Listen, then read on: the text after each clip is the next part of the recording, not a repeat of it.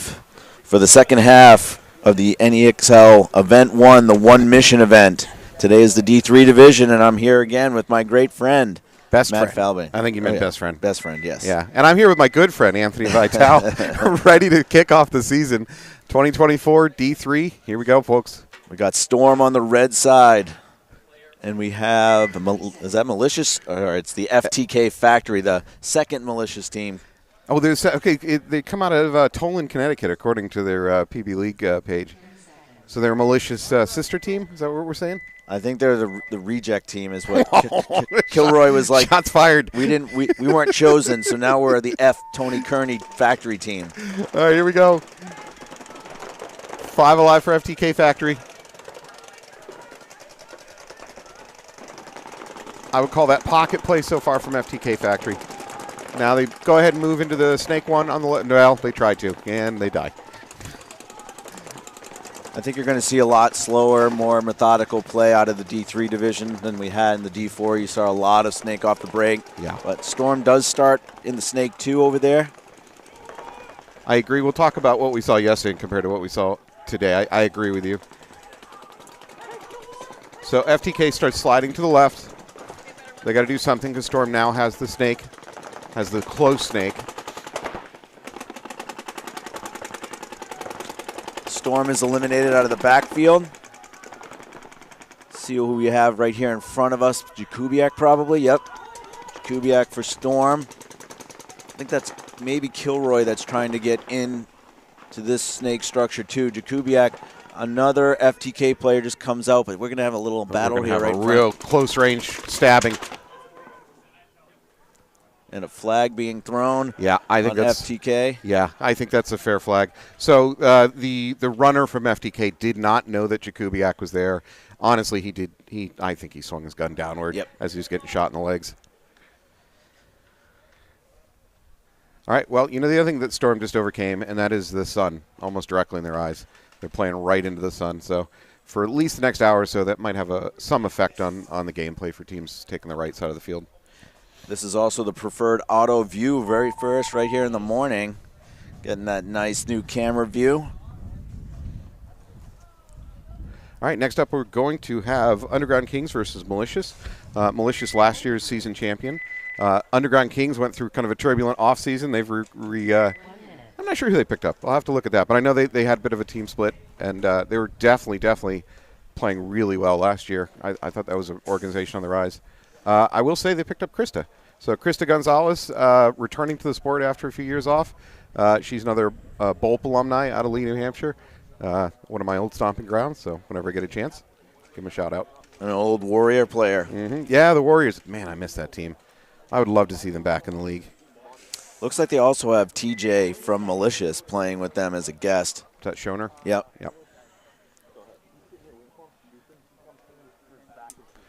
UGK played D4 last year, and most of them got bumped up.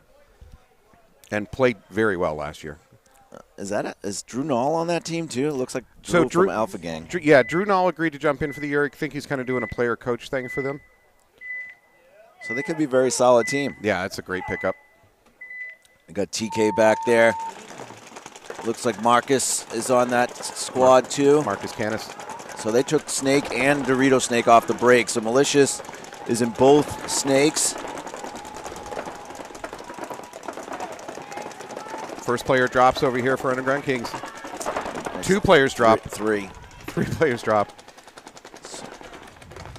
Don't die so fast. You're making us struggle to keep up. UGK is in the snake 2 and the snake side mini W. So it's a 5-on-2 for Malicious right now. Malicious has the advantage. I got to say, if this Malicious player close to us can bump up one snake, there's a good chance of blowing up their snake. That looks like Marcus.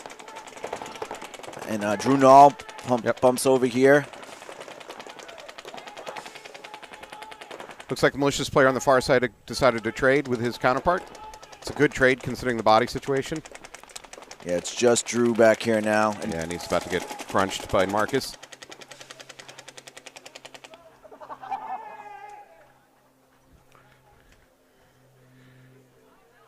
Drew not thrilled with a little bit of extra love sent his way. All right, there's long as they're clean, Malicious is going to get their first point of the season. Malicious did they play semi-pro? No, they played D2. D2, that's right. Yep. So you've got Tommy Greenleaf. Yep. This will probably be John L's last event, ranked D3, because he played in Vegas with them. And Marcus is a D3 player. So you've got, right now, Tony Kearney and Tommy Greenleaf are the 2 D2 players playing on this D3 roster. But after Dallas, I think John L will end up being a D2 player as well. So maybe TK or somebody's going to fall off the roster as well. Should we talk about the most exciting addition to Malicious roster this event? Sure, let's do it. That's Mike Goodman. Mike Goodman of P&L Paintball is on the roster, folks.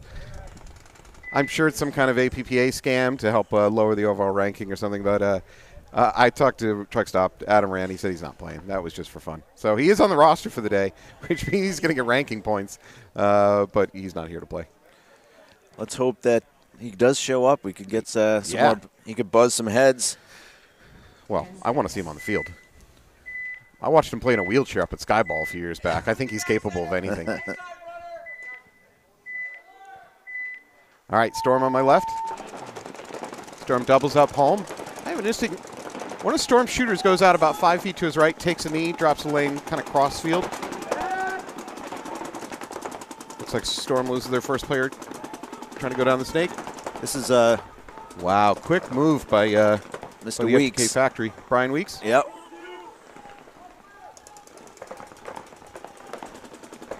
Yeah, he's already deep in the snake. He's wrapping on that home. That home's going to get hit in the pack. He is hitting the pack, yep. There it is. But Storm's up in the 3 right now. Yeah, this is a blowout. Yeah. Storm has lost 1 player. No, okay, they lost their snake player. Is there anyone left? That's it.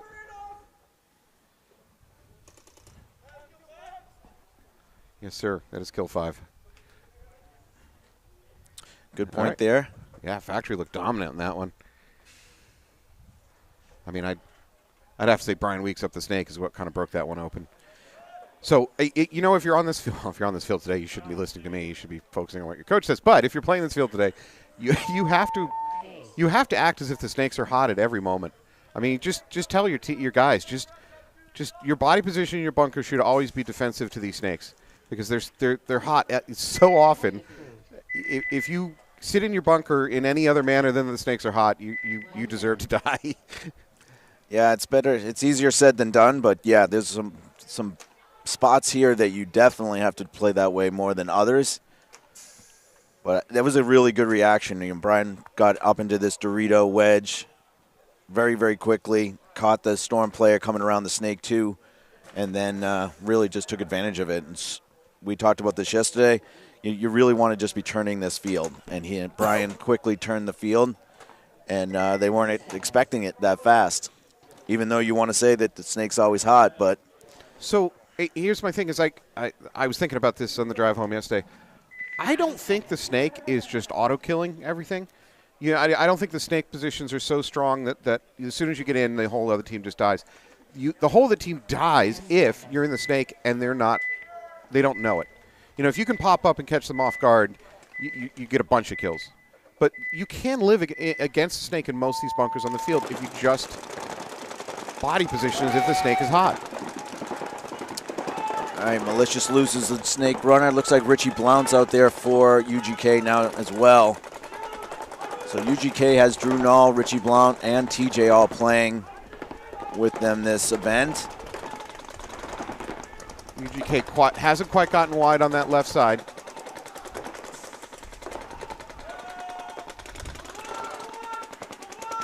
So UGK has 1 player in that mini wall. He's positioned to at least try to get to go into the snake. He goes for it. I think he's clean. Yeah, he's called clean. Now, this Malicious player in the middle is in a lot of danger. Doesn't know it. And there it is. We talked about this yesterday. If you're playing in the middle of the field, you're not going to live long once the snakes get hot. You're just going to die. Well, you have to play with your gun, behind your gun in one spot, but unfortunately for him, he was going to get it from both sides.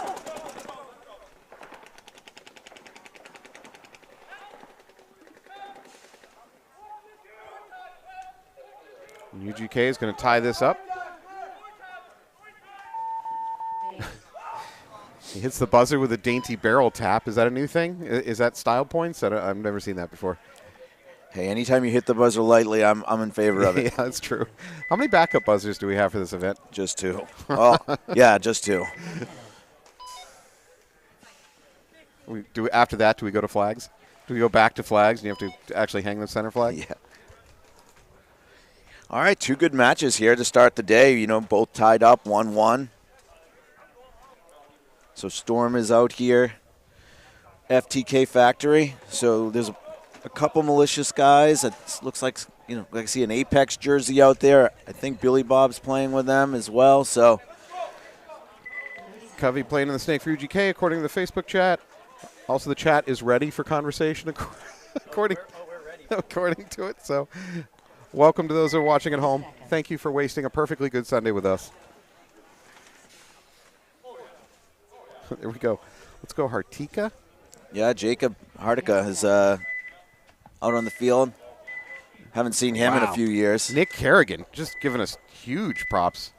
Does he owe you money or something? He's like, nah, he's. Oh, is that a false He's start pumped over for paintball right now. Yeah. Oh, nice slide. Did he get in or did he not? Oh, they're gonna find out. Thanks to have you back, Nick. Thank you. FTK is clean. And he's doing immediately wrapping, getting shot, but I think he did get one Storm player, so it's a 4-on-4. Storm in a good position over there on the far snake, though. I think that's Jakubiak in this little W looking to get into the Dorito structure, and Storm is in Snake too, so they have the opportunity to turn the field. FTK makes a good move out to that Dorito 3. Yeah, he needs to keep his gun on the outside now to prevent the Storm player from moving up the stake. He takes the snake himself. He's going to look inside, see if he gets any free kills. I don't think there is any free kills for him. Maybe the home, if the home... Maybe he's going to set up on Jakubiak here. Wait for him to try to jump that gap? Yeah. But it may not happen. Once they figure out they're both in the same bunker, someone's going to launch. Storm's calling another kill.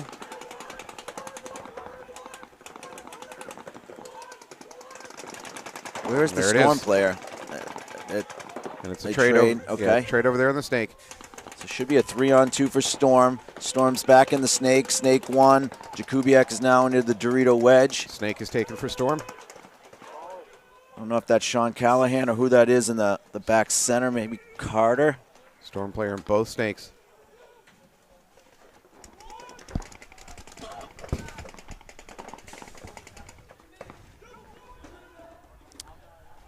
All right, FTK, they're in the snake can and the snake side little W. Mini wall. Yep. Yeah. Good move here by Jakubiak. Sliding up to their S2.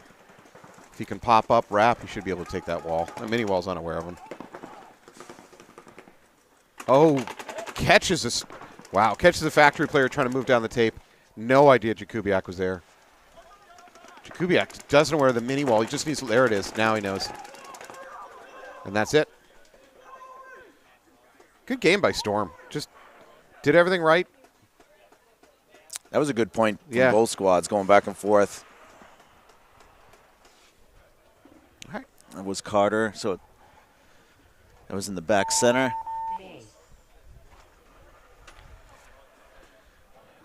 Storm's going to go up 2-1 with 6.5 on the clock. What do we know about Factory? What player? I didn't have a roster for them as of Friday, so I'm not sure who they got. They have 2 Malicious guys. Got Kyle Kilroy. They have Billy Bob's playing with them. I think Jacob Green. Yeah, I don't have their full roster either. I mean, I had it. It was it's like 6 players. Jacob Hardiker's on that. He hasn't been playing as much, but he was a long-time NEPL player. Well, just start making up names. Nobody will know. All right, we got UGK coming out on the red side, Malicious on the left. Malicious looks like it's got Marcus, Janelle, Tommy Greenleaf, TK, and I don't know who that other player is on that's going Dorito way. Well, you know who will not be playing for Malicious, and that's Adam Rand himself. He put himself just on the staff for this roster, so we're not going to see him on the field today. UGK, Krista's back out, Drew Nall.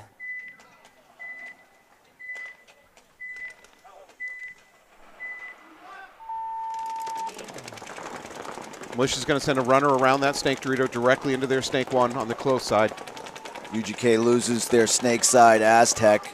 Quick secondary bump from Malicious into their secondary up to the mini wall on the far side. This is Marcus again on the Snake, all the way down to the Snake side wedge. Immediately. Marcus has a shot on that can on the far side, but he's going to choose to go inside and wrap. He's going to get the home first. Oh, now he gets both. Mini tempo and home take a quick walk. Now the can goes, and that might be it. Is there anything left in the Snake over there? Yeah, the Snake is the only thing left for UGK. Looks like Drew Nall's in Snake 1 only. Not a great place to be. Now he's up into Snake 2. Marcus sees it. Yeah, and Drew is...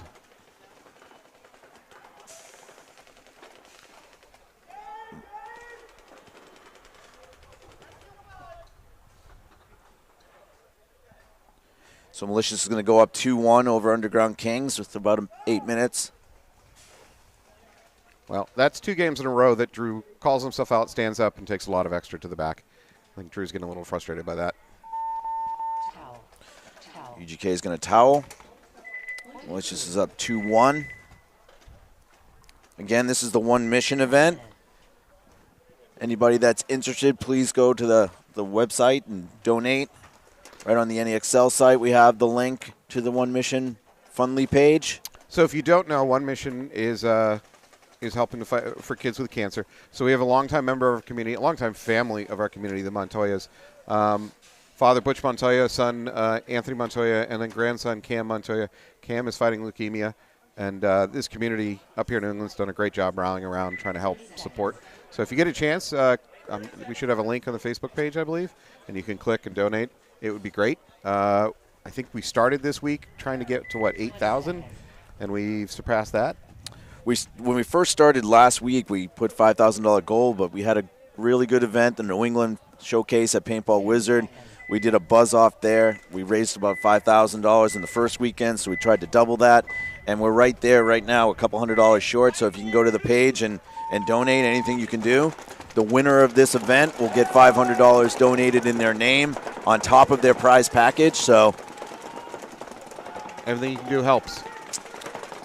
I want to say thanks to the AG Knights. The AG Knights won D4 yesterday, and $500 will be donated in their name, again on top of the prize package that they won. Storm into the far Snake now. They're at the S1. 5 alive for Storm.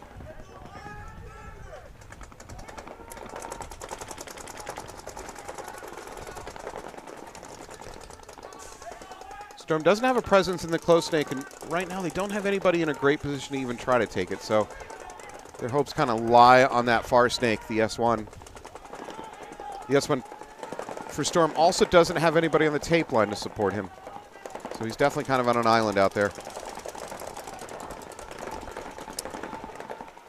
FTK makes some good bumps right now. They're in the Dorito 2. That tower is getting pinched in there pretty tight, but they're in the God bunker over there trying to work their way into the Snake. Now Storm which they are. Now Storm is into this close side Snake. They're at their S1, so Storm has both Snakes hot.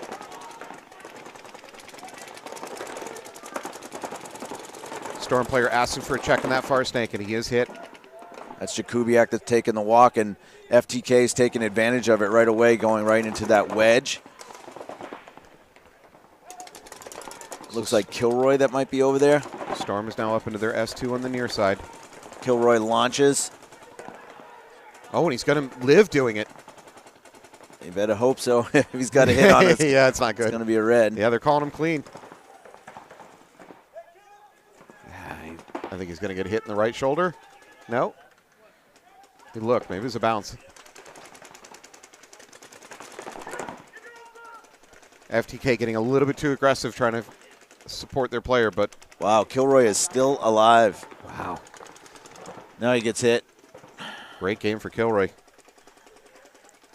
You know, usually when you make those big run-throughs down a tape, you never live to see the end of it. He got into that Dorito. I would have argued for being more passive once he was in that Dorito, but he played it great, stayed alive in their corner. force them to start making drastic actions to dig him out. And, I mean, it all fell apart for Storm at that point. I'm sorry, for FTK. They're not. They're not thrilled about it on the Storm side. No, they're acting like there's no way he got down there, but oh yeah, there was multiple refs looking at him. This is the tournament players' lament. I'm sure I shot him. I'm sure I shot him, as always, including me. I always say that. There's no way he got past my lane. No way. All right, looks like Greenleaf, Lorenzo, Canis, TK, number 13. Let's see who that is.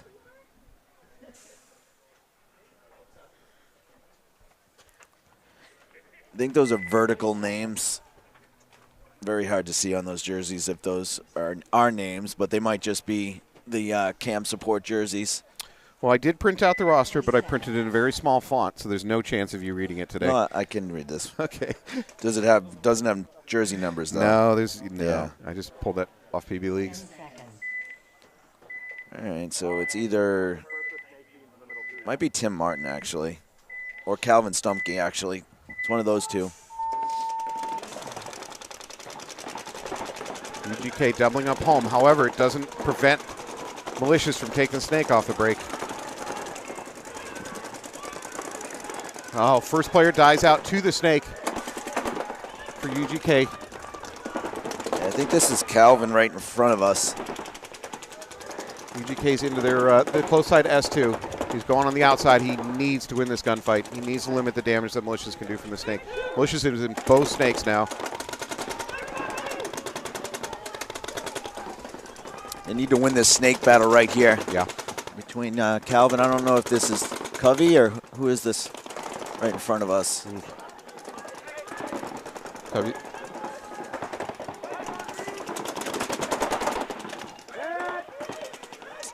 Big kill right there. I think that's Jonelle. That's over on the snake side wedge from Malicious. TK's taking the walk out of the back now, too. UGK has Krista over there on the far side. Dorito, too, trying to limit the damage from the snake player, Malicious. Is she going to go trade is the question. Oh, I think she got him. Yeah, she absolutely did. That's a big kill. Big kill. So it's a 2-on-2 right now. However, she's got to protect herself from the right side. This looks like Marcus trying to come and trade. Yep. It's going to be a trade. It should be a trade. No? Let's see if Marcus has a hit on him or not. I mean, he's acting like he doesn't, and I don't mean that. Oh, he went by the buzzer. This is not. Oh, the dumb. Oh, don't do it. What was the point of that?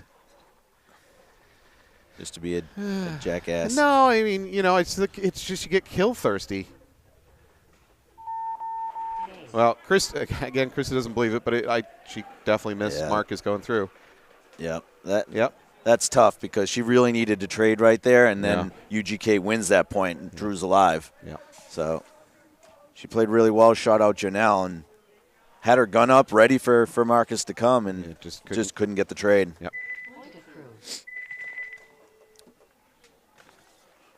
All right. Well, I'll give my compliment wrapped in an insult. Marcus. Yeah. Great move down the tape, and you won the game. Next time, hit the buzzer. Don't. There's no bonus points for going on hunting down the last player. Yeah. It's just hit the buzzer, man. All right, we got Storm on the red side. Malicious. Actually, I'm sorry, FTK on the blue side here. 2-2 game, 4:11 left. Really good matches. Starting, jumping right in. Don't have committed star matches quite yet. They'll be a little later in the day. What we are not seeing so far is really any play. Well, I think we saw one body up the middle, but very little play up the middle. Yesterday in the D4, teams were taking a lot more risks sending players up the middle to this kind of diagonal 3-bunker structure. And frankly, a lot of them were dying because it's a tough place to live. I suspect these D3 teams have played this field a little bit more than D4s, and they know that already. I think as the game goes on and people are getting scouted, they'll start throwing in that different. Yeah. Uh-oh. I think we may have 2 players walking off for FTK Factory in the first. Nope, just 1 player.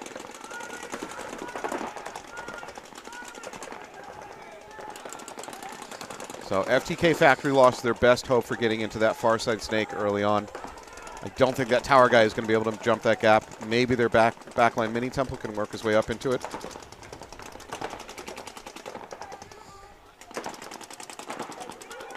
And now they lose that temple up the middle. Yeah, it's very tough to stay alive, like you said before, when they're in the snake. So snake 2 for Storm puts a lot of heat on that tower. Another player walking off, so it's just 2 FTK Factory players left. Good bump over here by Billy Bob from that little wedge. I'm sorry, the little mini W over into the God bunker. They do take a Storm player with them, though. Yep. So now it's 2-on-4. Billy Bob can get one more person off this side. He can potentially turn the field. All right, so now let's talk about coaching. There's 3 minutes on the clock. FTK Factory looks like they're probably going to lose this point. If you're the coach for FTK Factory, when do you towel? Give him a minute. Okay, so at 2 minutes you towel. Maybe now because they just lost that corner. And Storm just lost a player. So now it's a 1-on-2, 1-on-3. Okay, yeah, I would probably towel out. Well, is there anybody in that snake corner? No, right? No, it's just this snake side Dorito. Yeah, I would probably towel now. Yeah, save the time.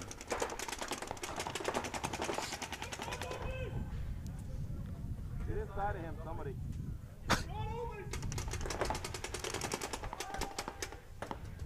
Yeah, now Storm knows the situation. They're just going to close the vice on him. This is the right move. Go up right up the gut with a middle player. Even if it's a trade for 1-for-1, you still got 2 other players left alive.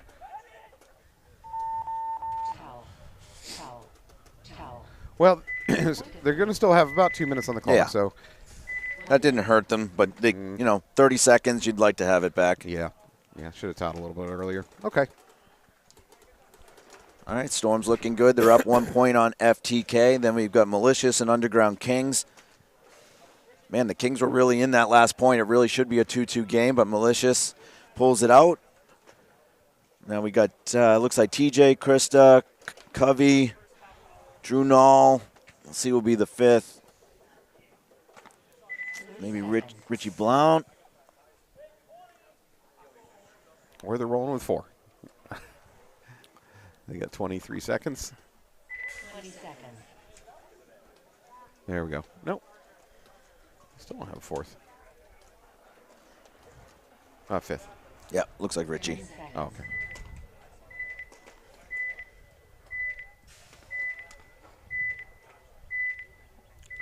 I think Drew's going to stay at home for this breakout. TJ comes out to Dorito 2. Richie's over in the God bunker over on that side. Malicious is already into the snake here close to us. Snake 2. Number 29. I don't know if this might be Tim Martin. There he goes. Transitions up to the snake 3.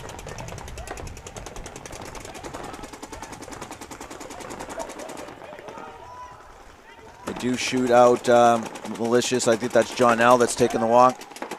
Oh, and they shoot up Martin. 2 players dead. UGK has the advantage. They're all the way up to their snake 3 on the far side. And that's a 3rd player. So Blunt blows up another player. 5-on-2 for Underground Kings. It's a good comeback point for UGK. Especially if they can do it pretty quickly, with which they're looking to do right now. Leave them a lot of time on the clock to tie this up. Krista's coming down. And that should be it. I think that's all the, cleaned up. They're just going to walk it in. That was a really good point by UGK. Wow, clean. 5 alive? 1, 2, 3, 4, 5, yeah. All right. Well played, UGK. Bringing it within 1. 5:23. Plenty of time. All right, back to the Storm Factory. Storm's got 2 minutes. They need to kill or take another point. That'll work too. Now, what I like, we talk about it sometimes, is that Malicious actually toweled that point. And some people will be like, oh, why would they towel? They're up. But I think they want more time just in case, they do drop another game, another point, because they feel like they're the better team. We want to play more points. I want more time. Where a lot of people would be like, no, I'm up. I never concede when I'm up points. Focus on securing the win instead of, okay. So that speaks to confidence, if that's what Malicious is doing. Right. All right, we're back to FTK now. They're on the red side of the field. We got Storm on the blue. Storm is up 1 with 2:13. What do you think? You think Storm's going to try and lock it down with 2:13? They're going to play a normal point? I think you play a normal point. This is a lot of time. Yeah. 2 minutes is not the other team's going to be desperate enough. Ooh, a little bit of a false start by FTK, but they retag. It's fine. He's in the snake off the break, too. Uh-oh. Well, I'm not sure the ref believes that. No, ref's checking that middle tower. Calling him clean. All right, so we're still 5 on 5. FTK's in the snake, too, as well. So it's going to be very difficult to slow that person down if he wants to go right to that wedge. Yep. Looks like Storm is playing a bit defensively. They haven't risked any bodies trying to get into the snakes. And there goes FTK. They're going to be on their side of the field now on Storm's side on that snake side wedge. You know why if you're Storm you need to attack and win this game? Because it doesn't matter if you chew a bunch of clock if you end up losing this point and you're down to 3 on 3. It served no purpose to chew up clock if you don't win the point. Or run it to no time. So Storm is into their snake now. They're up to their S2. Yeah, I think he needs to press right now, too. He doesn't want to come up into this gun. Hopefully he knows where they are over there. Oh, he comes up on them. That was real sloppy play right there by FTK. That's a bad death. So FTK doesn't have anything out here on this tape line stopping the Storm player from just going the rest of the snake. Yeah, and there's another FTK. So it's a 5 on 3 for Storm. They have the lead. Towel. 54 seconds. FTK, you got I to towel. Personally wouldn't towel. No? You just let it ride? Yeah, hopefully someone makes a move over on that snake side. I don't think under a minute you have even a chance. Of 2 points. With 2 points, All yeah. right, fair enough.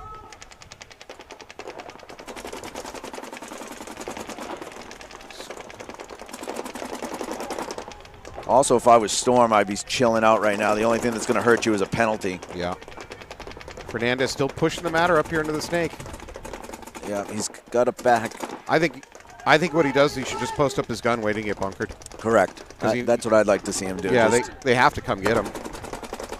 It's the time has slipped away and the body count slipped away. FTK Factory cannot win this point. Well, they can't win the match at this point. Yep, there you go. Fernandez catches the other snake.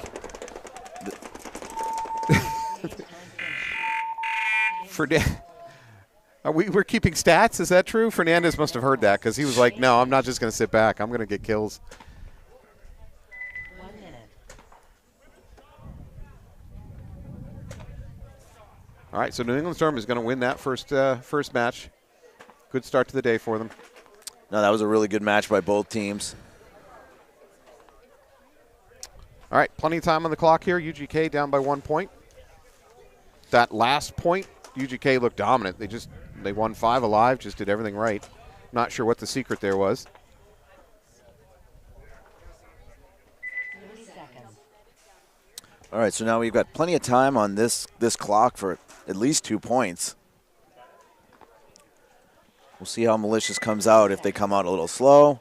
They've been playing this pretty fast, sending Marcus into the snake pretty much every point, having John L. over on this Dorito side. 10 seconds. I think UGK has their photographer out there, unfiltered photography. I talked to her husband before the day started. UGK. Good jump right there by Marcus. It's in the snake 1 off the break. Yeah, great kick out. First player walking off, though, for Underground. It looks like, I think this is Calvin that's in this Dorito side, little W. Malicious still has, they're losing a player out of the back center, looks like TK. So it's a 4 on 4 right now. UGK into the close side snake. They're going to get to snake 2 pretty quick. Yeah, they're pretty much matched up right now with Marcus. It keeps going. That's a good move. He's going to keep going. Yeah, Null is just going to skip snake 2 right into snake 3. He turns. He's going to have a shot on Marcus if he can see it. Marcus is gone now. No, it's gone. Yeah, once both S3s are hot, they can't see each other. Now, Drew's playing this right. He's just got to watch out for this Dorito too. But he has a shot on home if he can wrap a little bit. I'm not sure this.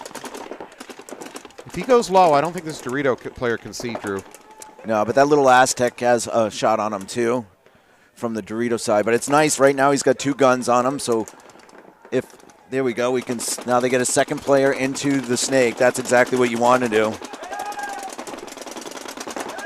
Drew's going to take a walk. Good move by Calvin Stumpke, I think, has just turned this whole match around. Blows up Krista over there on the left side. You might want to concede.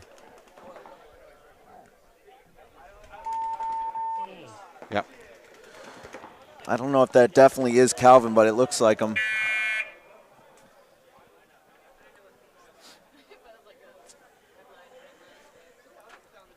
John L. taunting TJ. Yeah.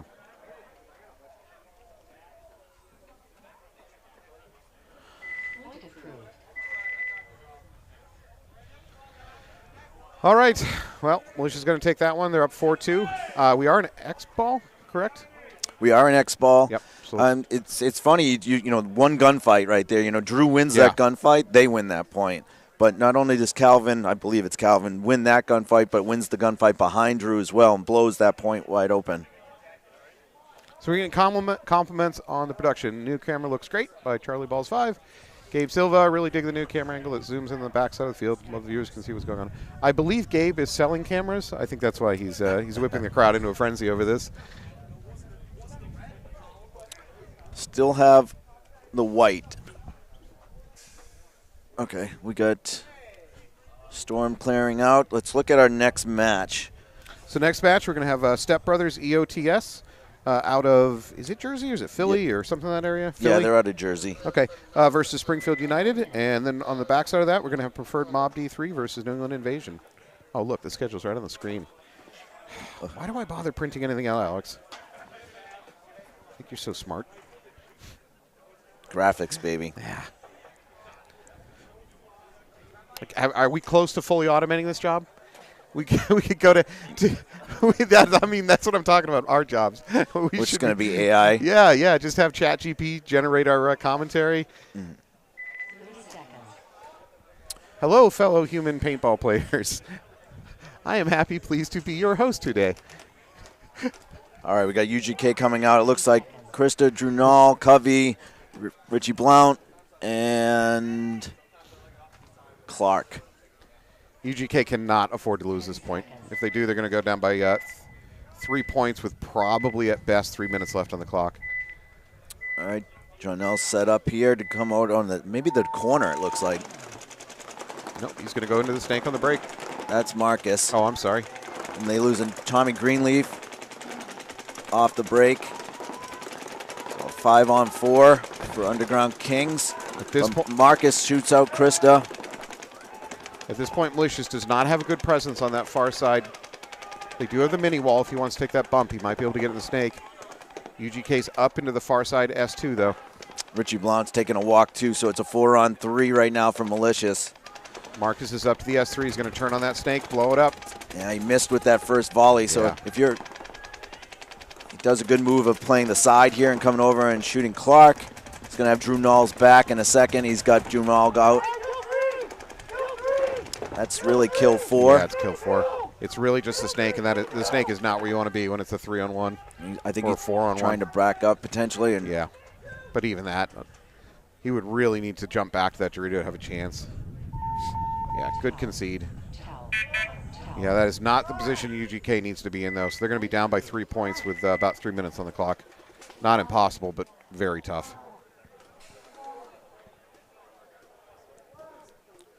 Marcus Canis coming off the field he doesn't sound good. I don't know if he hurt himself on that one. Yesterday, we watched a player in the playoffs take a bit of a fall. So Yeah. I checked in on that. He stabbed his barrel into the turf, and he tanked himself in the throat. Yeah, that's very dangerous. Yeah. Glad he's okay, but Yep. yeah, that's got to be scary when you hit your throat like that. Yeah. That barrel is bent to hell. That's impressive. Oh, People want us to start playing bingo. forgot about that. Yeah, all right. So we'll start that at the beginning of the next match. How's that sound? That sounds fair. So I hope it's not fair. God, I just lose every time on this stupid thing. But so these are the additional cards from last year, though, right? There's not. Yeah, These yeah. are not newly 2024 cards. No, I'm being admonished by our producer Alex for not making new cards. Considering that I'm on a 10-1 losing streak, that it's foolish of me to not have made up new cards. And he's right. He's totally right. We have it's a new season. There will be new cards. If I lose today, there will be new cards for next event. And your side of the card is just going to be all 20-inch barrels. Goggle flash. Yeah, goggle flash, 20-inch barrels.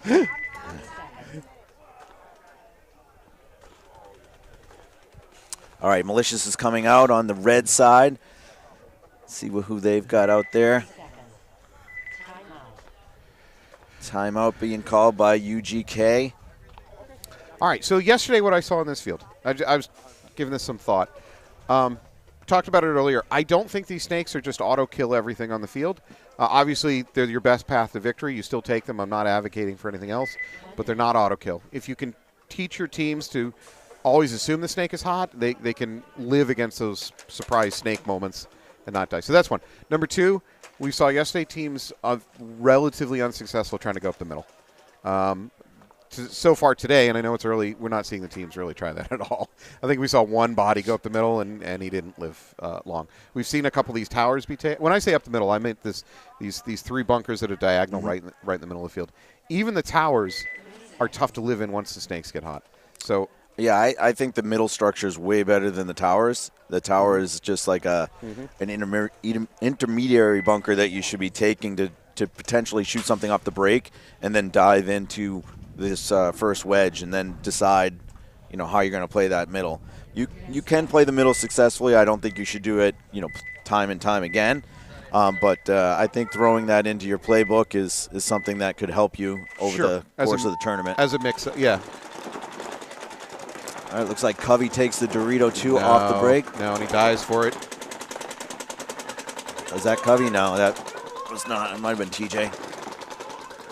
Yeah, UGK has to have a real sense of urgency here.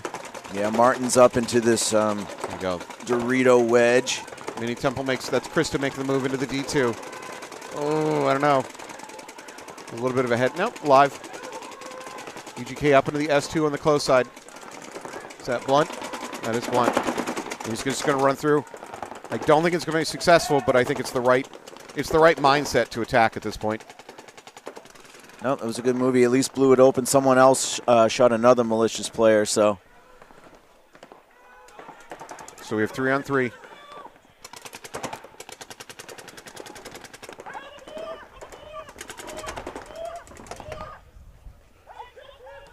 What's your count for Malicious over there? I think there's only two left. Yeah. I think we have the Dorito corner and the Snakeside Aztec. However, we're now under 2 minutes, and UGK is down by 3 points. So they're falling behind.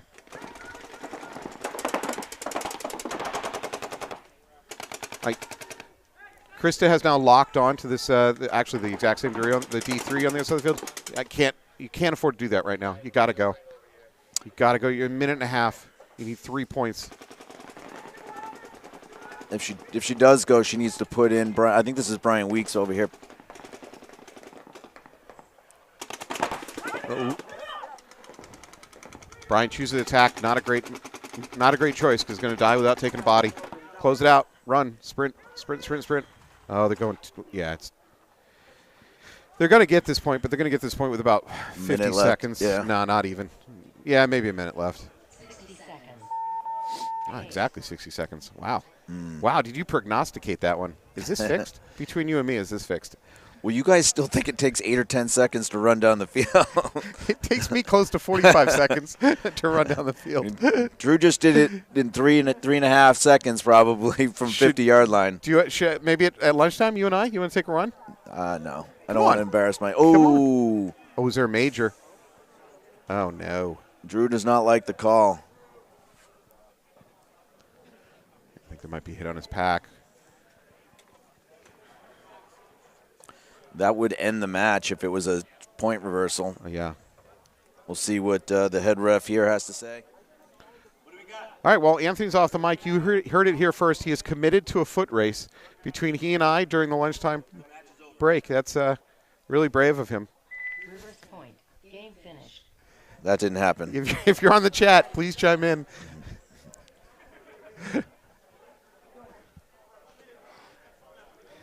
I'm willing to challenge him because he's wearing rubber boots right now. Yeah. I do have sneakers, but I don't want to do that either. Kerrigan, new stakes for Paintball Bingo. Loser runs gauntlet on live stream during intermission before playoffs. Nick, why do you hate me? What? That would have been very painful last year. We're capped at 2.5, though, right? Yeah. Get our mech guns out. No, no, no, no, no, no, no, no, no, no, no, no, no, no. I'd rather have 10.5 than most of the current Mac guns shooting at me. Alrighty, so this match is over. We're going to be going on to the next match now. Step Brothers, Enemy of the State, and Springfield United. So we'll be right back in about 2 minutes.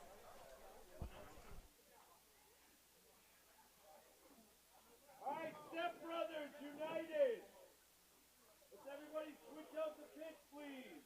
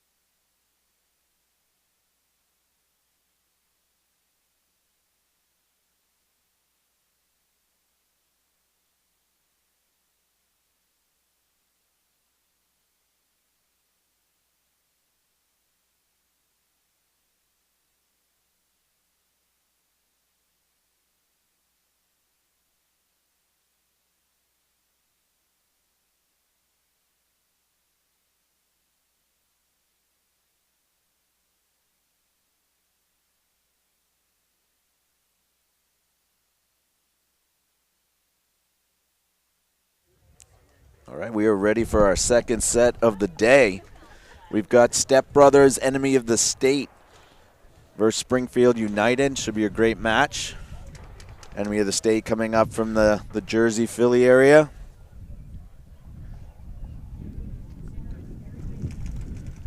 Pretty sure they played this layout. Yeah, I think they went to Vegas, so they played this layout on the national level. United is a long-time New England team from Weston, Mass. So I would call attention to, on Step Brothers, you got Dominic Pratt. If you take a look at his PB League's profile, he has got a huge resume. He's their D2 player, and boy, he's been playing a lot. I don't, that's the only thing I know about him is his resume is extensive.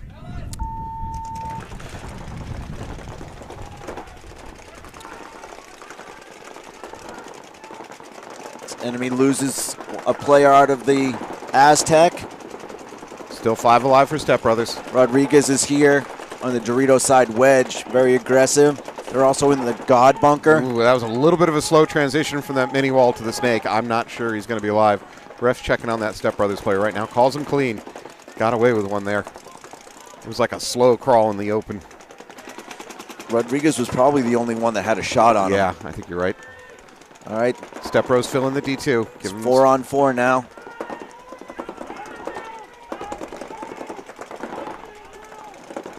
And the positions are pretty well matched up for both teams. Step Brothers goes out to the snake side corner. Springfield United has a player in that far snake too. He could go and try to run down the Step Brothers player in their own S1. Well, it's going to get harder now that Step Brothers have filled in the D3.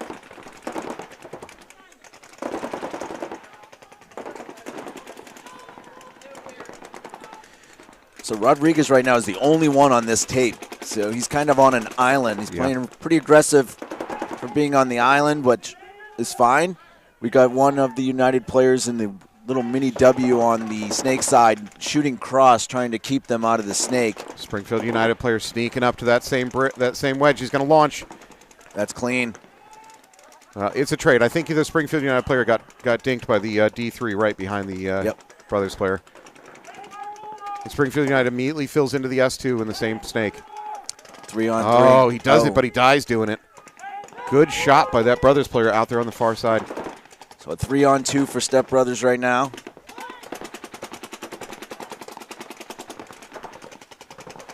Step Brothers going and filling in their own snake again. Rodriguez doesn't see it happen. Well, he can't see it happen at this point. Step Brothers cross the field. They're at the other team's side of this far snake, the S2. If he looks across, he might be able to see Rodriguez.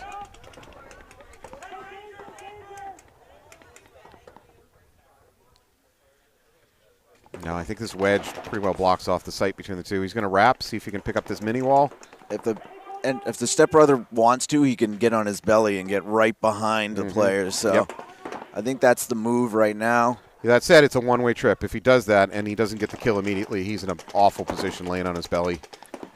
You can play the side of that Snake 1 pretty effectively. Now the United player is looking that way. Yeah, so they're aware. That opportunity has passed. Yeah, I think them both going heads up is the move. Good reposition by Springfield United out to that Dorito at the end of the snake. Oh, great defense played by Springfield United by Rodriguez. Keeps his body alive. Yeah, but then the other United player throws it away. And oh, he's going to take Rodriguez. Good play by the Step Brothers United. Well, not United, EOTS. What does EOTS stand for? Enemy of the State. Enemy we'll of the call State. them Step Brothers, though. It'll be too long. Yeah. I'm paid by the word, so. That was some really good counterpunching by the Step Brothers team. To be honest, they weren't real aggressive at the beginning of the game. They kind of took a relatively standard breakout, and they just took some punches and punched back. Well, losing that player right off the break for Step Brothers kind of probably slowed them down just a little bit. They reorganized themselves, got over into that Dorito side wedge, then immediately put the player behind them in that Dorito 3, which paid dividends when Big United came and stabbed him clean. If that player wasn't right behind them, he would have had the tape. Yeah, exactly. All right, we got 2 new teams coming up to playing for the first time. You got New England Invasion, who won Best in New England last year, so they won their last tournament here. And then you've got Preferred Mob D3, which is a newer team made up mainly of the Ruckus D3 players, right?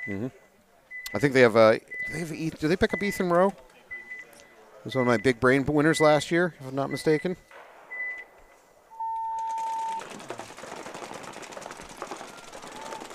All right. Mob is clean into the snake on the close side. Invasion loses their player on the snake side. They doubled up the home, and then they have both Aztecs. So all across the back line, Invasion right now.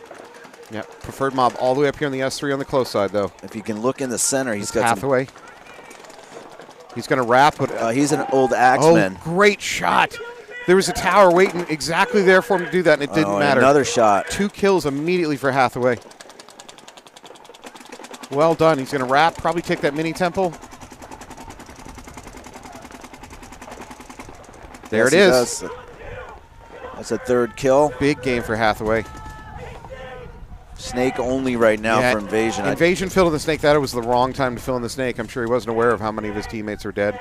Yeah, I would concede at this point. Yeah. Yeah, it's 5-on-1. Yeah. No, it is kill 4, Mr. Hathaway. There it is. There's the concede.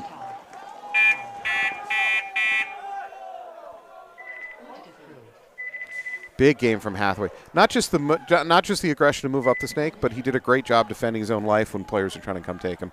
I mean, just great job. Talent's been pretty good this morning. You were expecting less? Yeah, maybe. Level of play has definitely been high, so it's good. Does it have anything to do with the fact that this was a relatively mild New England winter, and it gave players a lot more chance to keep the rust off this winter? Yeah, I think that and this layout's been out for so long that they've been on it, so they know it. So, yeah, I think a combination of those 2 things. All right, we got Step Brothers coming up on the red side. Springfield United on the blue. Springfield United coach is telling his players to value their bodies. What he means is be a little bit more conservative. Don't take dumb risks and get killed. I'm sure that's a frustration. Ooh, is he going to make it? 3, 2, 1. Yep, he tags up. Okay. That was Galdo. Makes a good run. Right into the snake, too, immediately. And there's a death over here on the Step Brothers team. So they're up 5-4 already. United out to that D2 and the mini temple behind him.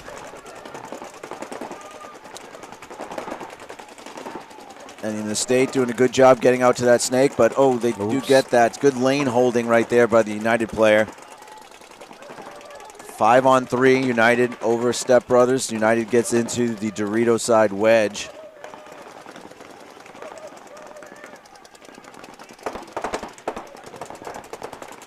United home player swinging out to this Dorito, trying to back up his close side snake. Unfortunately, he's going to die immediately getting in there. So now we're in a 4-on-3. That said, United is in much better position on the field. Ref going to check one of the Step Brothers players. I think he's going to be called clean. Yep.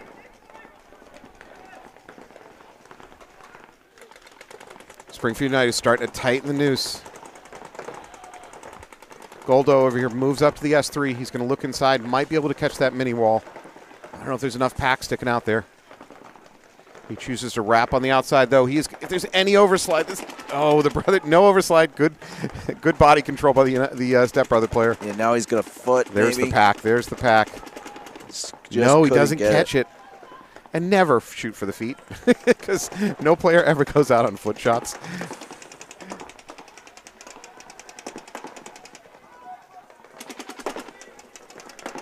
So I would say Goldo needs to slow down a little bit, preserve his body, as his coach said, and the rest of his team needs to be the ones to move now. 4-on-3, so they have both wedges. So the Springfield United player over there in their S1 can just drop and crawl the whole length of the snake. There's nothing stopping him. He is going to move up to the 50, what they're going to call their S2. Yeah, so both United players are on and wrap Step Brothers side of the field. Good bump by the United player behind him. Goldo's still trying to catch that pack of the mini wall player. And He may have because the player's walking out now. And here's the fourth United player trying to get in the action here. Wait for me. Step Brothers in an awful crunched pocket over here in this corner. And I don't see a good way out of it because even if, the only way to spread the field is go to the home, and the home bunker is probably worse than where they are right now. So 4-on-2. United is down 1 coming up. If you're a Step Brother player, you got to get your gun up, be really, really active, and scream, "That's a penalty" every time you shoot. Oh, I don't like that launch. Yeah, that was not the best choice by Goldo. Time did not force that. They're going to win, so there's no great loss to it, but basically he had to run straight at a gun. All right, United's going to win that one. Good game. Yeah, they're going to be tied up. 5 minutes left and plenty of time to get a couple more points in.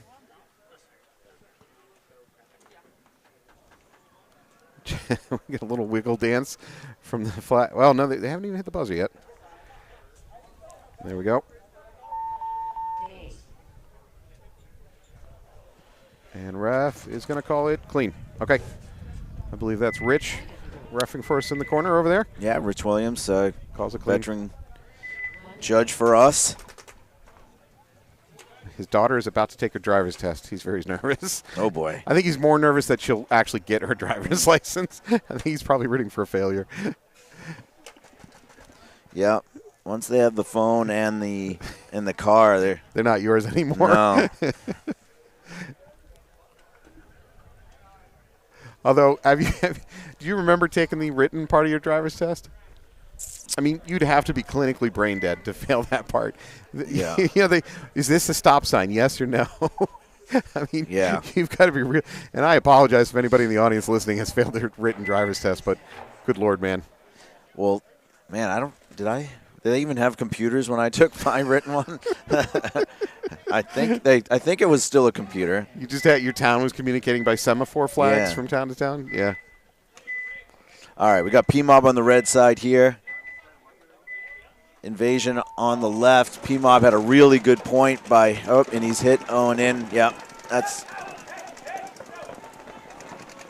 I don't know if that's Hathaway, but he was eliminated going in. Invasion pushing up the middle. Pelkey. Well, I don't think that's Pelkey, but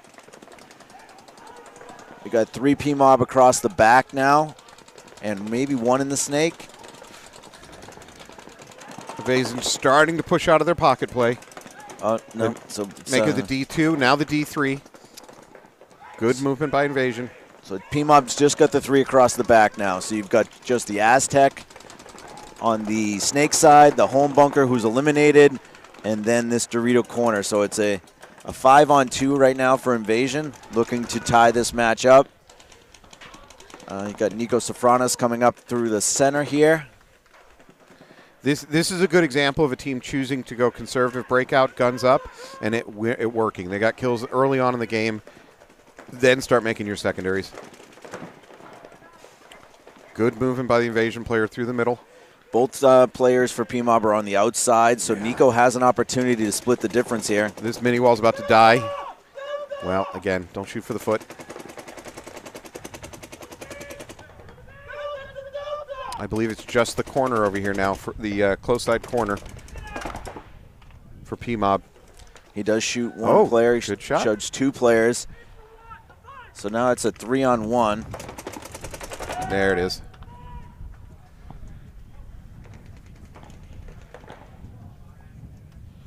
So we talk about this. If your team chooses to do a conservative breakout, lots of guns up and not a lot of runners, you have to get those kills. Because if you don't get those kills on the breakout or very quickly they're in, you've given up a bunch of field advantage position and you got nothing for it. So it's one of those gambles and a gambles. And if you're a coach doing this, by the way, you're not even certain where the other team's going to run. So you can say, oh no, we're going to go a conservative breakout. We're going to put guns on this lane. If the other team's coach is doing his job, he's trying to chess you right out of your game plan. He's going to say, nope, this time we're not going to make that run. So a lot of games within a game going on at this level. Yeah, D3, especially in New England, there's a lot of good coaching. You look at Knights won yesterday with some great coaching with Zach Gagney and Will McLean. Yeah, I see Nate Brodell, I think, from Pmob is down here coaching United. So they got 5 on the box. Yep, okay, 5 out there for United. Same for Step Brothers. They're ready to roll. These matches are tight, 2-1-1 matches. Yeah, 5 on the clock. Looks like we might have at least a Snake Dorito runner for Step Brothers, if not Snake. No, he's going to pull up with the Snake Dorito. See if this is Rodriguez or if Bobby Fredericks up the middle, the ageless wonder. Destroyer is over here.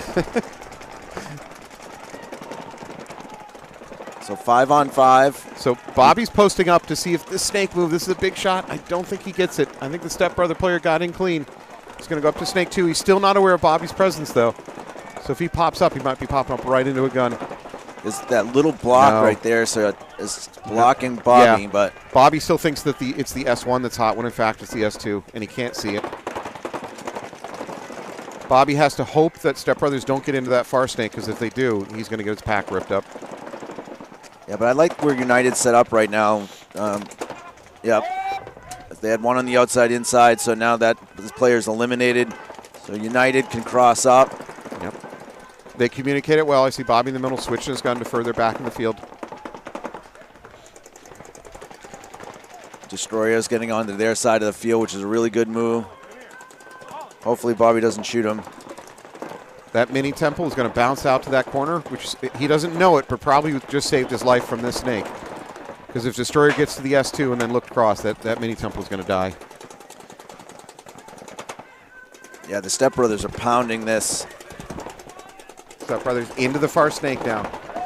I don't think Bobby saw it, so at some point he's going to pop up. It's going to be see who can get the snapshot off. Man, oh, there it is, and Bobby's dead. Destroyer, those are 2 bad deaths from United, really. Yeah.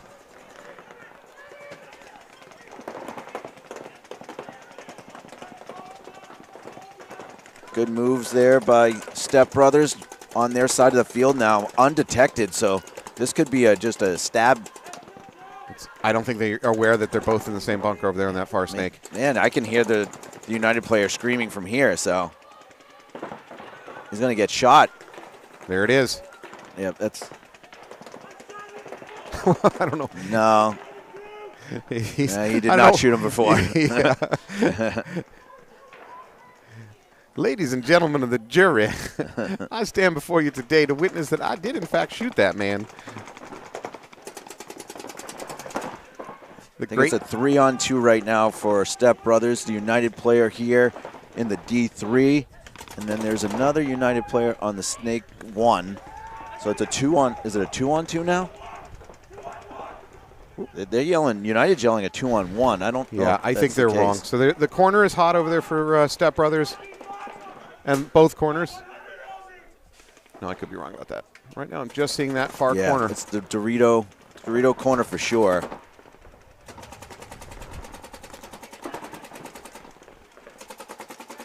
He's playing like it's a 1-on-2. Yeah, I think it might be.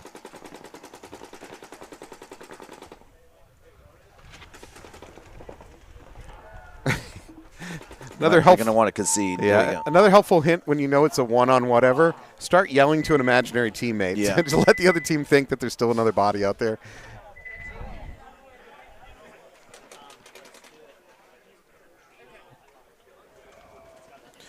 Good game by actually good game by both teams. Yeah, it's been a good match. I mean, maybe the best chance the Step Brothers had to win was that moment where the bunkering occurred on the far Snake.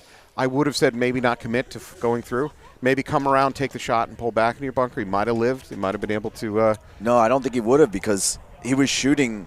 He saw him. He just launched the perfect time to not die. If he had stayed there a little longer, the G3 from United would have shot him. No, I'm saying, what if he stands up, stabs the other gentleman, and then immediately drops back into the bunker instead of committing to going past?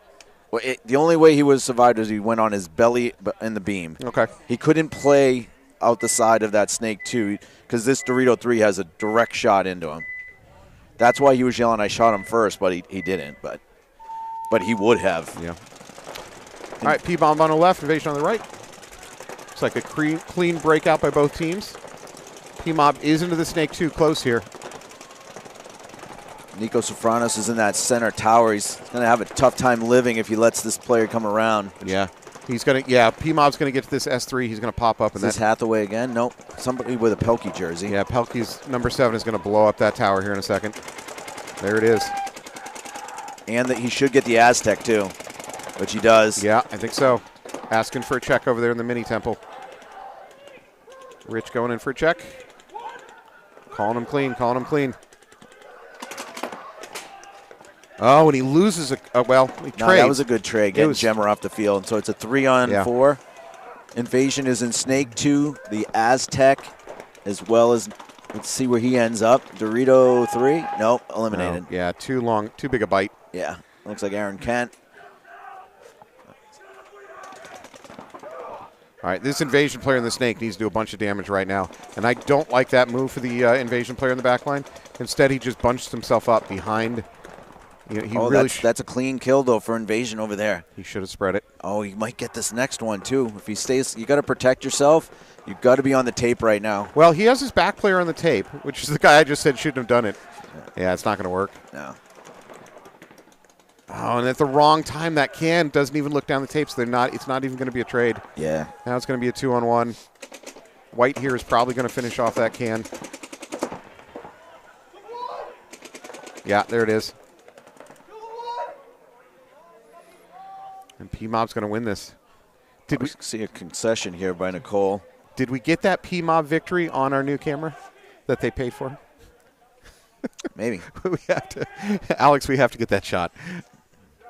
Or Dean's going to show up and repossess the camera. There we go. Thanks to Preferred Auto for sponsoring and helping us pay for our new one of our new clean, shiny pieces of equipment. What do we call it? The Tilt Pan Zoom? PTZ. The PTZ. We need to catch your name. That's our marketing department needs to get on that. Lori? Who is our marketing department? Probably Lori. Yeah, Lori is you got an upgrade in title. No additional pay. All right. Wow. Again, 2 great matches here. So we've got Step Brothers coming out. They're going to be on the red side. United on the blue. Plenty of time to get a point here. Tied this thing back up. There is no overtime in the prelim, so we'll see what happens right now. What did we forget to do? Oh, yeah. We've got bingo. Here, we're having too much fun. Take your marker. Let's get ready.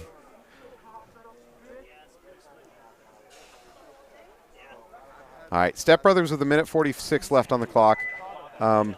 Plenty of time for a point. However, if they don't win this point, their odds of winning the match just crater because there won't be enough time left in the clock. See if they get 5 alive, which they do. Yep, and they're into the far snake. Looks like United's a little bit more content to play sit-down ball, as I say, as they make their secondaries. Oh, we got a ref running in. Yeah, they're going to get a check. No, he's going to...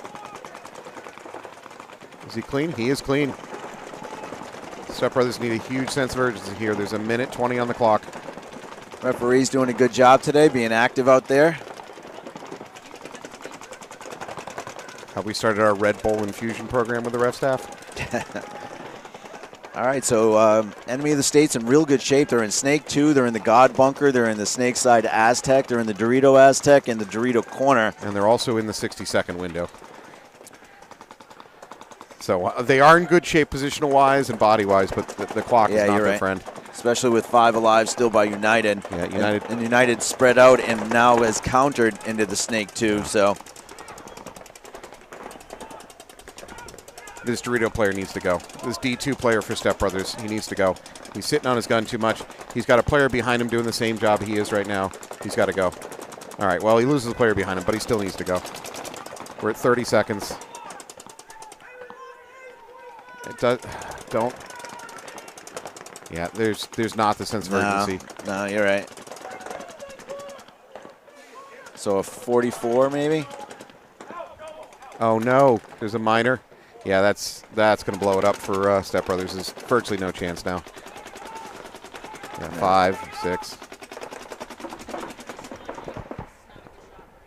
Rowe is playing, by the way,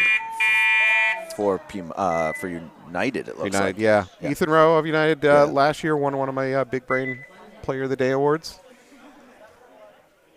We have another one to give away today, so if we see anything particularly clever. By the way, we're looking for clever. It's not just I got a bunch of kills. It's who did something smart, and it doesn't have to be something. It doesn't have to be something that goes, huge. Is that graphic new? No, that was with us all last year. Maybe I was just trying not to look at it last year. I get that a lot. So each event in D3, I give away a Big Brain Play of the Day award. It's basically I'm just looking for something a player that does something very clever. Obviously, it would be better if they win, but it's really just a player that's thinking a little bit more than the average player. All right, so that match ended with, was it 2-1? Yeah. 2-1, Springfield United over Step Brothers. We got a 2-1 match here, preferred Mob. Plenty of time here, so this baby's going to be in X-Ball for a few points, most likely.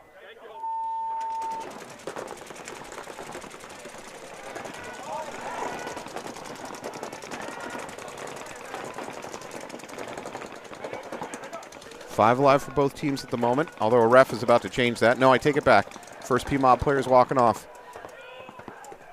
Second Pmob as well. Yep.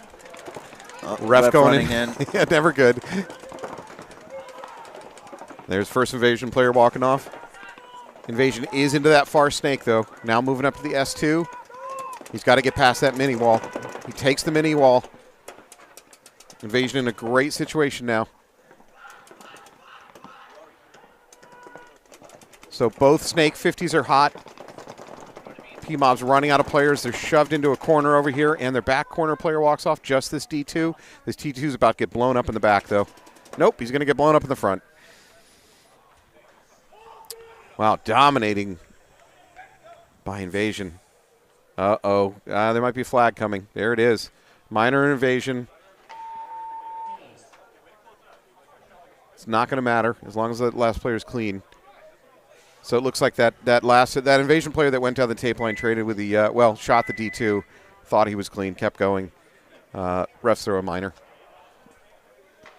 I think that's inappropriate. We didn't see anything that would have indicated it should have been a major. Like, we didn't see the Dorito player get first shot. It looked like a pretty well mutual situation. And if at that point the Invasion player had walked off, there wouldn't have been a penalty.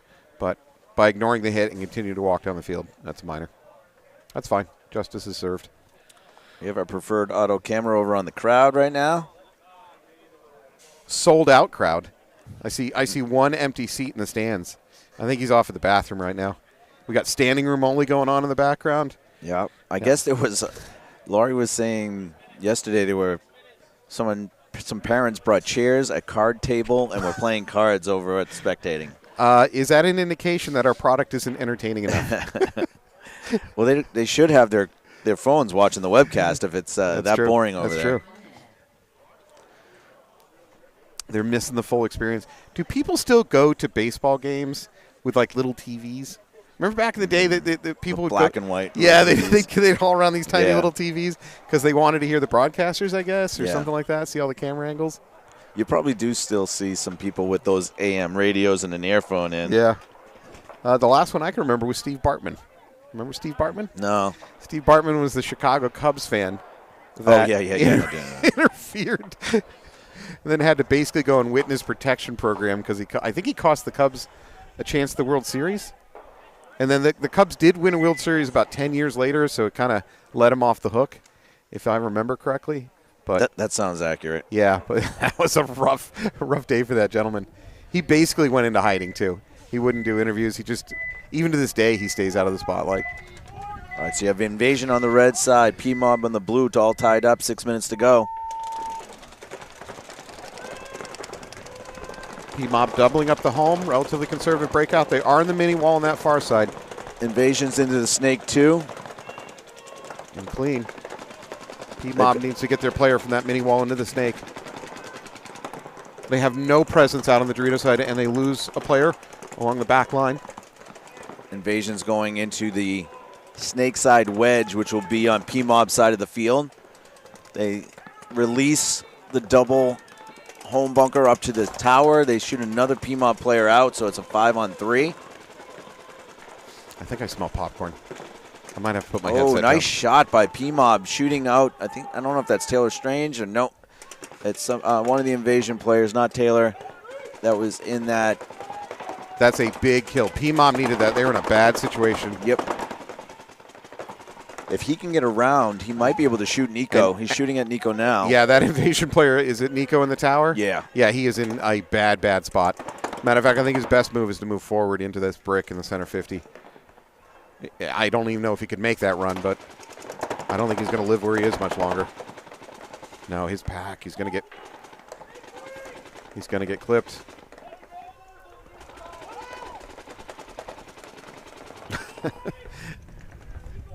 This mob player in the S2 is shooting at Nico in the tower, and every ball that he misses goes past directly into the mini temple behind him.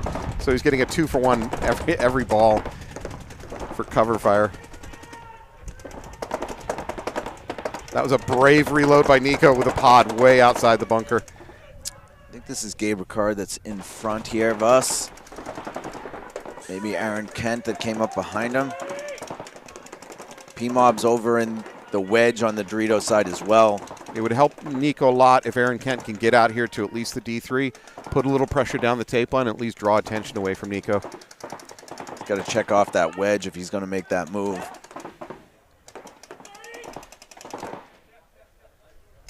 Nico is searching for paint on his pack. He might be starting to run out.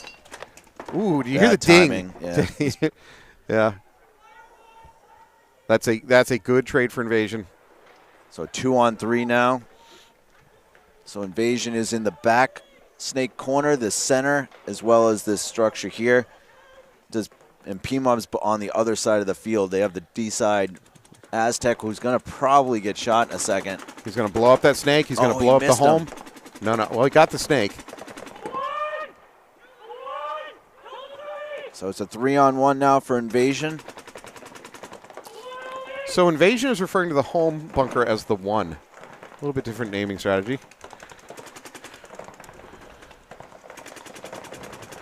Oh, he is in trouble. I would towel out of it. If I was Pmob, just towel out just to save your guy. Mm-hmm. It's a 3-on-1. And time. Yeah.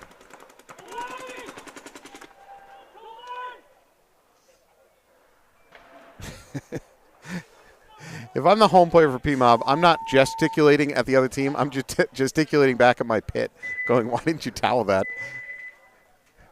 What did I do? Why do you hate me? Mispractice. Yeah. All right, Invasion's running off the field. They know that this is X-Ball, so we're going to take the opportunity to welcome anybody that's new to the broadcast, that this is the NEXL E1, the one mission event. This is the D3 division. We had 20 teams yesterday playing D4. Congratulate AG Knights on their victory.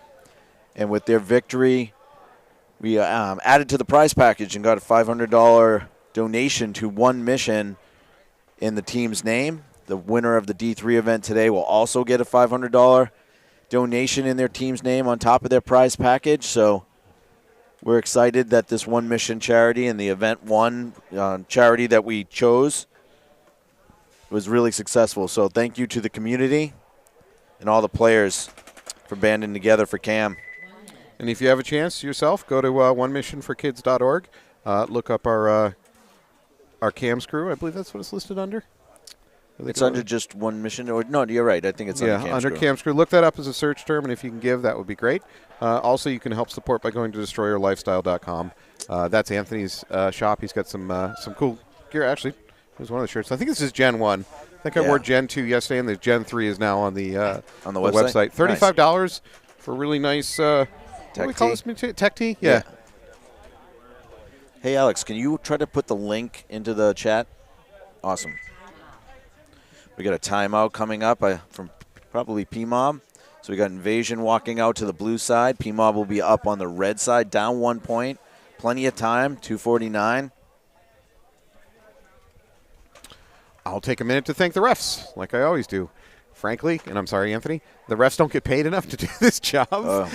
And they get brutalized by stray shots, much worse than you do when you play. So I want to thank them.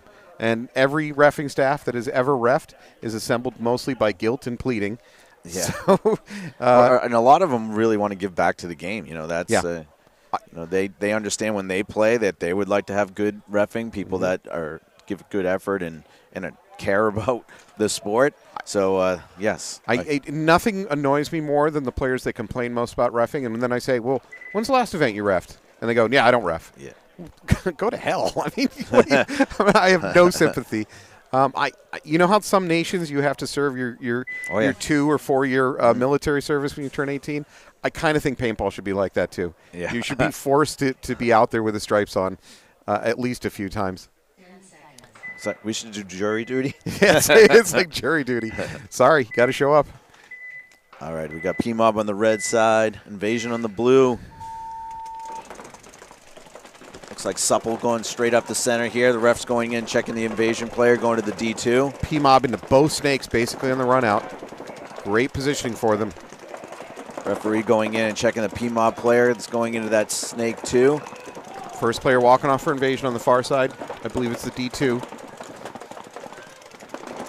Nice move here by Pmob, coming right around, knowing they're down a body, trying to take advantage of the fact they're up 5-on-4. Pelkey's going to, again, that mini temple bailed out of there, not knowing that he had to get out. It doesn't matter. He's going to die. 5-on-3 right now for Pmob. Invasion is in the little mini W on both sides of the field, the snake or is Supple still in that tower? I think he's still in the tower. Yeah, everything going Invasion's way. I'm going Pmob's way right now. They do lose their player out of the snake. Looks like Jay Zelaya walking off. It's so weird to see Jay Zelaya in a different jersey. Oh, another Pmob player walking off from the back corner. Another Invasion player, though. Supple got shot out of this tower. The Pmob player just gets shot right there from the snake player. Wow. Wow. Is this a 1-on-2? No, 2-on-2. So I think it's Gemma that's in the Dorito side. Oh, no, and he's taking a walk. Commentator cursed. All right, so it's a 1-on-2. And they know where he is. Yeah, he's in trouble. He's in a bad place to defend himself. Nice move back going to the Dorito. There we go. Now the Pmob player here in the midcourt is starting to figure out he needs to spread it. There you go. Move this way. Frankly, he could go dunk on him. Oh, it's a 1-on-1 now. It might be a trade. That's going to be a trade. Wow. Stop. Yeah. Okay. I'm about to pour salt in an open wound, and I'm sorry for that. Pmob had everything going for them at the beginning of this match.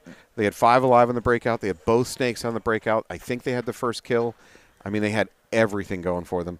To not win that point, that's tough, especially when they needed it. Now it was a sloppy, definitely sloppy at the end. Now we're under a minute. They're down by a point that they should have been tied at. It happens. I'm not saying they're a bad team or bad players, but man, they had everything in their favor at that game. Oof. Okay. Well, yeah, when you have a 1-on-1 like that too, and that's the point to tie it up. You can't be sloppy like that. You know what I mean? A trade is obviously good for the other team. It's not going to help you out. Other than that last bunkering there, I don't think there were up-close trades. I think it was just deaths. I think it was just, like you said, sloppy deaths. And they made some really good counter moves. They got over into that Dorito wedge, shot out the first Invasion that was in the snake too. They were looking really good. Pmob filled it again. Even when that player got shot out, they filled that side again. When they did get it down to a 2-on-1, the player did swing out here wide to try to make a true 2-on-1 instead of playing it a 1-on-1. It was the right move. And then just got a little lazy at the end. I mean, the bad death there, too, was that other player not waiting for his other player to get in position to create a real 2-on-1. Okay, to be fair to the very last Pmob player, he intelligently realized I need to swing the field instead of just continuing down the tape line. So he did that right. He got over here to this middle wedge, but honestly at that point he didn't have a great avenue of attack, right? Because the last player for was it Invasion? Yeah. Was behind that mini brick in the S1. He either had two choices. He either could just rely on surprise to maybe catch that last Invasion player, or to go bunker him. He didn't have a great shot otherwise. What just? I think because they didn't flip ends of the field.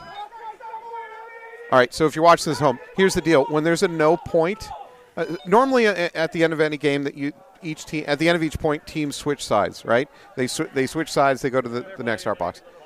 When there's a no point, we don't switch sides. Hold on one second. I'm gonna. Yeah, Anthony's going to jump into this. I'm just going to keep talking. So when there's a no point, teams do not switch sides. They're supposed to go back to the same side of the field that they were at the point before. This often ends in something like we just watched. It causes confusion.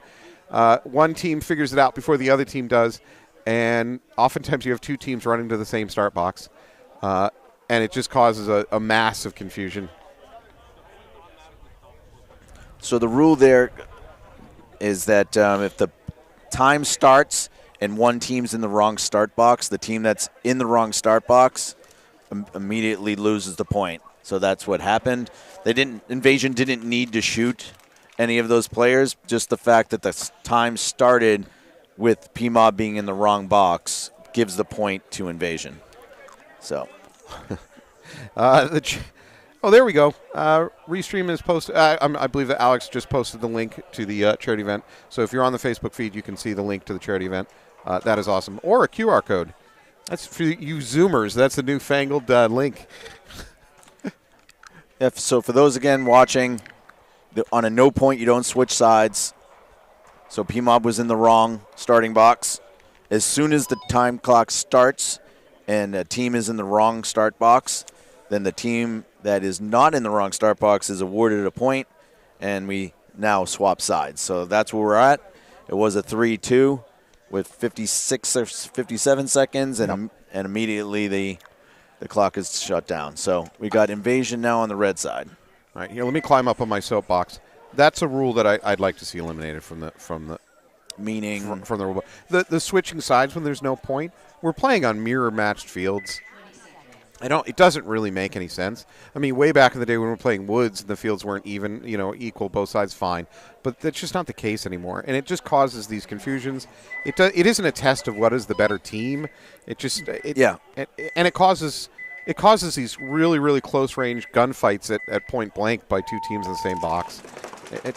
I'd get rid of that rule. All right, Pmob into Bow Snakes. They got 50 seconds for 2 points. That's a lot to ask of them. But they are attacking. Player walking off to Invasion. There you go. Hathaway up to the S3 for Pmob. He's got to immediately do damage.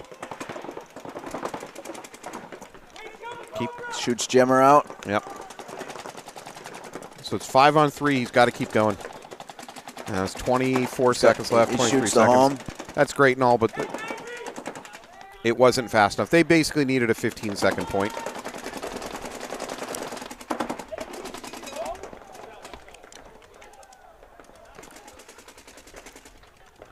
Let him out. It's still going to go to time. Ooh, there's a major. I don't know what that major was for. And I'm not sure it's going to matter.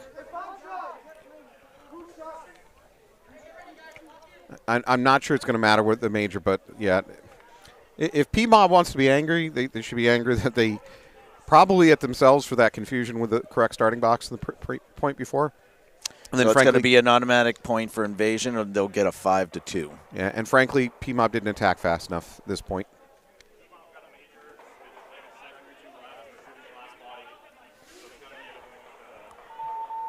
All right, so that match is going to end 5-2 with Invasion. What was the action? What did he do? And hung the flag. Got it. All right, thank you. Did you catch that? I did. Okay. Yeah, so the last Pmob player was shot by his own team and then shot the last player. That is the definition of a major. All right, we're going to go to a break, and we'll be back in a couple minutes with our next match. Thank you. This will be the start of our committed star matches, so stay tuned.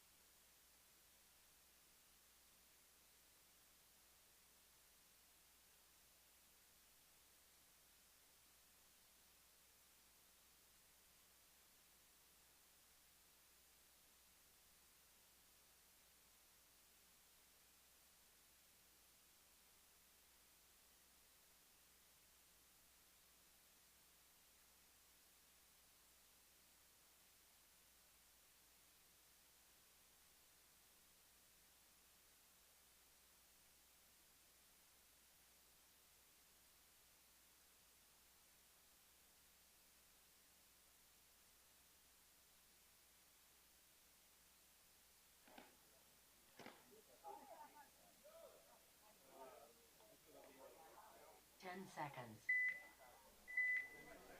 All right, welcome back. We're moving on to our next match, which is Step Brothers versus Malicious. For Step Brothers, this is a star match, so they got a little bit on the line here. Well, they have a lot on the line. Looks like a clean break up by Step Brothers. They doubled up at home. They do good double up at home because they immediately take the Malicious Snake Runner to the near side. Malicious does get into the far snake, though, and he's at the S2. He's going to turn and start trying to do damage to that mini temple in the back line for Step Brothers. Step Brother mini temple bails out of there, maybe because of the pressure coming from the Malicious Snake player. Step Brothers player on this mini Dorito's got this Dorito at the snake and has got to be thinking about making his bump. I don't think there's any good stream stopping him. There he is. He's into the S1. Actually, Step Brothers into both snakes now. So they're up one body, and frankly, they're in better position snake-wise. This Malicious player in the far side snake probably needs to play a little bit more defensively. Malicious is stacked heavy on the far side. Matter of fact, they have no presence over here on this snake side. Step Brother player recognizes that. He's going to go ahead and crawl up to the S3, pop up. He should look at that corner can. It should be an easy kill if he can just loop some shots over top of the mini wall. Yeah, Malicious with nothing over here. This Step Brothers player, Nunez Sr. could rap. He can do whatever he wants, frankly. They don't know he's there. Yeah, he needs to be more active. Step Brothers do lose their other snake player, though. Nunez needs to start doing damage. So Malicious also has an S3. Both S3s can't see each other, so they can effectively ignore the existence of each. Nunez is too passive. Get your gun up. There you go. Start doing damage. I don't think Step Brothers have recognized that there's nothing going on over here for Malicious.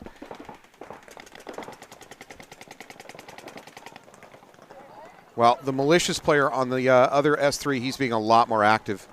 Now he's got at least 2 guns on him, but he's going ahead and finding shots to make. Coming over the top, wrapping around the outside. Nunez beginning to creep around the outside of this wedge.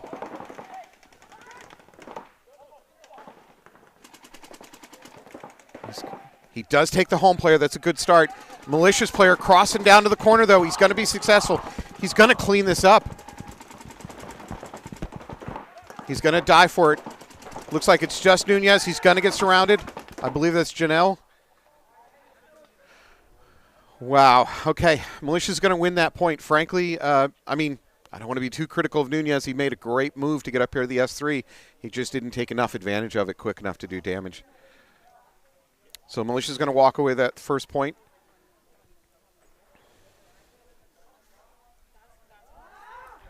That's one that Step Brothers are going to want back. They certainly had a chance at that one. They had the first kill. Malicious had no presence over here on this Dorito side for themselves.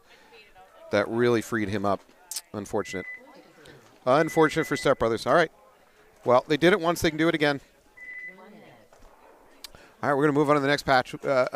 Next match, this was Wolfpack versus FTK Factory.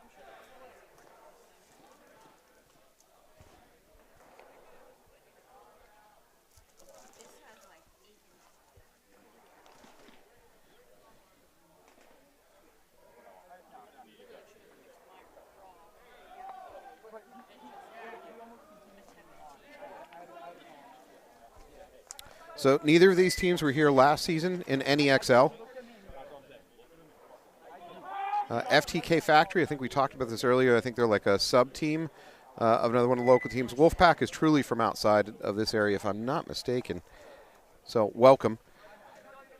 Every year that we're here, we get teams traveling from outside this region, which I guess I shouldn't sound surprised when I see it, but it still surprised me a little bit. Last year we had Hustle come down from Canada, which that's a hell of a ride to get down here. Plus, trying to get through border with guns, even though paintball guns, that's kind of impressive they were able to do that consistently. All right. Looks like FTK Factory is going to lose the first player, trying to get into the snake. Gives Wolfpack a slight advantage. Wolfpack loses their snake player, though. Wolfpack is doing a better job of making their secondary moves. Even as they lose bodies, their players instantly recognize it and go ahead and move up. Wolfpack into this close snake. FTK has no snake presence in either side. So even though Wolfpack is 3 against 4, they're in better position in terms of snake. This Wolfpack player can go ahead and wrap.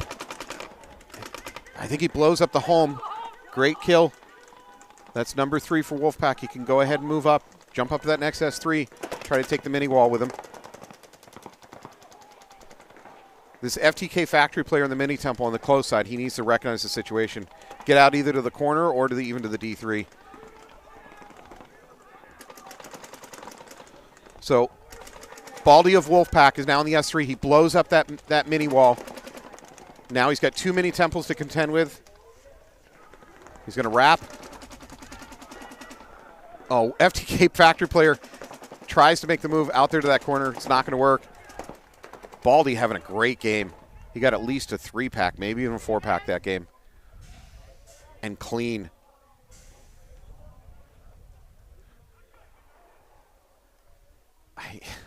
All right.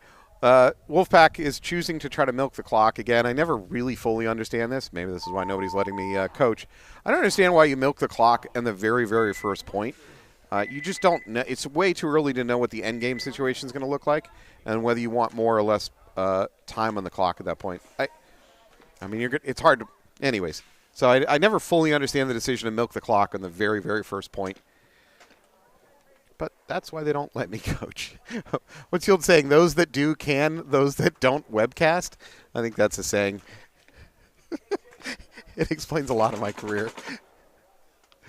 All right, we got Malicious Step Brothers back in the field. Step Brothers let one slip through their fingers last game. They're going to get out here with the intent of not letting that happen again. Malicious did a great job cleaning up that situation and turning the game around. I see. Wow, Malicious refuses to put names on the back of the jerseys, except for Marcus Canis. So I definitely have Marcus, and it looks like Janelle, Baby Shark, working this close out of the field.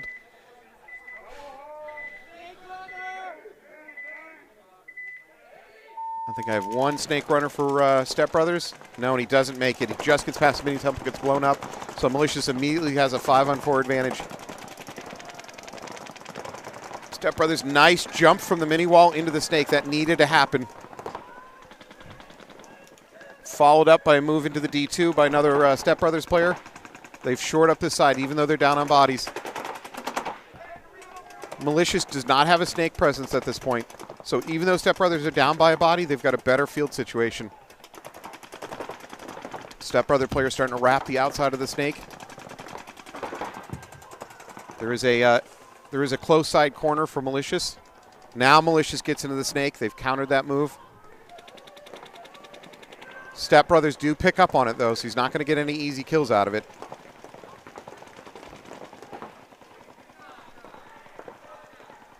Here we go. Step Brother players moving up to the 50. Number 12. Oh, there's a counter move by Malicious. I think that might be Janelle or Marcus. I can't tell. First person that makes a noise is going to die.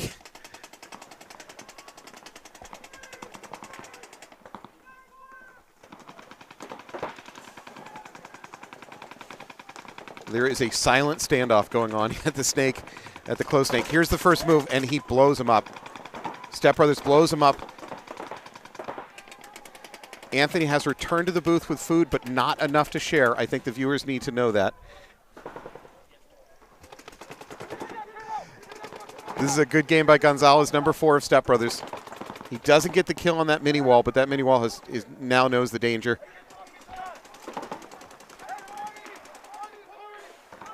Malicious is also at the S2 on the far side of the field. Good backup for the Step Brothers player.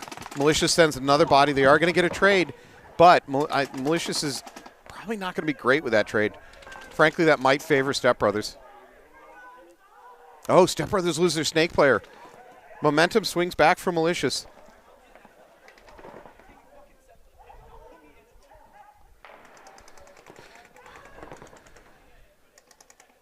So you got Malicious player over there at the snake, S2 on the far side. He's heads up gunning with 2 Step Brothers.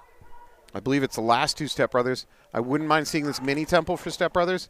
Try to get back to home and maybe swing and open the field up a little bit.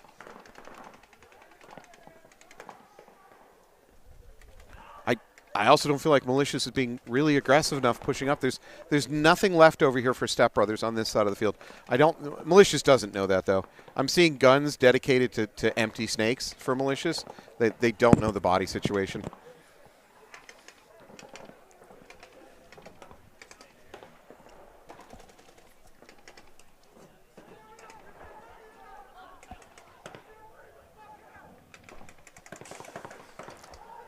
I mean, at this distance, I think that Malicious player in the mini wall can make a bump into the snake.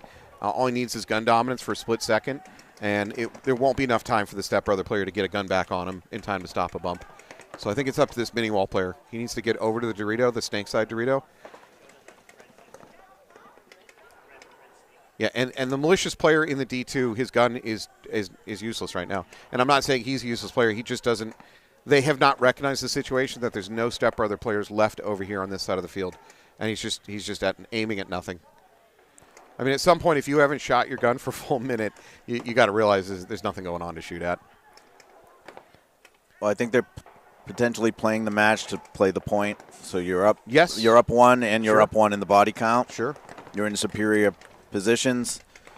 The onus is on Step Brothers now to concede. The only and I agree with that. The only caveat is I don't think Malicious is aware that the actual body count. They're certainly not aware of the actual body positioning of the 2 remaining Step Brother players. But I'd like to see that Step Brother player in the mini temple maybe get back to home, start spreading the field back out.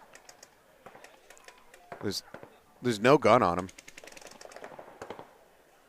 It seems like it's really just the Step Brother player in the corner that's doing the gunfighting at this point. The player in the mini temple for Step Brothers can't even really stop that Malicious player in the snake. There we go. Malicious mini wall finally moves out to this Dorito at the end of the snake. Now starting to spread the field. So Tommy is yelling that it's a 31. Well, at the least they're starting to recognize that there's something they don't know. Because I'm hearing "I don't know" being yelled on that end of the field, which is actually a good thing to hear. Now he's starting to move his gun around.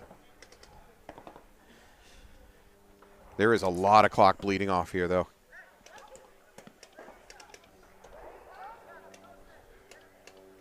Another question: how are these guys doing for paint? We're getting to the point in the game where some of these guys have got to be running out of paint. I see 2 pods on the Malicious player and the snake on the far side. I don't think I see any pods on this Malicious player over here in this side of the snake. Yeah, he's running dry. Yeah, he just did the hopper shake to try to figure out how much he has left. That's Marcus. Marcus knows he's out of paint. That's, you got to be more aggressive when you're out of paint, though. I know the game situation says bleed the clock, but you're doing that too. There you go. Good move by Marcus. Nice toss by Step Brothers throwing paint. Yep. He's going to have a tough time. There you go. Now they know. Now Malicious knows that it's the 1 and the 2. Marcus is doing a good job communicating that. Player peeling off for Step Brothers. Now you gotta horn it. I mean, I'm not horn it. You gotta towel it. If you're the Step Brothers coach, it's 3-on-1. Now it's 3-on-none. Towel out, man. Well, everything went right for Malicious in that one. They not only won the point, which puts them up 2-0, they bled, 6 minutes off the clock for that win? Yeah, so that everything went right for them in that one.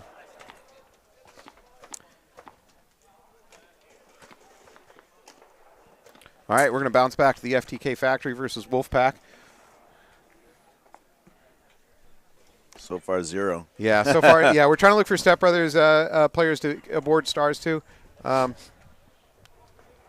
don't have one candidates right now, but that's not to say it's because they are bad players or anything of that nature. Actually, first game, Step Brothers had a good game, but it slipped through their fingers. If I'd say Fernandez of Step Brothers probably my candidate right now. He had a very good game. His team wasn't able to capitalize on it. All right, this is the first time we're seeing Wolfpack, right, today? No, well, yes, for the day we are. They played 1 point already. But you were off getting food, not enough to share with the whole booth. I talked to Jason Trojan and Chris Rail about the rule about starting in the opposite boxes. So it's not a rule book, but it is something that they are aware of and says that promoters can stop the game and make it so The teams go to the right box? Correct. So I just went around and talked to all 9 teams, made sure that they understood going forward that's what we were going to do. Okay. I'm glad to hear that. Again, it has nothing to do with who's the better team. It's just it doesn't help the game. So I'm with you. All right, so we lost an FTK Factory player. Wolfpack is at the far side, Snake 50.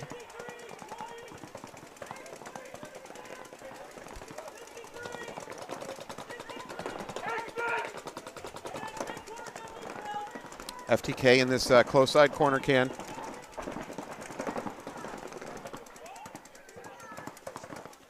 And Wolfpack starting to spread the field out.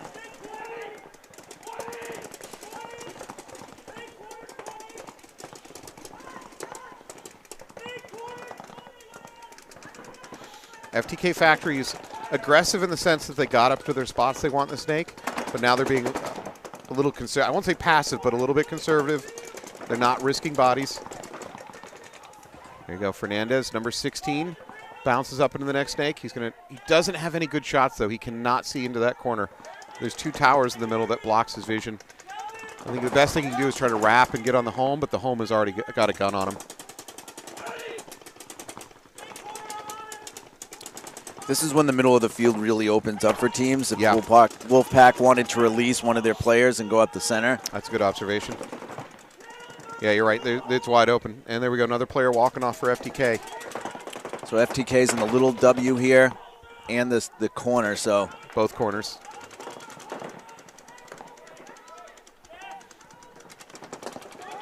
Once Fernandez figures that out, then he's going to be able to wrap in on this little W here. Or do that. Or do that. Go around the outside, crawl up. And there it is, blows him up. And he blows up that corner. Now that corner's still alive, it's a 2-on-1 for Wolfpack. Well, that was the smartest play I've seen so far. As far as we're talking big brain award, Fernandez of it's 3-on-1. Wolfpack. Wolfpack's got another player coming up.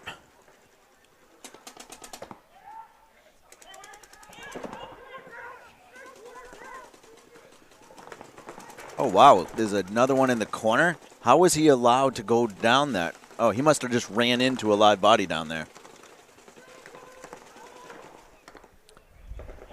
I did not know that there was someone in that snake, so it's a 3-on-2 for Wolfpack. Wolfpack with a good spread. FTK Factory corner player chooses to go up to the Dorito.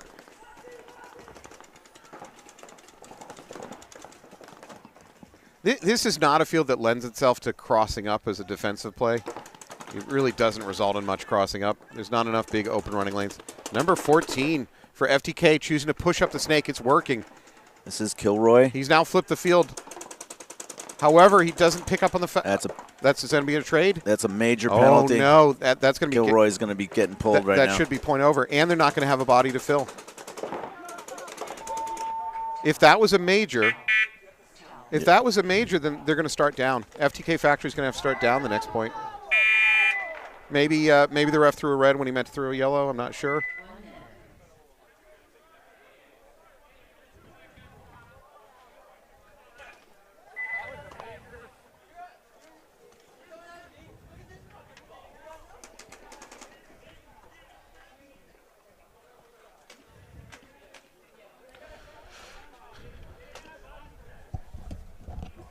Wolfpack, FTK Factory? Correct. All right. So right now that it was it didn't win the game for them, but I will say that Wolfpack player Fernandez, who went down the snake, had a good move there where he chose to drop and crawl down the outside of the snake, and he was really kind of wide open to the corner player of FTK Factory, but he chose to crawl down the outside, which is kind of a dangerous move, allow him to pop up and blow up that mini wall. It was a very good move. So right now, that's the my first candidate for big brain play of the day probably goes to Fernandez of Wolfpack for that outside snake crawl. Early in the day, though, we'll see where we go. Smart play. So we have a little bit of controversy ending that one. We're trying to sort out what exactly occurred. There was a bunkering that occurred at the end there over on the D2 area.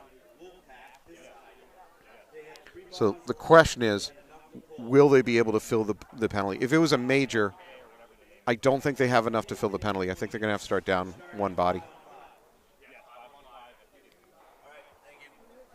So I'm hearing 5-on-5.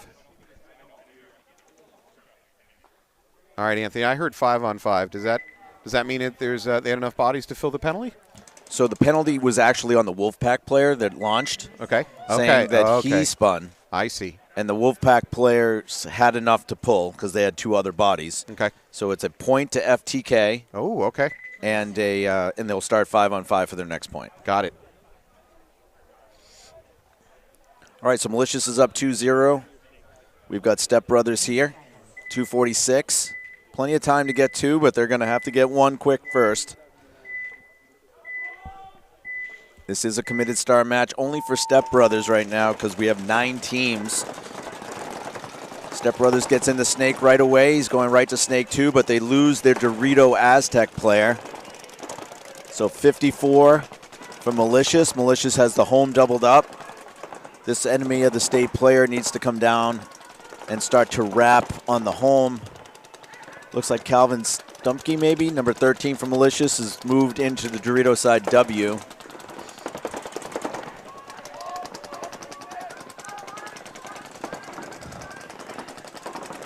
Yeah, not enough urgency from any of the state to try and win the match, but maybe they're just trying to get their point differential down. Did they win their first match? No, they lost, I think, their first match. Having our research department get on that. You can hear them spooling up our supercomputer. They lost 2-1, I believe. So, yeah, with the loss already in their belts, they really need to be trying to win this match. Needs to get on his belly here. Yeah, Step Brother player needs to go. There's nothing stopping him dropping and crawling. Malicious doesn't have any presence on this outside. Good move. There you go.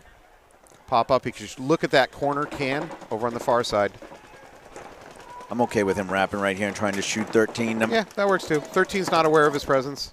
And he's got a twister, so he's cool. 13's about to try to make a bump, thought better of it.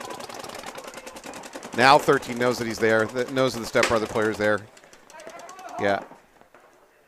There you go. So I'd like to see the Step Brother player now. He should look cross, try to see if he can pick up that can.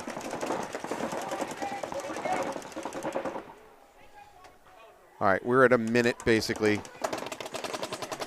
Realistically, it's difficult to see Step Brothers pulling off 2 points. Yeah, they might have a hard enough time pulling off the 1 with 5 Malicious still alive. Yeah.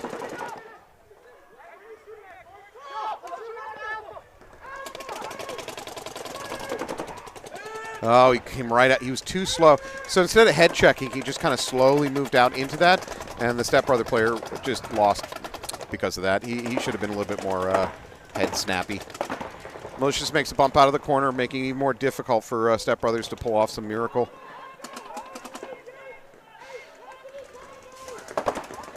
Yeah, we're at 20 seconds. Yeah, I don't think this was necessary by Calvin, but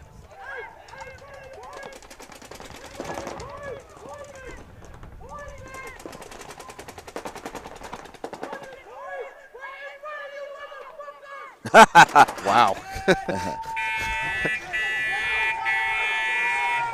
Anthony, would you like to give the edited version of what you just heard? His player was yelling poison for about, I don't know, 30 seconds. Yeah. Which everybody knows is the code for someone's on the other side of your bunker. Mm-hmm. And then he got shot by the guy that was on the other side of his bunker. So then the MFer came out because he wasn't listening to his back player. So, yeah. All right. I think the dialogue was necessary. Before the whole day slips away, let's get bingo going. All right. I have high hopes for this. If you haven't watched our webcast before, which if you haven't, I don't know why. Anthony and I like to play a little bit of paintball bingo. We have a board behind us with each of us have our own bingo card for events that occur during the course of the day. We, of course, get to argue over what qualifies for some of these categories. So we starting right now at this point? Yeah, let's go. Okay. Yeah, let's go for it. All right, so we have a 1-1 game. We've got FTK Factory and Wolfpack. This is Wolfpack's first match, FTK Factory's second match. Wolfpack takes the snake off the break. Immediate walk off. Hit. FTK Factory player walking off immediately. So 4-on-4. Ref going in to check the home, though, over here on the Wolfpack side.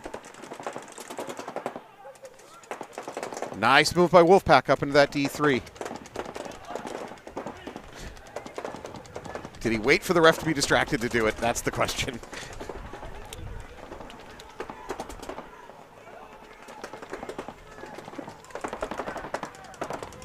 Wolfpack goes ahead and moves from that D3 up into their S1.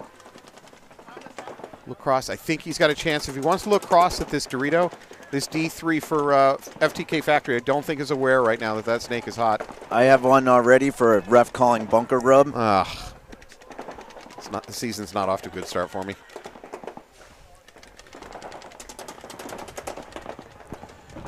Referees are going in and checking the FTK players. They look clean. And in a throwback to yesterday, the wind is starting to pick up. Another ref going in and checking, calling him clean. Yep. All right, Wolfpack is in a good position up here in the snake. He's not getting kills off it yet.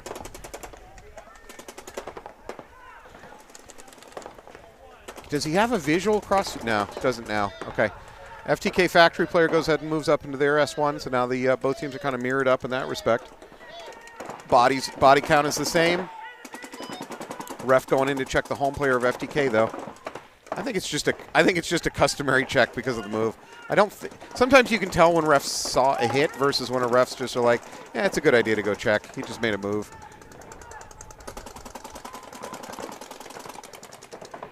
FTK player Weeks starting to look around the side. Now he's looking inside. He has no. Oh, that's a drop back. That's not a death. That's a drop back. Wolfpack player drops back. Do we have that? I don't think I have it on my board. Oh, there was a point reversal, I think. I missed it. Wolfpack loses a player, so it's a 4-on-3 now for FTK Factory. Big bite right there by FTK into the snake 2. Weeks, number 19 for FTK, up into the S50. He's got that corner can, though, locked onto him. I don't think he should engage in that gunfight. I think he should look inside, look for other kills. Maybe look cross at that Dorito. I don't know if he's aware it's hot. Well, he should be aware now. There's a ref right on top of it. Oh, no, he was shooting it. That's why the ref went in there. Yeah. So this is a point where if I'm number 19 Weeks for FTK, I need to go a little bit more passive and live, right? My teammates now need to be the one to pick it up and run with it. His teammates need to be pushing the field because he's engaging in a gunfight in both directions. He does win the gunfight with the Dorito, though. That's a big one.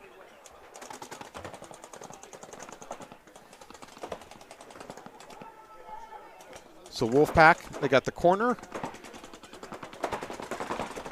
And the corner player, I didn't like that one. No. Corner player, all right. Towel. All right, I'm going to go into my lecture mode. Before you do that, all right, let's go to bingo.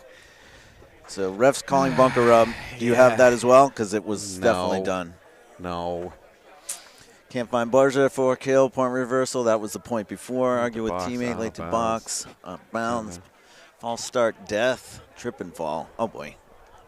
50. We had that at the last one. Yeah, but we didn't start in time. Nope. All right, and I got nothing. Right now, I've got nothing. All right.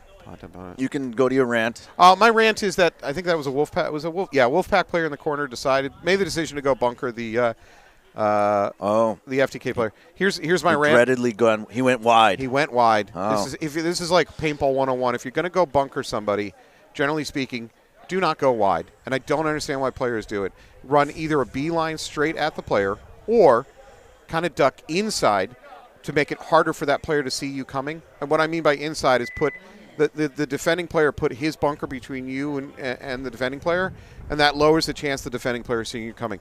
But the worst thing you do is run wide, because you're announcing your incoming presence to the defending player, and you're giving him more and more advantage with every step to shoot you while you're in the wide open, and you have a bad shot back at him. So don't run wide, people. Either run beeline straight at him or actually do a slight in curve to put more of his bunker between you and him. It really only works when you're trying to create a bigger angle for yourself. It only works if they're not looking at you. You know what I mean? So, but why run wide in that case if they're not looking at you? Because you can shoot them sooner. Barely. Barely. I mean, I know what you're saying. I know what you're saying. But if you know that there's even a potential of them looking at you, I agree with you. But the closer you get, the more of them is exposed in that way. I don't know. I think it's one of two things, and I'm delving into the psychology of an attacking player. Right? There's one or two reasons that players run wide. Number one is that, like what you're saying, there's that, well, if I run a little bit wider, I can see him sooner. And I still think it's the wrong thing to do, but I can understand the psychology of a player thinking that in the middle of a run. Number two, and I really don't think this is a case, it's a little bit it could be out of fear. I don't actually want to get point blank and have a point blank gunfight, so I'm kind of going to run a little away from him while I'm running at him. I'm not sure that's the case. It's just those are the only two possible things I could. The only other possibility, and it didn't happen in this case, in most cases it doesn't happen this way, is you're trying to run wide to put another bunker in between you and the second person that's further away from you that might shoot you. But yeah, if there's some quirk of the geography of the field, you're right. Alrighty, so we have FTK now on the blue side, Wolfpack on the red. 3:13 left. FTK is up a point. And they're into the D2 on the breakout. Nice run and dive. Doubled up at home. Good move by Fernandez right here, coming down. All right, as soon as I complimented the FTK player running to D2. Going to get a free kill on this right there. Should be free. That home bunker should be out. Let's see. Yep, the home is coming out. He was going to get a flag if he didn't. This guy might get a flag if he's hit. It's clean. That was the first person that they shot at.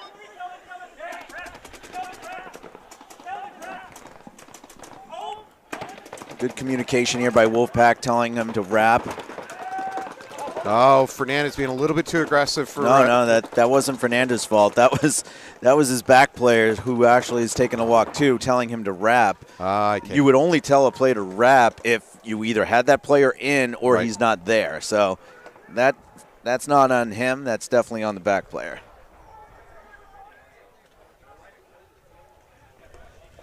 All right, FTK Factory. Looking a minute ago, it didn't look good for them, but they're now in a much better position. So they're up a body. Clock is running, which favors them. I think we might have a Wolfpack player over in that approaching that S3. Yeah, he's in Snake 2 now. We have a Wolf player in home, so it's a 2-on-3. But the home's not going to know that Kilroy's right here. Yep. That's a death. Yeah, that.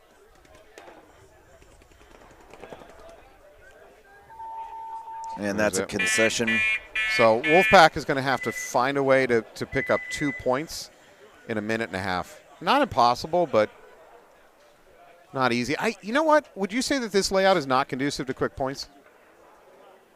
It's not.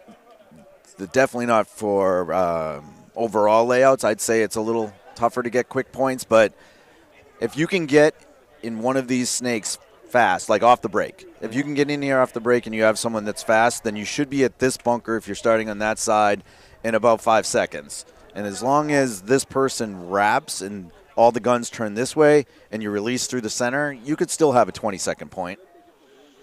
So generally speaking, this weekend, D3 and D4 together, I think we're averaging probably around 6 total points per game, maybe 5 to 6. So that's. I think it'll be lower for the D3. Generally speaking, that's true. Yeah, I agree. So I haven't seen it be a real fast field so far. I think I was more specifically asking, and I didn't elucidate this correctly. Is this layout not conducive to an emergency fast point? I'm talking the clock's down to 45 seconds and you got to just throw bodies. I think it's a difficult field for that kind of fixed bayonets. Yeah, I don't see the path. The fact that the middle of the field is blocked by these 3 bunkers in a line, it means that it's going to funnel players through only certain choke points. So as a defending team, it's actually kind of easier to put your guns on those choke points.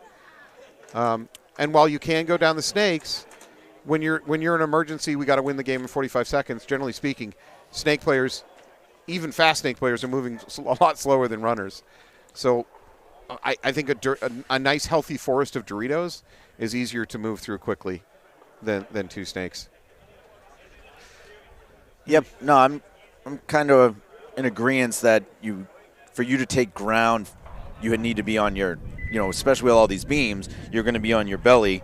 Yeah. So you're going to be slower than if you could just run down Doritos, or there's a lot of big structures in the center that you could run down, because even the structures in this center, they're connected by crawling routes. Yep. So that's going to slow you down. Yep. I mean, you could choose to hurdle them in an attempt to go right through the middle. But like I said, if you don't hurdle them, you're either going to crawl, which slows you down, or you're going to run diagonally, and that's going to funnel run players that are trying to run through into certain choke points. That's where you lay your mines. If I learned anything from World War II, lay your mines at choke points. Back it up with artillery. Stratego. Man, I haven't played that in forever. What's the other game for kids where you pop up the faces and you try to match the... Like a memory game? Yeah, it's like a memory game. Basically, Stratego is a memory game disguised as a little war game. FTK coming out. Wolfpack 5 alive on the breakout. Oh, no, I take that back. They lose their player on the near side Dorito. So look at this breakout here by FTK. This is a breakout if you want to hold. Mm-hmm. This is one of the ideal ones here. If you can get people into two of these little W's right here, that's kind of crossed, and you got wide enough over on that snake side. So, I mean, if you could place 5 bodies, this might be where you want them if you're trying to hold. Wolf, I like what this Wolfpack player is doing. He's going to drop. I hope he crawls the whole way. No, don't stop, dude. Keep going. Yeah, Well, I mean, at Wolfpack is at this point, they're playing just to try to pick up an extra point. The chance of winning the match is now gone. They're under a minute. They're down by 2 points. They're just not moving fast enough to really get a chance at 2 points. Let's see if they can get one, though, and see if they can break this. So it's a 3-on-3 right now. Wolfpack's in the center. Whoa, Kilroy's going for it. Wolfpack's got a penalty coming, looking for one player. It's not going to matter. Kilroy's still alive. Boy, a wacky ending to the game. Sanded base. Whoa, that was an ugly button push. Ugly button push. Is that Kilroy over there? Yeah. Yeah. I don't know if you saw it, but he came off his feet. The home bunker nearly won that fight. Oh, wait, does that mean can't find buzzer? Let's see. I'm looking at my bingo sheet. Pod dump, out of bounds, hopper explodes, teammates same bunker, overslide, crash, false start, death, trip and fall, can't find buzzer. At home, can you confirm? Did Kilroy have a difficult time finding the buzzer on that one? I know he crashed into the home bunker, but barrel squeegeed, overshooting, point reversal, shoot teammate, towel, dirty hang, argue with ref. Did I miss a towel? It's hard to believe that somebody hasn't toweled since we started playing. If you're at home watching the webcast, back me up. Did Kilroy have a hard time finding the buzzer? Get on the comment thread. Alrighty, they're going to run that 10 seconds off, so that's going to end 4-1 FTK over Wolfpack. Alex, bring up the comment. Bring up the comment thread. I need to see if people are backing me up on the Kilroy couldn't find the buzzer. No way.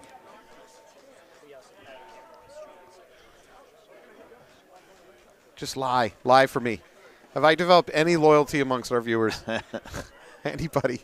I'm dying here. I have can't find buzzer also, so it's not like I'm trying to screw you. Bitch. Damn it. All right, never mind. Never mind, chat. Go back. Yeah. Go back to your couch. All right, so we got late to box. We got nothing. Have we heard a towel yet since we started playing? No. All right, I know I'm going to get that one. Oh, so am I, though. Oh, you have it too? Yeah. At least we don't have any real bad ones up there that are just like ungettable. Yeah, you complained bitterly about the 16-inch barrel last year. You thought that was impossible. All right, so on this one there was 0 stars. So no stars on this one. All right, well, that is the match, correct? So we're going to take a short break. When we come back, I think we're going to see some Storm versus Preferred Mob and Underground Kings versus New England Invasion. Thank And you we so have much. some more committed star points coming up.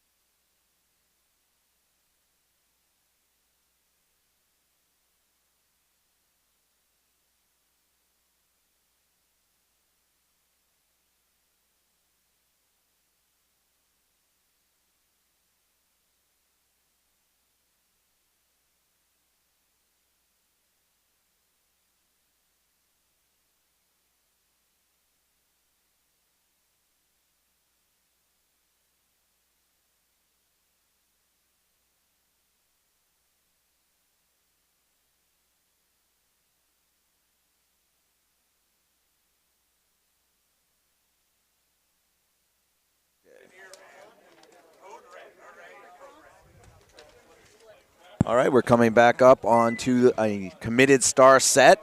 The first point in this set is New England Storm and Pmob D3.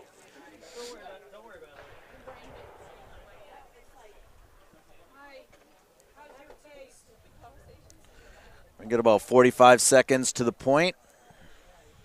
This is for committed stars, so if you're out there on the field right now, don't be a team player. Go for individual glory. That's very important right now. If you're going to lose, lose gloriously. if you're a back player and you see an opportunity, go ahead and get your front player shot and take his spot. That's a pro move right there. All right, so we got Pmob on the red side, Storm on the blue. Storm won their first match, I believe, by 1. And Pmob lost their first match, I think a 3-point differential. So Pmob's definitely going to need to win the next 2 matches to move on.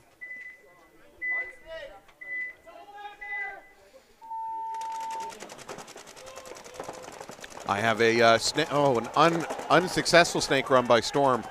They went around the outside of that Dorito and probably got clipped through the gap. Pmob also gets shot in the snake, so it's a 4-on-4. Storm recommits to the snake, though. They're in it, and they're quickly up at the front. This is Roy Brower here in the snake looking to wrap. He misses his first shot. Now he's alerted that mini wall. That mini wall is going to get gun up on him.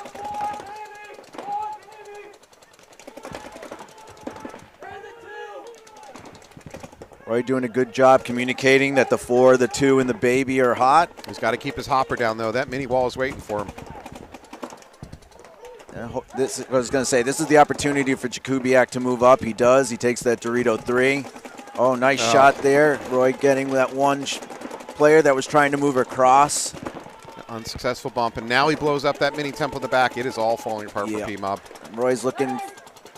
Towel it out. He's got 3 kills now. If he can get that 4th one, it's that left stand-up. Brower heard stars? Okay. Yeah, exactly. I'll go. Let's see if he can get this last one.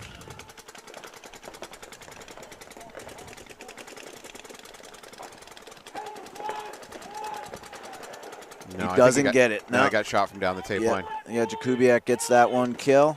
Oh, here's the 4th right here. Oh, no. I don't know if he got that for sure. Roy Brower. Good game. Oh, there's a towel.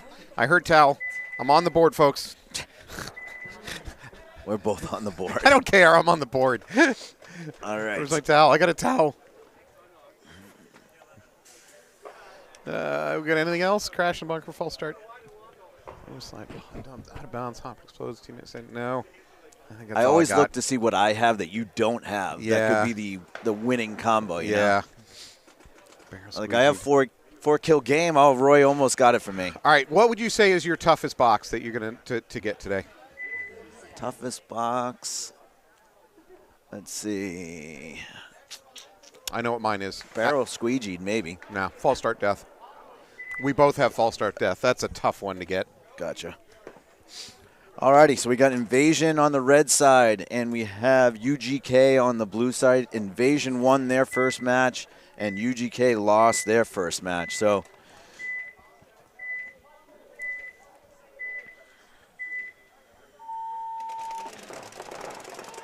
UGK makes a run to that snake Dorito.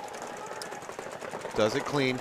what are we going to consider 50 off the break? That's a tough question. I was wondering the same thing. So that far snake, no one's taking that 50 on the break. I guess the closest you could say is the center 50, obviously, the blue one. Like yeah. A Bobby Fredericks type run. Yeah. Gemma is eliminated from Invasion, trying to go up the snake side. That was ambitious of Gemma. It looks like another Invasion player might be getting pulled on his head. Nope, Nico is clean. Invasion into the snake now. Let's see who this is right here. Looks like Doyle, maybe?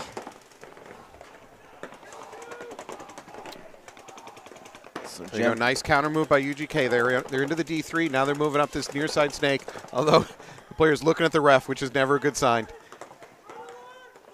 Yeah, he's clean. Is that Drew? Looks like Drew Nall. I think it is Drew Nall. Drew Nall up into the S2 on the near side. He's going to watch his pack coming out on this side. Same time, UGK into that S1 on the far side. There's a counter move coming from Invasion, though. And it's clean. Nice. Nicely done, sir. Number 86 for Invasion. Big move. Cleans out Drew and keeps himself alive doing it. Is that Doyle? I'm pretty sure it was. Doyle rules.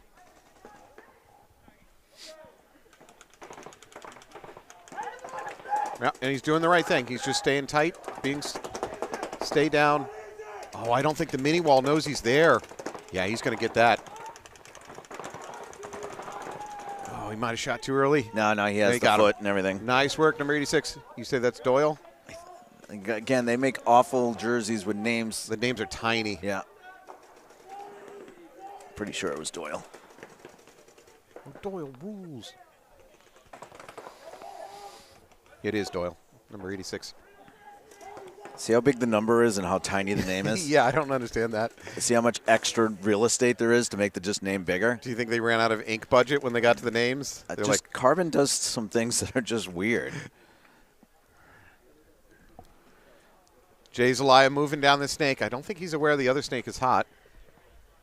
He is now. Jay, go hit the buzzer. I'm okay with that killing that player in the snake. He was far enough. Jay was far enough away from the buzzer. That's fine.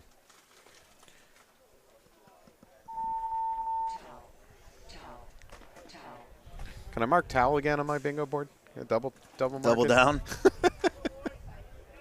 Do you remember the double down from KFC? No. They've released it twice. I ate it once when we were working at Everett, at the Everett Boston Paintball location. Make sure to make it. Thanks, guys. Courtesy of Drew now. Yeah, that was earlier. Thank you, Nick. Nick's on my side.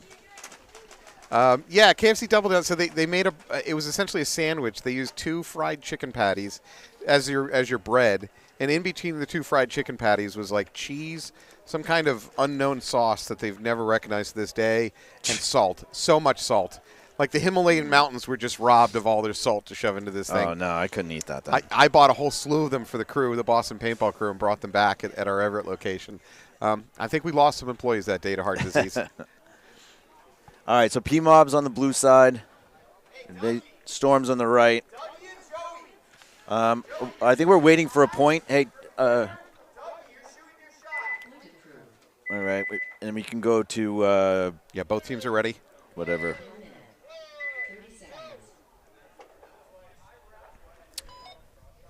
All right, so Storm is on the red side. Pmob is on the blue. They're being coached by John Derula today. Thanks again to Preferred Auto for helping us supply us with a new pan tilt zoom PTZ camera. 10 seconds.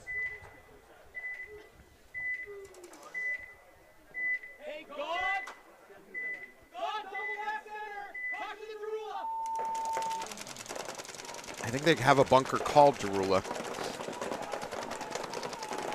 Storm takes the God bunker. They take, which is that Dorito insert. They take the snake corner.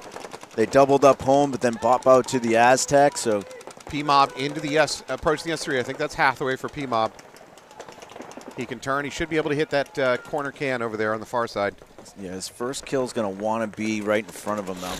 Does Storm know that he's there? I don't think Storm knows he's there. Storm loses another player. Oh, here comes the run through by number 28 for Storm. Is that Brewster? Great run through, and he's going to blow up the corner.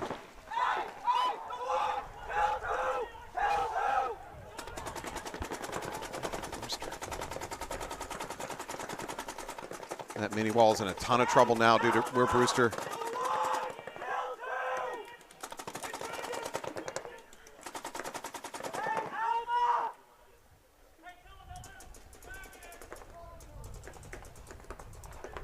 Yeah, guys, get up there, support Brewster. He's about to do all the damage.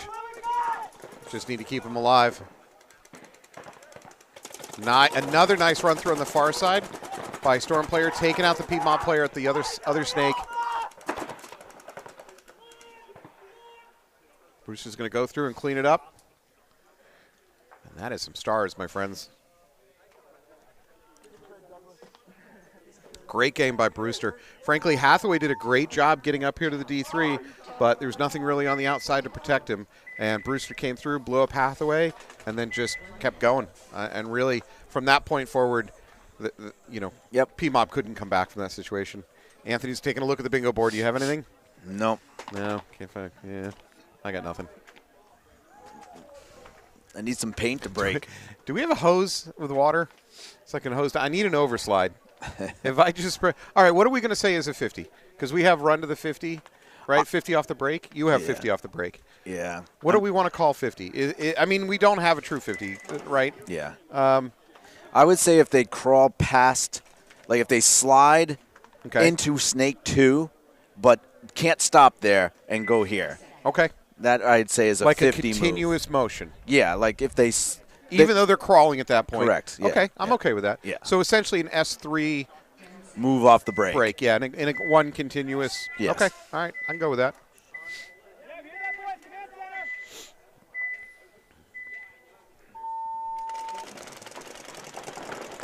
Invasion goes to corner. Invasion still doubling up at home. A little bit of a conservative breakout. Up the middle. Not off the break, His though. hopper, okay, his lid came open. He dumped a bunch of paint. Does that count as hopper explodes?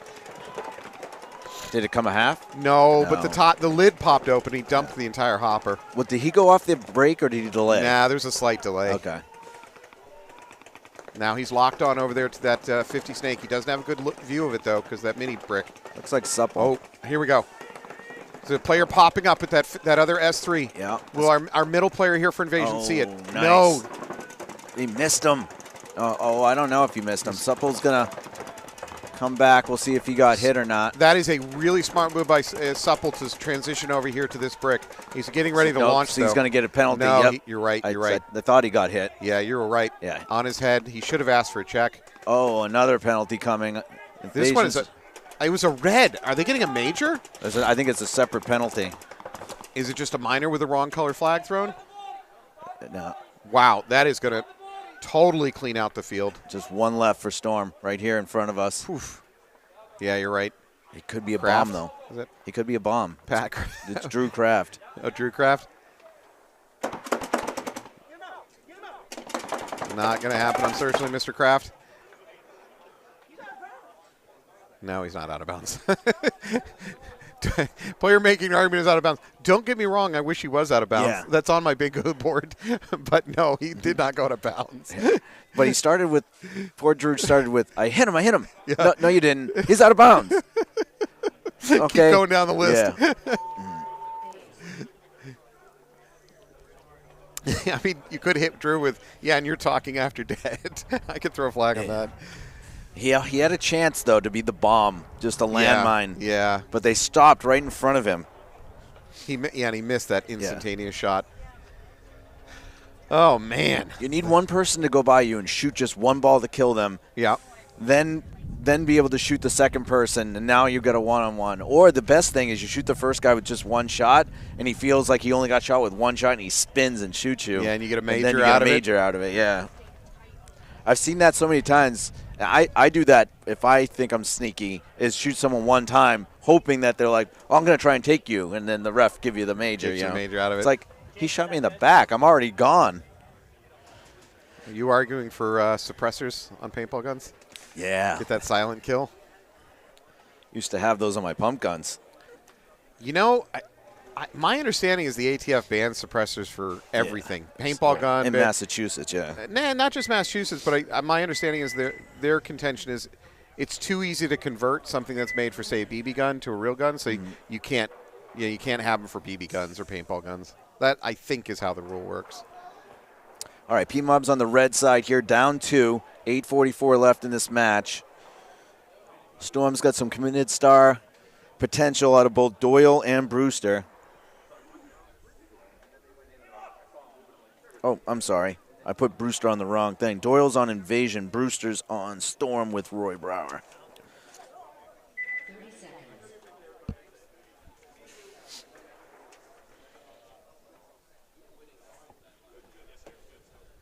I have an Eddie Painter sighting over there. Yeah, Eddie was here yesterday. Doing some photo work. Is Joe here? I have not seen Smiley Joe Pachenka at all this weekend. That's not him over there? Is that Eddie? No, that's Eddie in the yellow. Although Eddie has worked with Joe at times. He might be a representative for Joe. He may have killed Joe and taken over his job. I don't know. Jakubiak going to Dorito 2 off the break. Pmob comes up the center. Interesting choice. They lose their snake runner, though. I don't know if that's Hathaway again. Yeah. So 4-on-4. Storm makes the move into this snake side Dorito. He wants the bump in. It's the tower. The tower is the best chance of stopping him from getting into the snake.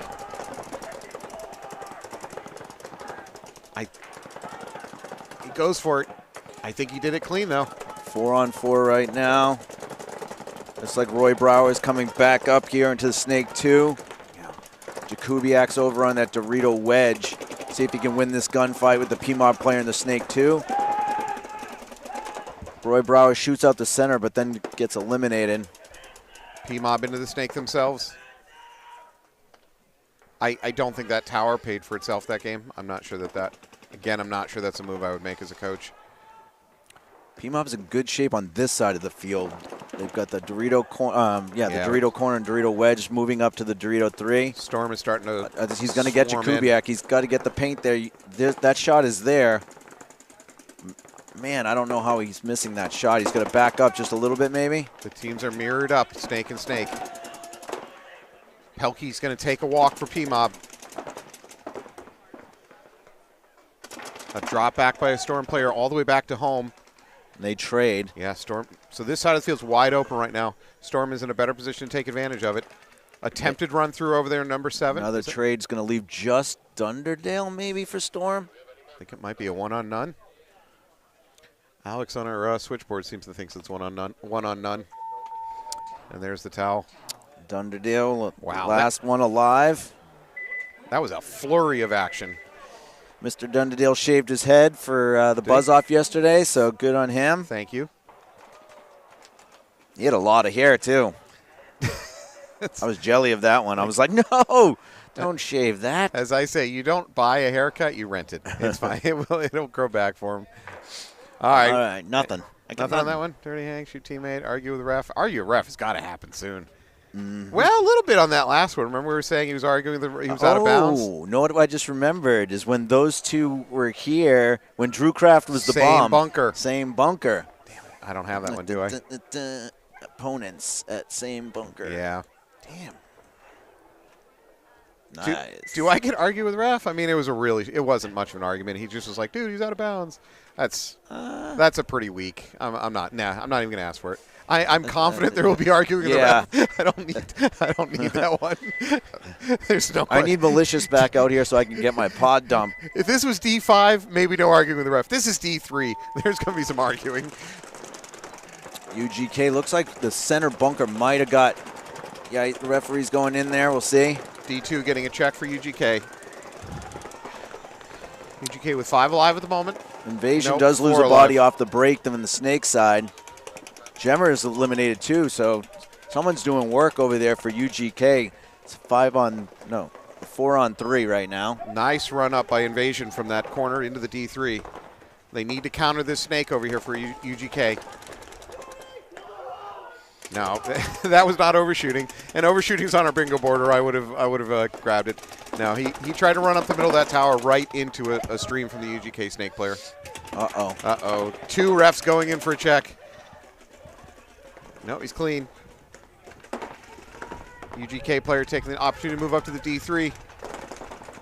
The noose is starting to tighten a little bit here on Invasion. Is this Covey? Covey? Right? Yeah, it's Tyler Covey. Oh, nice shot on Blows Supple. up the mini wall.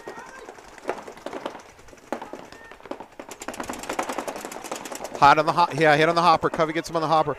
Covey's got some star points lining up for him here. And that is a towel, folks. Yeah, good game by UGK. That was a strong game. Good work by Covey on that one. You know what I need for the bingo board? Is I need someone to come right down the Snake off the break, get me my 50, then no one sees him, gets a 4-pack. 4-pack, yeah. And then I'd be in real good shape. Does that line you up for the win? No, but it gives me a couple different opportunities. Yeah, out of bounds, though. That's going to be a tough one. Yeah. I'm not real confident about that one for either of us. I like out of bounds on the back line. That's about it. That's true. We have seen players go out of bounds on the back line. That's a good point. That happens regularly. Mm-hmm. Overslide bunker, I don't think I'm going to see happen. False start death, not going to happen. Crash in a bunker, there's a good chance of that. Trip and fall. Yeah, we saw that a couple times yesterday. Yeah. Yeah, you know what? Yesterday we saw false start deaths. Mm-hmm. Actually, I think we saw at least one non-false start death where the refs incorrectly called a false start just because the rest of his team didn't leave the box ever. Yeah, so it made him look bad. All right, Pmob's up there right now. Pmob out to – no, they're going to lose their – no, they're not. Pmob 5 alive clean. Keep going, keep going, keep going. No, stop. There we go. Okay, good stop. All right, Pmob number 7. I think that's Pelkey. I mean, if you were going to go there anyway, why not do it off the break? Over my dead body. All right, Pelkey, go ahead and getting up into this S3, and now Pmob is taking the Snake. He's got a quick inside kill right here. Yeah, take the tower. Yep, that's the first one. No, that little W. Mini Dorito. I'm sorry, yeah. but he doesn't get the kill. He loses that element of surprise. First Pmob player walking off in the middle of the field. I think there's 2 Pmob walking off potentially. Okay, fair enough.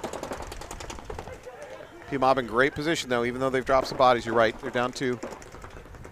3 on 5 for Pmob, however, much better positions. There we go. That's a kill. I heard that one. I didn't even see it, but I heard a goggle getting hit? Something got clipped. There's another one. Come on. I don't know why you would turn your back to the tape, but Jakubiak makes a good move there. Jakubiak's going to get 2. He's going to clean this up. And 3. Good counter there by Jakubiak. We'll put him down for potential stars. Yep.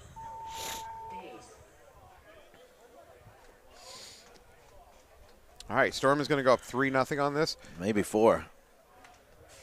Oh, is that not? Oh, okay, they haven't counted it yet. I'm sorry. Uh-oh. There. Reversal? Ooh, dirty hang? Point reversal? The refs think they have a hit on him. Oh, he's making the rub motion. No, ref, it's rub. Our ref is asking for a little bit of a backup on this one. Do you see what I see? I'll be honest, I didn't see anybody even shoot at him. He was back in the Dorito too, and all the people he shot were in the back.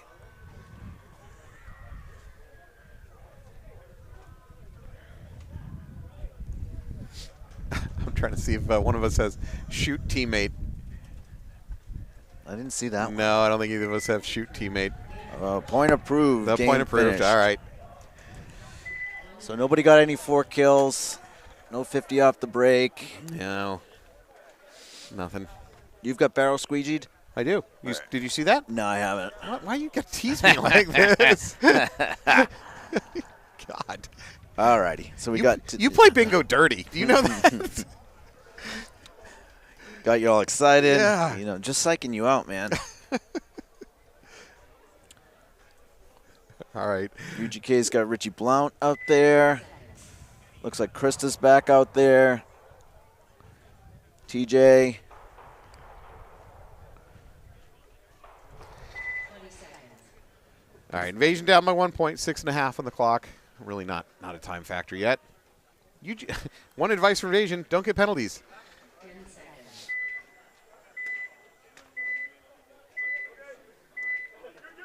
There we go. I see a potential snake runner to the near side for Invasion.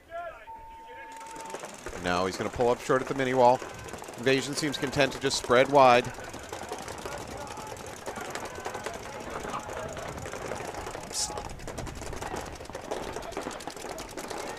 Good hip slide.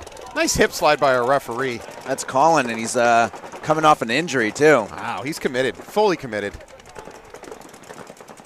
There we go. Invasion's starting to make their secondaries. However, their secondary is up the middle of the field, which I don't love, especially considering the snake's already hot on the far side. Yeah, UG players in Snake 2. Krista just moved over to that God Dorito insert. Snake 2 moves up to the Snake 3. And Nico's going to have a hard time in a second if he comes up in the inside. Invasion really still not committed to pushing the snakes. A little bit of a spread wide for them, though. They're up Yeah, to the Nico D2. needs to get out of there. Yeah. Yeah, he's in trouble. Yeah. Well, he does get out of there, just not the way that he wanted. Not gonna be on the field anymore. Naga. Not gonna be playing anymore. Krista is eliminated, so it's a 4-on-4 right now. Momentum advantage for Underground Kings, though.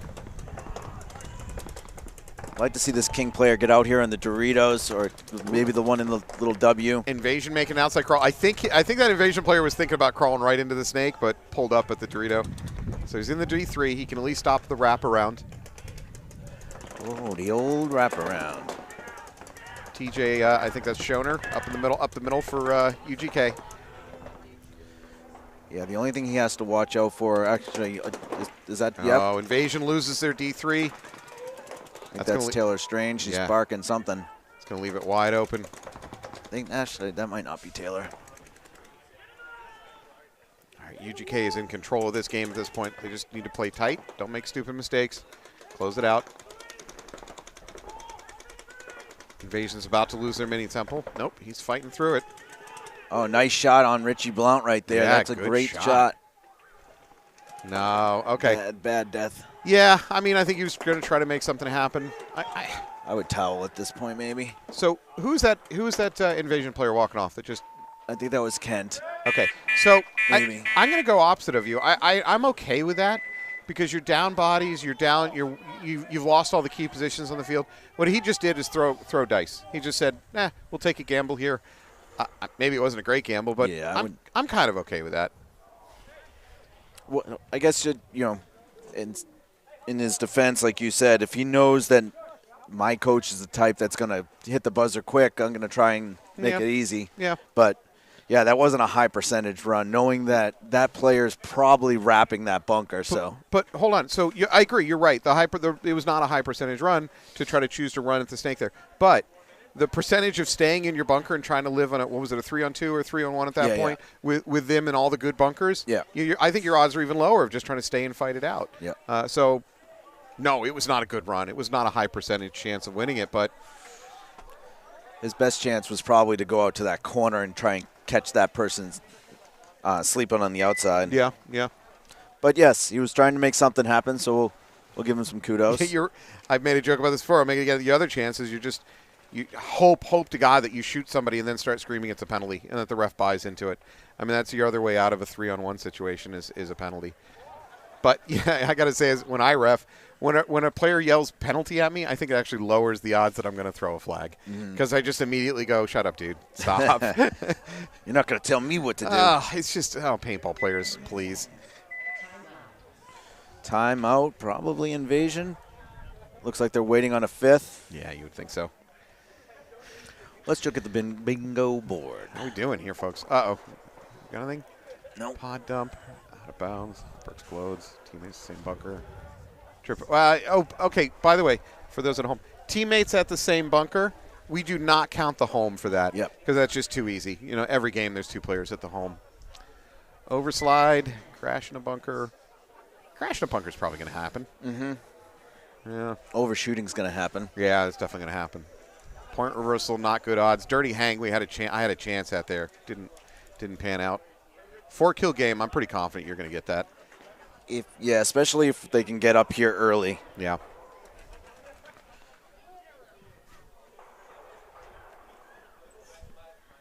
I've actually had players offer that are playing the day of. They said, I've been watching the webcast.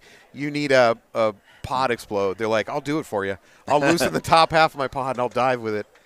I'm like, no, you can't. It's the sanctity of the game. Yeah. The game is inviolate. You can't put your finger on the scale. I hear lots of kids screaming in the background. Is there? This game's going on today, yeah. Yeah, we got a rental crowd here today. All right, so Invasion's in the red side. UGK up 2 is on the blue side. UGK tripling up home. Oh, and they lose. supple. UGK lose a player on the breakout, even though they're tripled at home. Oof.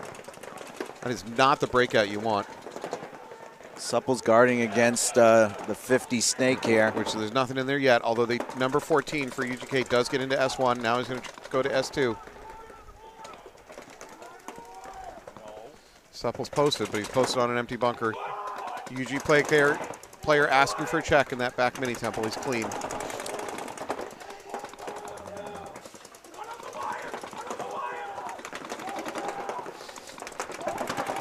All right, Supple is picked up on the actual location of the UGK snake player. Time is going to be of the essence here, so yeah. Invasion, do they have anybody in the snake? Yep, No. They got snake 3. Oh, they do. You're right. I see a little head popping up there. He's under a lot of pressure. He's trying to go. I think he might have gotten hit in the pack, though. No, they call him clean. He's going to go. He's going for it. It's eliminated. Yeah, wasn't very successful. That's Doyle again, just trying. He got 1 kill. He got Krista. But Supple also got the snake 2 out. Yep. Oh, 4-on-2 or 4-on-3? Where's the third person? Is this Gemma right here? Yep. Yep, Gemma's about to blow up that. Well, it doesn't matter. The mini temple's already dead. TJ's taking the walk. Just the last player left, no, and now he's gone. So Invasion's going to pick up a point. Probably once they figure it out. I'm going to guess there's going to be about 2 minutes on the clock by the time they figure it out. Hit the buzzer. Looks like Matt's just clearing the field. Does he Should go get out of there bounds? Around 210. Does Matt go out of bounds? Can he find the buzzer? Can he find the buzzer? Yeah, he found the buzzer. By the way, Matt Gemma, very good player, but at this point, he's just a broken bag of bones and body parts dragging around on the field. All last year, every time I saw him, he was limping or being carried off a field or in the process of rehabbing, and he kept playing when he shouldn't. I mean, he's got the body of a 50-year-old. How old do you think he is now? About 30? He's probably close to 30, yeah. Yeah. Maybe late 20s. A lot of heart, but that's probably the only functioning body part left inside of him at this point. So we didn't finalize the stars for the Storm game. Mm-hmm. Storm won 4-0, so they're going to get all 3 stars. We just got to put in order how we like Jakubiak, Brewster, and Roy Brower there. I thought Brower at least 2, maybe even 3 games had really went above and beyond. So he's like my him? Yeah, he's my 3. Okay. And my memory could be faulty, but that's the one that really stood out to me. Okay. And then between Brewster had the 1 good point, Mm-hmm. so maybe he gets the 1 star, and Jakubiak's was pretty steady. Fair enough. What does it feel like for the players knowing that we're up here just casually deciding their fate? Judging them. Yeah, we're like, let them eat bread. Oh, here we go. Slide that down to Lori.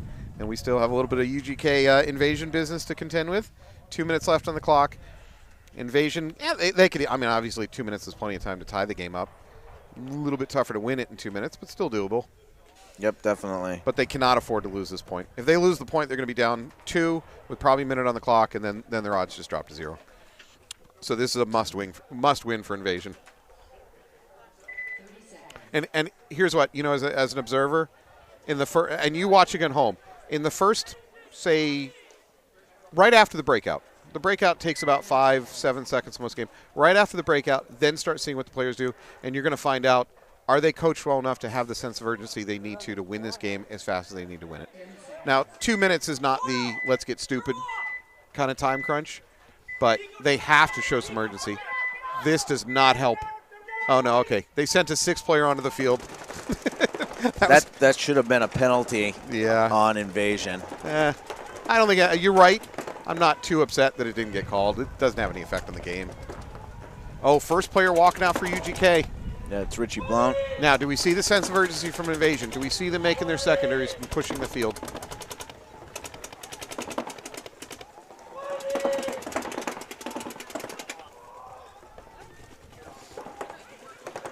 Yeah, Invasion's, I'm not seeing a real sense of urgency. We're down to a minute and a half. Again, we're not in panic mode yet. But they got to start pushing. Start making your secondaries, guys. So 4-on-4 right here. You cannot let this go to time. Is this TJ coming up here?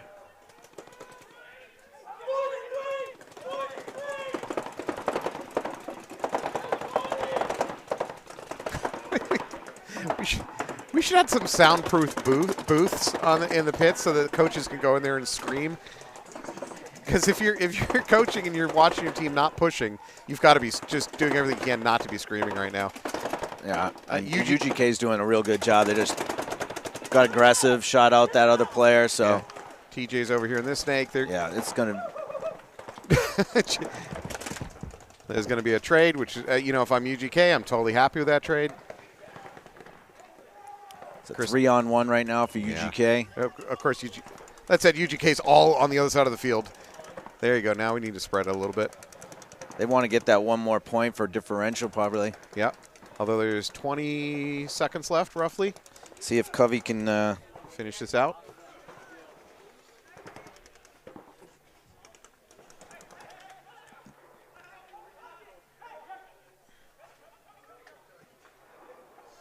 I don't know why Drew does not want him to hang it. There we go. I was like, you're under 10. Just hit the buzzer, man. All right, should we talk stars? Yeah, we should. This is the end of that match. It's going to be 4-2 Underground Kings. We've got Covey, TJ, Doyle, So I thought TJ was consistent. I don't know if I saw any spectacular games where he blew everything up, but every game he had an impact on the game. So I like that. Did you see any standout from Covey where he had like a spectacular game? Yeah, I feel Covey probably should get the 3-star. He had at least 2 points that he won for that match. So I feel like out of those 3, he should probably get the 3-star. And Doyle? Doyle, I feel like, is a 2-star in this one. Okay. Because he had a couple points as well. So we'll go Covey 3-star, TJ 1-star, and Doyle 2-star. All right, there we go. We're going to be All right. coming right back up with another committed set with Springfield United Wolfpack. And Malicious and FTK Factory. Alrighty, guys, we'll be right back.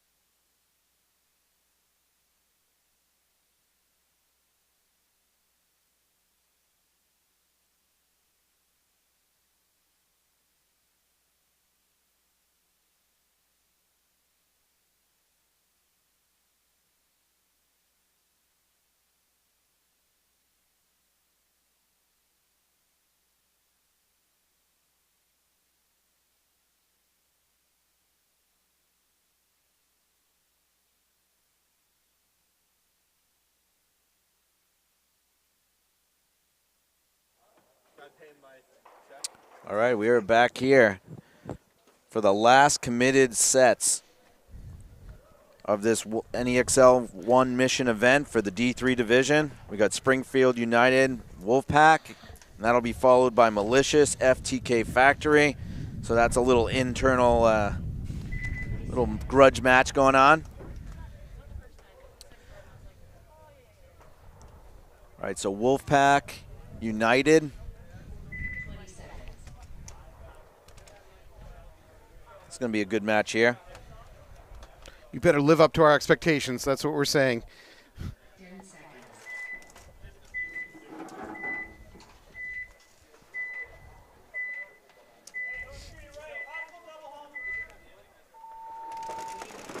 United, big run out to the snake on the far snake. Actually, they tried both snakes. Unfortunately, they lose their snake runner going close. Oh, this is it. This is to the 50. I think off you might the be break. right. I think you might be right. Yes. Damn it! All right, Anthony just got 50 on the break. Okay, Bingo. shoot him, shoot him, shoot him. That's one. That's one. You are so biased. What are you talking about? So biased. Good move right here by Fernandez. Takes the 50 out the break on the Dorito side.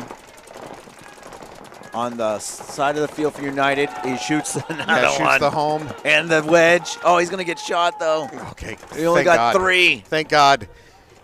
Nobody get 4 kills. Do you hear me? Oh, the flag went up. Oh, this is not where you want to be, having a ref checking you when you're about to get swarmed. Oh, that was 4 rough. on 1, yeah. Wolfpack's going to take the first one with Fernandez being the initial hero. All right, I need Corey. This is Corey. She's one of the production managers. This is bullshit, by the way. No, this is important. This is important. This is Corey. bullshit. Corey was witness to an important I bingo was. event. I need you to place your hand on a copy of the field map. Other hand in the air. He wants you to swear.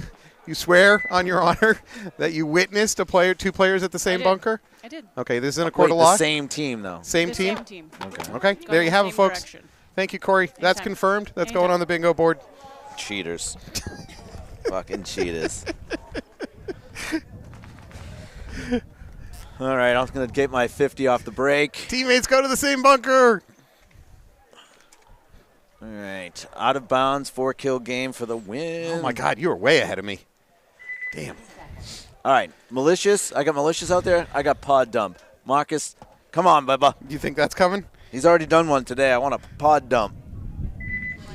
All right, so this is a grudge match. So we got some Malicious players playing on FTK, and we got Malicious themselves.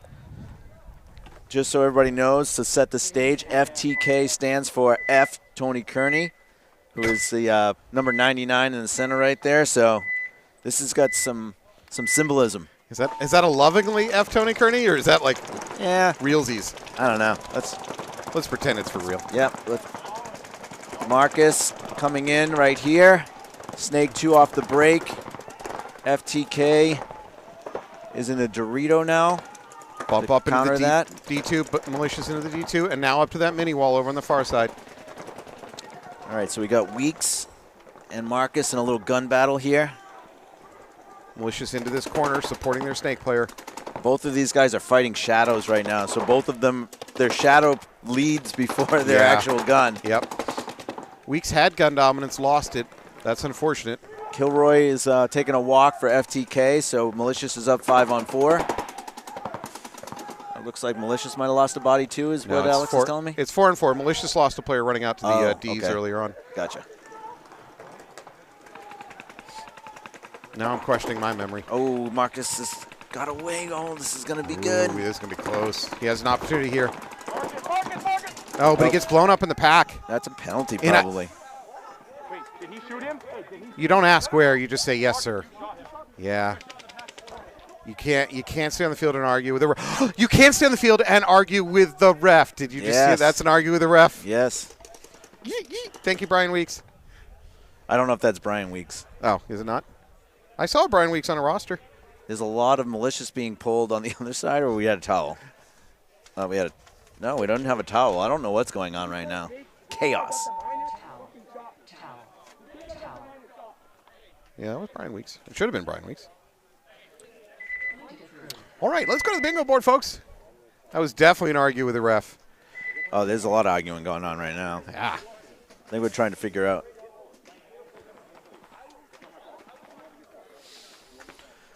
Oh, that was a good one that I don't have, right? Because I go argue with teammate, which is dirty hang could happen. Shoot teammate could happen. You haven't gotten your pod dump. Actually, you get your pod dump. I get it too. And I get a pod dump in a more critical part of the board. Agreed. So pod dump works for me. Barrel squeegeed? I haven't seen that happen. Actually, I haven't seen any broken No, paint they're not today. breaking paint. Yeah. A little tiny bit yesterday, but it was colder out yesterday. Much colder out yesterday. All right, I have a chance here. So you're saying there's a chance. You're saying there's a chance. All right, Bobby Fredericks is out there. Do we have any penalties on the bingo board? Bobby. We do have shoot teammate. There's a good chance. I already got argued with ref, so. All right, Wolfpack won the first point. They're on the blue side. United is on the red side. See if we got 5 alive or not. Nope. Looks like a ref's coming in. 5 alive for Wolfpack. United loses 2 bodies, so it's a 5-on-3.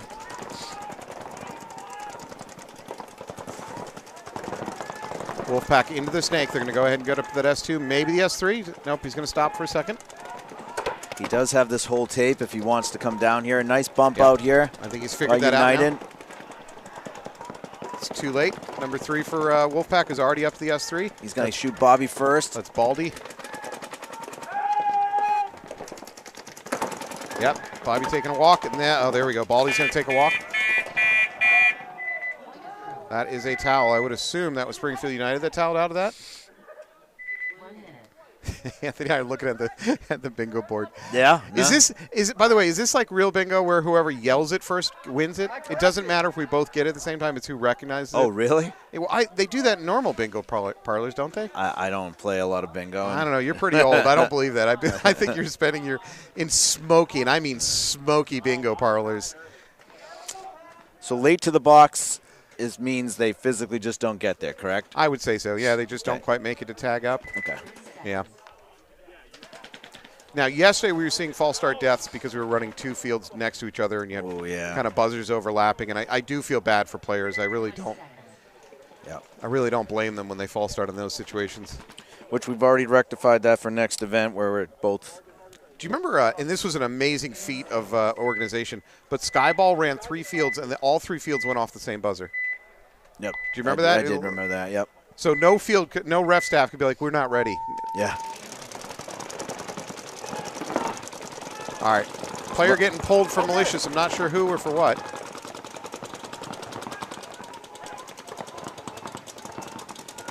There's going to be a minor on Malicious. Again. Being a modern paintball player means don't ask the ref why you're getting pulled. Just say yes, sir, and walk off. So FTK is up on. They're matched up. Yep. They're into that S1. Wow. Is that a towel already for Malicious? I don't think that's true. Yeah. Okay. Well, you thought wrong. That was a way too aggressive towel. Yeah, that was say? 5-on-3. Yeah. And it's 10 minutes left in the match. I mean, I'm with you. I don't know why that would towel out. But hey, they saw something they didn't like. Maybe Rand is down there just being like, you know what? No, get back in the pit. This is just me being petty. We had a chance to win it. I don't care. All right, guys. So we got committed stars going on as well as bingo. So we got Fernandez so far looking real good in Wolfpack. The last point that Wolfpack won, they shot 2 off the break. So for Wolfpack shot 2 of the United players off the break in the second point they won. Yeah, I'm trying to think of who else I've seen that I've been impressed by. Is it Baldy playing for FTK? He plays for United. For United, okay. He's gotten into good positions to do damage, and then I think the games have ended before he could do the damage. Nice big run out there for Wolfpack. Actually, both teams into their snakes. Close side for Wolfpack, far side for Springfield United. Fernandez trying to shoot that corner. Springfield United gets to the corner, but doesn't get his gun up in time to stop Fernandez. It's going to be first. Oh, nice. Oh, he got an elbow. definitely got an elbow, but you're going to have to get out. Oh, the referee's going to get you and pull you in there. He's asking for a pack check. Springfield United walking out of that mini wall, though. Okay. Yeah, there you go. There he's hit. Okay. So 2 United players taking a walk. But he's wiping the elbow hit that I called earlier. I think you're right. But you know what? I think it's one of those deals where when you start blowing up the ref that's checking the player, you're not going to get the ref to call that player dirty. You're just going to get the ref to say, fine, he's clean. So here's another lesson. Stop shooting the ref that's checking the player that you asked to get checked. Fernandez got 2 more kills that game. He's doing really well for Wolfpack. Wolfpack has 4 alive. United is in, actually, players for both teams into the far snake. Oh, Dorito coming off here for Springfield United, this close side Dorito. Barrel squeegeed. Did you see it? Yeah. Oh, there we go. All right, you got it. We both got it, so it doesn't. Oh, do we? Okay. Yeah, we both got that one. We'll take a look, see who it's better for.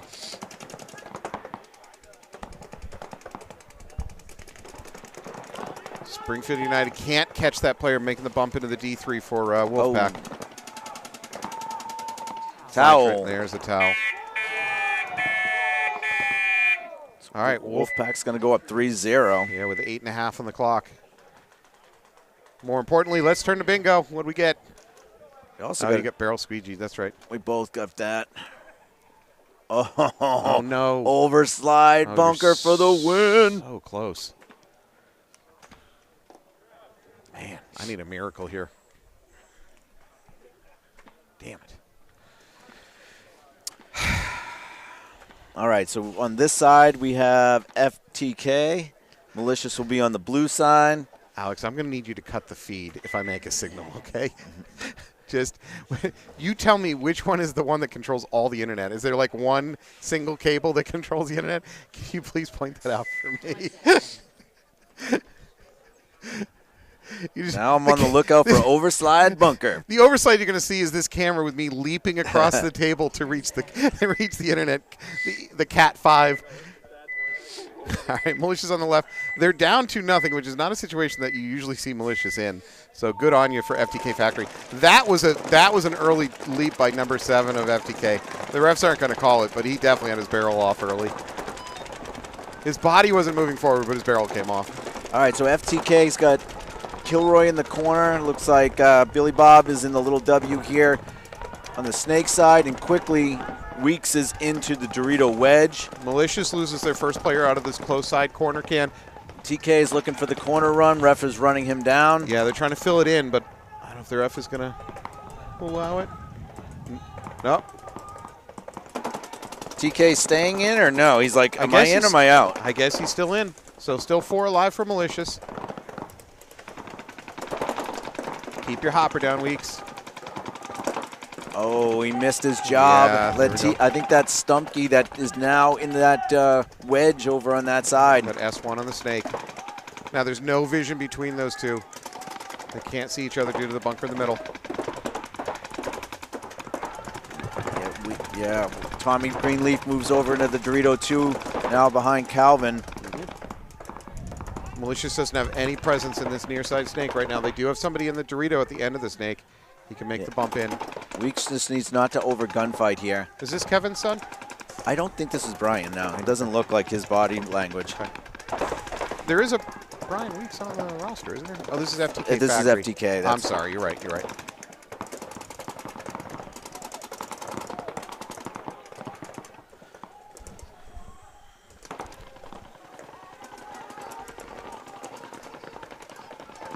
Look how old of a rotor Weeks is using here.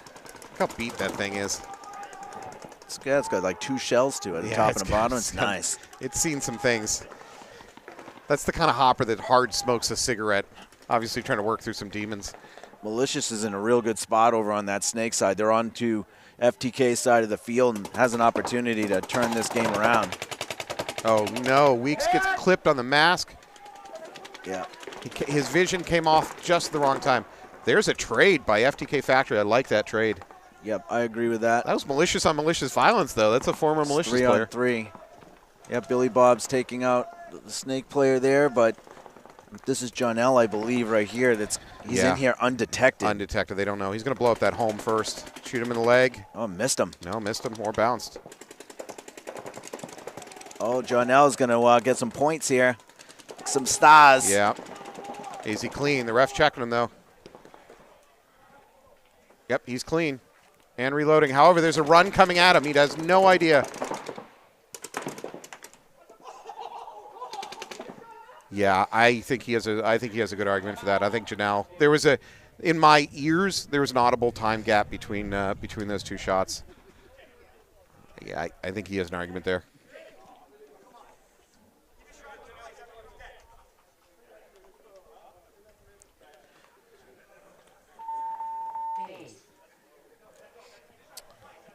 All right, ugly ending to that, but it looks like Malicious is going to clean it up and take the W on that one.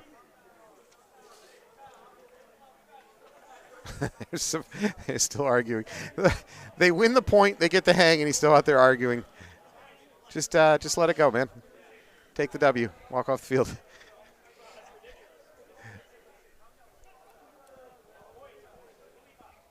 I mean, does he think he's going to argue the refs into throwing a retroactive flag and get the other team to start down a point? I don't know. But, all right.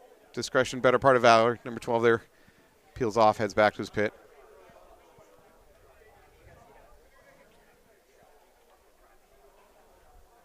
All right, if something went wrong there for well, a lot of things went wrong for FTK Factory. But in that final exchange with Janelle, I'm not sure who the FTK Factory player was. If I have a complaint, is that he shot his gun a little bit too early, and he gave up his move. Now, he's arguing that he shot Janelle first and then Janelle shot him afterwards. I think he might be right, and I think there's enough of a time gap. He might have gotten the call, but it wasn't. It wasn't to be honest, egregious. I think they traded You think so? correctly. Okay. But Jonell shot after he was shot, like to make sure He waited a beat and then pulled his trigger again. To shoot him a second time. So there's no question that Janelle waited a beat and then pulled his trigger again. The audio is Yes, clear as day. correct. The question is, did he hit him before that? I don't know. I felt like there was an exchange. They were, Kilroy was like, "Oh, whatever, we're done," and then Jonell went, "Duh." It's like, why? Yeah. That's how you get the penalty. That's a dumb thing to do if that's how it went down.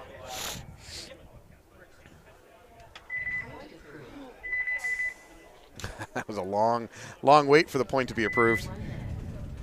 All right, so Wolfpack right now is up 3-0. I've got Fernandez is doing some good stuff, but we got to watch some more Wolfpacks. Yeah, I agree. I've seen good stuff out of Fernandez so far. And we've seen Goldo. 8:33. What do we got for comments? Anybody see some oversliding? Drew now had a dirty hang, I think, in the first match. Would that help you in the bingo? Well, thank you, Jeremy, but no, we weren't playing bingo at that point. We had not officially started it yet. I appreciate the backup, though. Jeremy Hersey, did we play together on like a 3-man at Bulp? I feel like we did. I think we played a 3-man up at Bulp and won the thing. All right, so United is on the red side. Wolfpack on the blue. Wolfpack's up 3-0 over United with plenty of time left. If United could win this point, give themselves an opportunity to come back in this match. If not, it's going to be a mercy 4. Ooh, the new and improved right there. Boom. Look at that. Look at that view. Great camera shot. Wolfpack up to the S2, countered by Springfield United in the S1. First player walking off for United, though, over there on the snake side. Bobby Fredericks up the middle of that tower. I do not want to be there if I'm him. It's about to get ugly. Let's see if Destroyer can do a little damage here. He's going to. That's going to be a clean one. Oh. He's going to blow up the mini temple? Nope. That's a major if he didn't shoot him. I mean, if he shot him. Yeah. How did he miss him? There's no way. The Executioner's Noose just came off of Bobby's neck, though. Oh, this is going to get super ugly. And the Executioner's Noose is back on Bobby's neck. He's about to get blown up. Oh, that's a penalty on Bobby. So we got number 3 from Wolfpack here. I don't know his name is Tiny. With all the love in the world, Bobby, nothing kicks off the 2024 season like a Bobby Fredericks penalty. We are back at it, folks. Just in case you thought the season was not starting off right, it started off right. Yeah. You thought you were living in a dream that there wasn't a Bobby Fredericks penalty? Reality is. It's here. It is here, and we are living in it. All right, so that match is over. It's going to be a 4-0 win for Wolfpack. Let's talk stars. I've got Fernandez, by far the 3-star winner for Wolfpack. I've got number 3.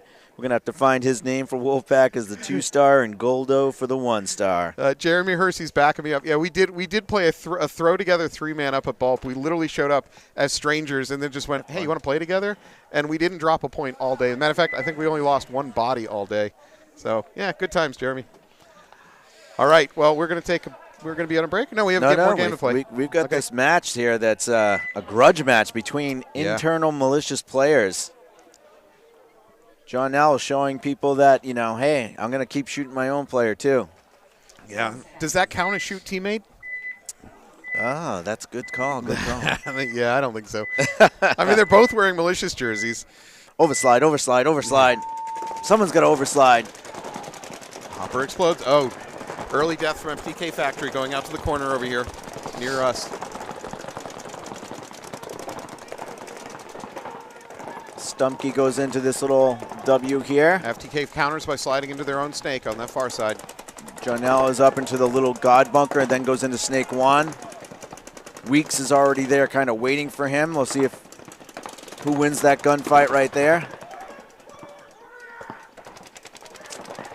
I think whoever wins that fight right over there between Jonell and Weeks is going to decide this point. Yeah.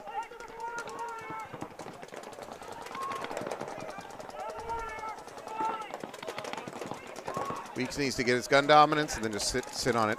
If Malicious, it wouldn't be a bad idea to swing a player off that backhand. I agree. And help support down that tape line. Yeah. The rest of Malicious is kind of stuck in a pocket over here. That's why I'm wondering if Weeks can shoot Jonell and get on their side of the field. Oh, but no, Jonell does the opposite. And immediately moves forward. Yeah. Can he catch the D1 of FTK Factory, though? I don't think the D1 realizes where Jonell is. Jonell's trying to wrap around the outside.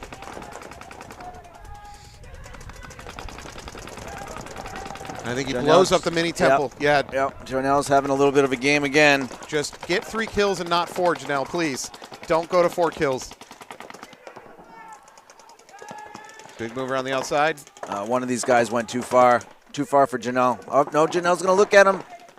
Oh, can he get a drop on him? He needs to drop a ball there. Yeah, he doesn't know that Jonell's there. Jonell needs to stand up. Yeah, how much difference does that make? Jonell's only 3 foot tall. Oh, nice. He knows. He knows now. Jonell's in trouble.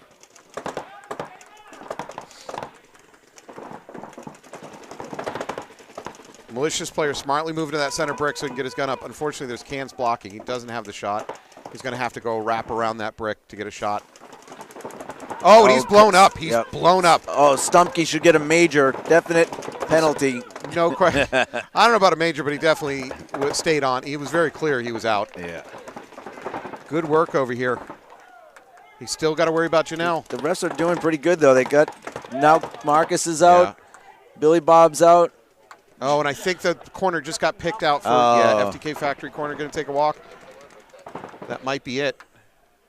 Oh, I thought Marcus was hit. He went totally backwards. Oh, he is hit. He's just going across the field. That kind of is a penalty, too. But taking the long walk. All right, good point for Malicious. They're going to tie it up 2-2.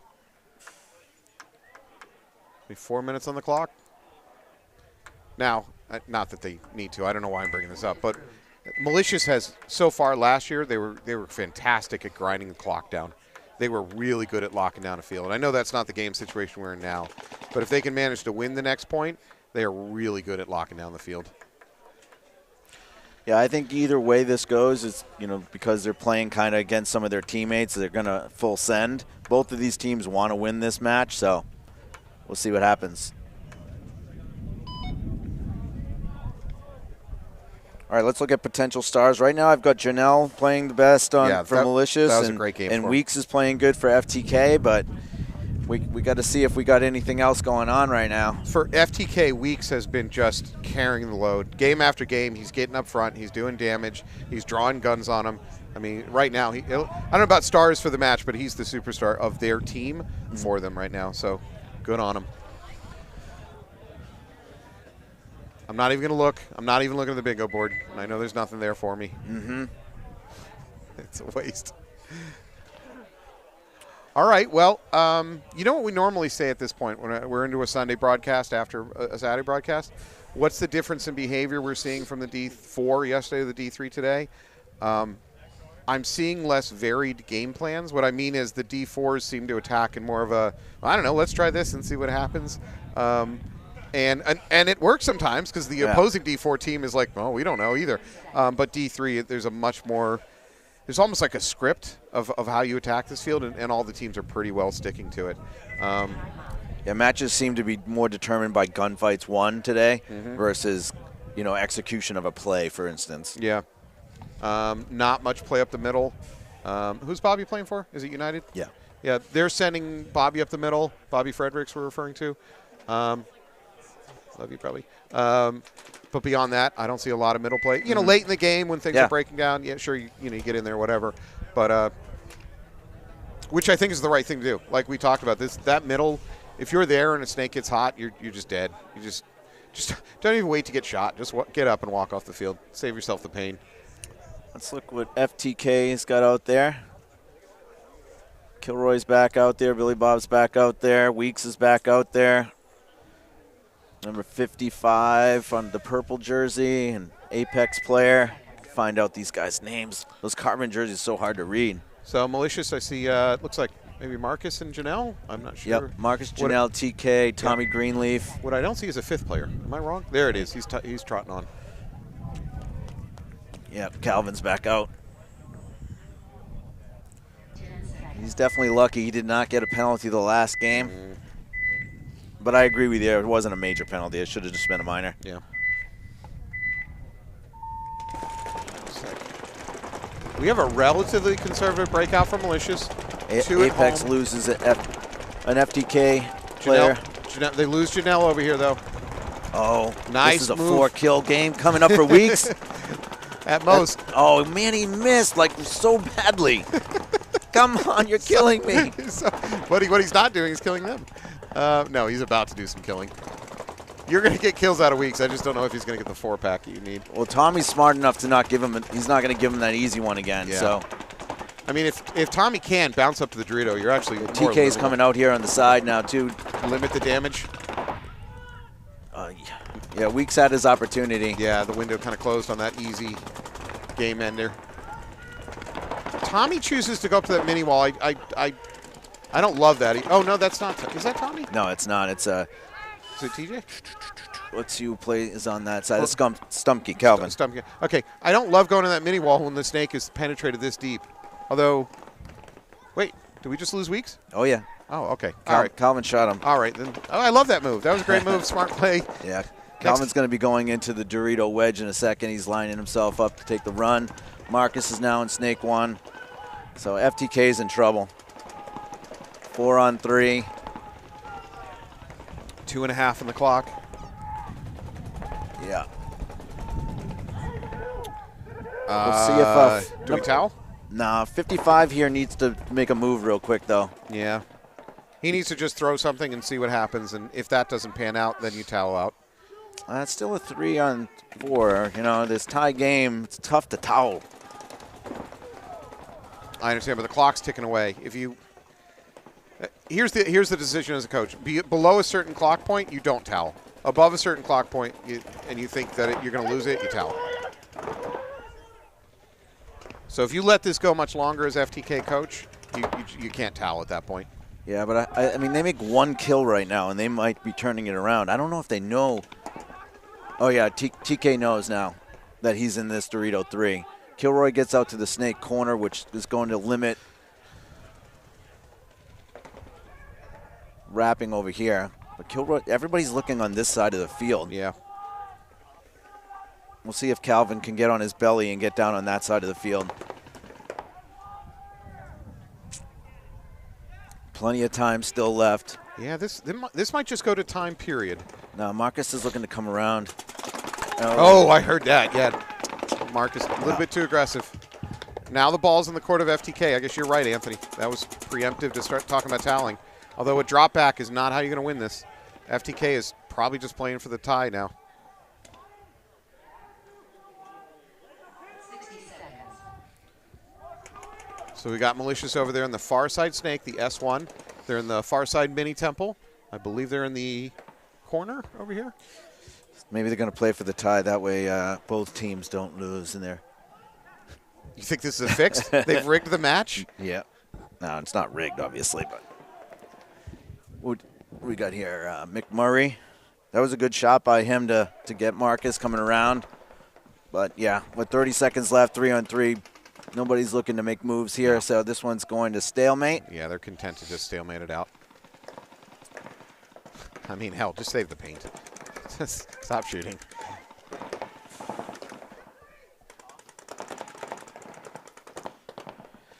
Man, from a Stars standpoint, we got Weeks, I'd say, is Yeah. probably the 3-star. Janelle's the 2-star. Yep. Janelle had a really spectacular game where he went down that far side over the snake and then into the Doritos. But Weeks was so consistent in every game, just bringing it. Yeah, I'm going to go to him. I'm going to go with Kilroy for the 1-star. I tend to agree. I was just about to say that. All righty, we're on the same page there. We're all set with committed stars. I'm going to throw that schedule up when you get a second. We'll just see who's coming up next. So what do we got? New England Storm versus New England Invasion. Pmob versus Underground Kings. We're going to start that momentarily. We'll probably stop for lunch after that set. So 12:15, here we come. We'll be back in a minute. Thank you.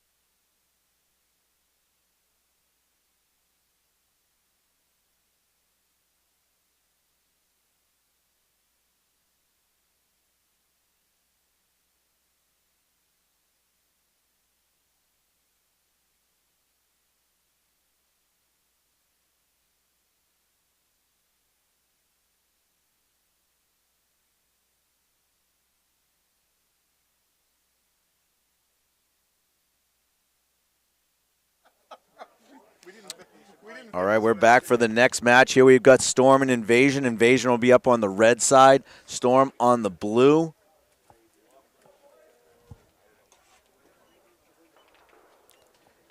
Are these teams 1-1 right now? Both of them? When we get a second, Alex, if you could give me that, I'd appreciate it. God knows my partner's doing homework or something over here. Someone's got to do the hard work. I'm not just a pretty face for the broadcast. I think you're looking at the menu for lunch. All right, committed stars are done for the day. We have Invasion again on the red side, Storm on the blue.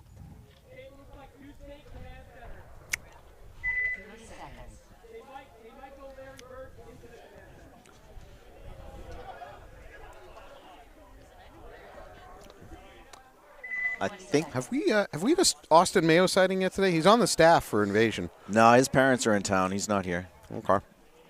Family. He's wasting his time with family. Sucker. All right, so Storm, I believe they are both 1-1, so they're this is a match to get into the playoffs. Invasion goes into the Dorito insert into the snake. They lose one out of home, so Invasion's got 4 bodies. Storm right now has 5. It looks like Jakubiak's over in that Dorito too. Storm not in either of the snakes, but they are poised to take the snakes. They just need a little bit of an opportunity. Invasion is in the snake now. Giddy up, Storm. Got to get in there. Invasion loses another body. Gemma taking a walk, so it's a 5-on-3. Jakubiak moves up to the Dorito 3.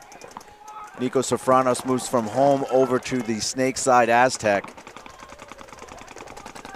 And then he moves to the snake side Can to be behind his snake player who's in snake 2. Meanwhile, Storm is coming down, is going to be in the snake 3 very soon once he realizes that he can get down here. Yeah, there's nothing to stop him. He should just go, but he has to recognize that. Invasion bounces out to the D2, but that's still not far enough out to the tape to stop the move for Storm. Storm should just keep going up the snake. I think this is Gabe Ricard maybe right here in the Dorito 2 for Invasion. Thunderdale moves over, and he's in that Dorito insert behind his snake player. Invasion takes the S3 on the far side of the field. He's going to turn and look to kill this snake. He does. Pulling out that Storm player. That's a big kill. That just kind of defangs Storm's offensive capabilities. Now he's just got to win this fight with the Storm player in the D3. He launches at the perfect time, shoots Jakubiak. And then maybe took 2, maybe? He did shoot 2. I just don't know who shot him. Yeah, good move, though. I think the second play was maybe Carter, was a trade. So now it's a 2-on-1? Is it a 2-on-1 Invasion? Is it just Thunderdale in the Dorito? We just have this Dorito right here. I believe that's all that's left. All right, so Nico Sofranis is coming down the field now. Thunderdale is eliminated. Nico Sofranis and Gabe Ricard are going to win this one. Pulled that one back out. It was a 5-on-3 for Storm at one point.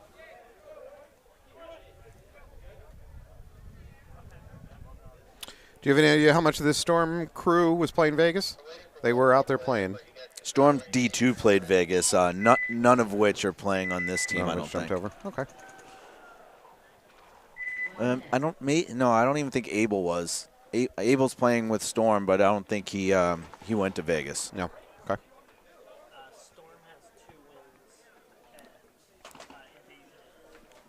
So Storm has 2 wins, I'm being told, and Invasion is 1-1. So Invasion certainly needs the win. Only picking 4 today. All right, I had a Pmob roster question. Rostered is a Douglas Mantoni White. Is there any relation to our Mantoni? I think that is a made-up name. But Doug White is a true person. I'm sure Doug White is, in fact, a corporal human being with a blood and circulatory system. I don't think his middle name is hopes Mantoni. and dreams. Unless he's married to Thomas and some other stuff. Well, that's possible. Yeah.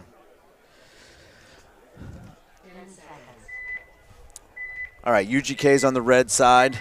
Pmob is on the blue. Pmob looking to get their first win on the board. Pmob going up the middle. Whoa. Wow. That's 50 off the break in style. That's absolutely a 50 off the break. TJ's over here. First player walking off, though. Oh, he's got a gun down. Or a hopper down. Yep. Trying to do something with it. There he goes. Hopper down. Oh, nice move there by Richie Blunt coming up and clearing out the center. Big move up to the D3 over here on the near side by UGK. Pmob loses another one, so it's a 5-on-3 for Kings. Krista backing him up. They're saying kill 4, so it's There's still maybe just that Dorito player. D2 on the other side. I'm in danger. He's about to get surrounded. No, he's eliminated. He's done. He's taking a walk. Krista takes a walk at the same time. Think that's it.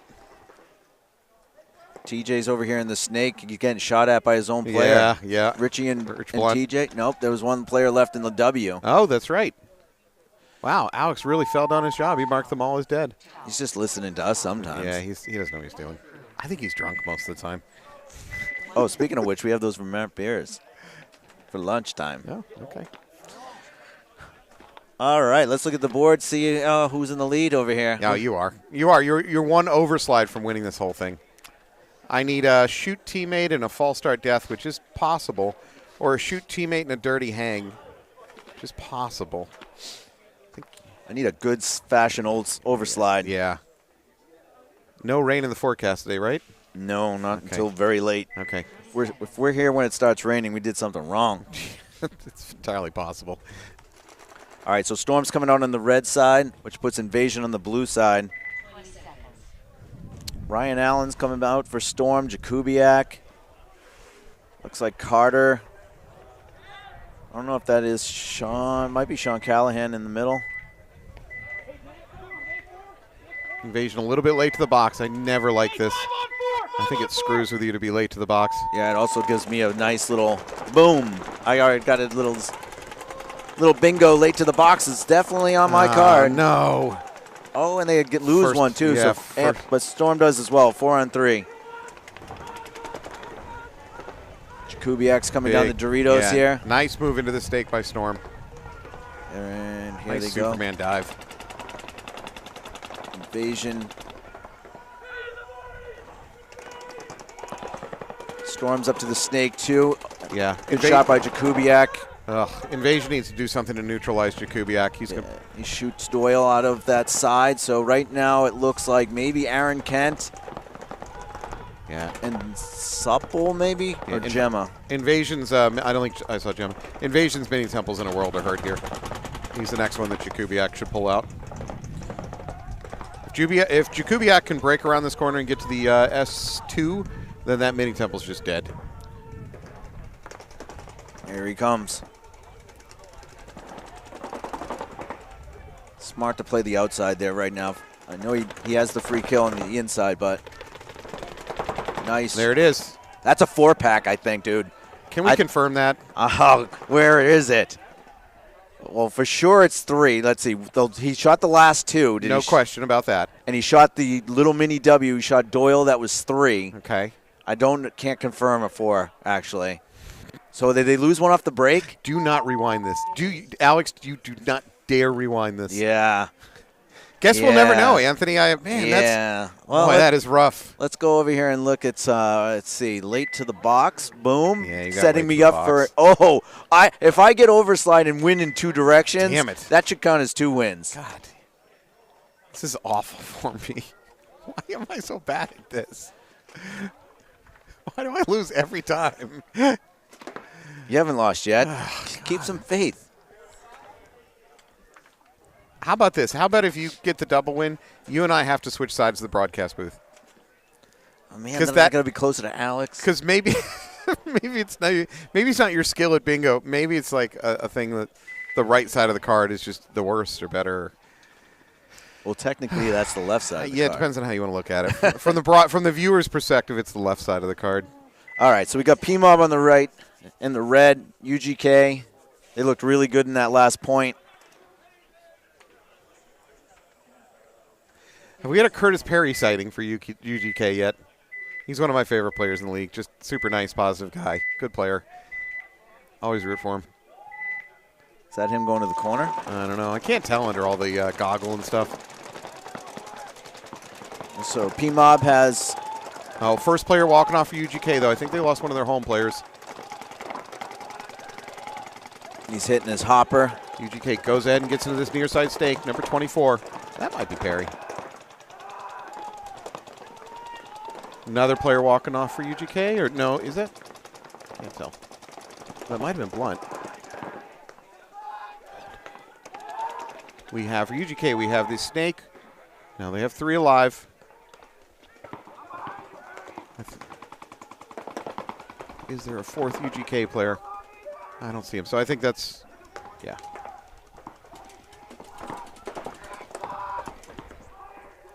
All right, so UGK in the mini wall over on the far side. They are in the snake 2 over here, and they're in the snake corner in the near side. Pmob starting to push up in the Dorito forest. So Pmob right now is in Snake 2, Dorito 3, and the home, plus the the Snake corner. Oh, UGK player knows, but he does the wrong thing, and that is pushes himself into the same bunker. Was that Perry? Yep. Oh, that was Curtis. Come on, Curtis, you're my man. Don't die like that. Did he just fall? Did he just? What happened there? I don't know. UGK is getting a penalty. Looks like TJ. Did Curtis Perry get tricked by that, like a full pod thrown in a bunker trick? Yeah, or he tripped into the bunker himself. I think it's a trip and fall. Trip and fall? Does that help me? It does help me. Was it an actual trip and fall? No. You're just toying with me. You're like a cat. I'm half dead. I'm in your paws, and you're just like, I'll let you kind of think you're escaping. You're cruel. Pmob's going to tie it up 1-1. Alex, did you hear the part early in the broadcast where he called me a friend, and then he treats me like this? Oh, all right. 1-1 tie. Good match here. Pmob looking to get their first win of the day. I'm still looking for an overslide. Well, you're not going to get the rain that would encourage an overslide, but maybe as the refs squeegee paint off bunkers, they could create like a slick zone. Mm-hmm. Yeah, that might get you your overslide. Yeah, the easiest overslide for me to see is obviously this Dorito corner, this little one. Yeah. But has anybody been going? I generally am not seeing the teams going out to the corners on the run out mostly. Occasionally the can, on the right it would be the far side can. We found from Vegas that it's actually easier to get to the Dorito corner off the break than that Aztec because you're running deeper and you're running full sprint. And guns don't shoot in a laser beam; they shoot in an arc. So as a home gunner, you have to pick what distance you're trying to get your balls to land. So, yeah. 10 seconds. All right, Storm. Invasion tied 1-1. Storm player going around the backside of the bunker. I think he is going to go to the corner. Sean shooting that gap right now. He misses it. 5 alive for Invasion. 5 alive for Storm. Invasion's got right across the back and doubled up in the home. So, Storm has some good positions to make the bumps into the snake. They're not there yet. They just got to fight their way past these gaps. see Invasion try to hold the lanes here.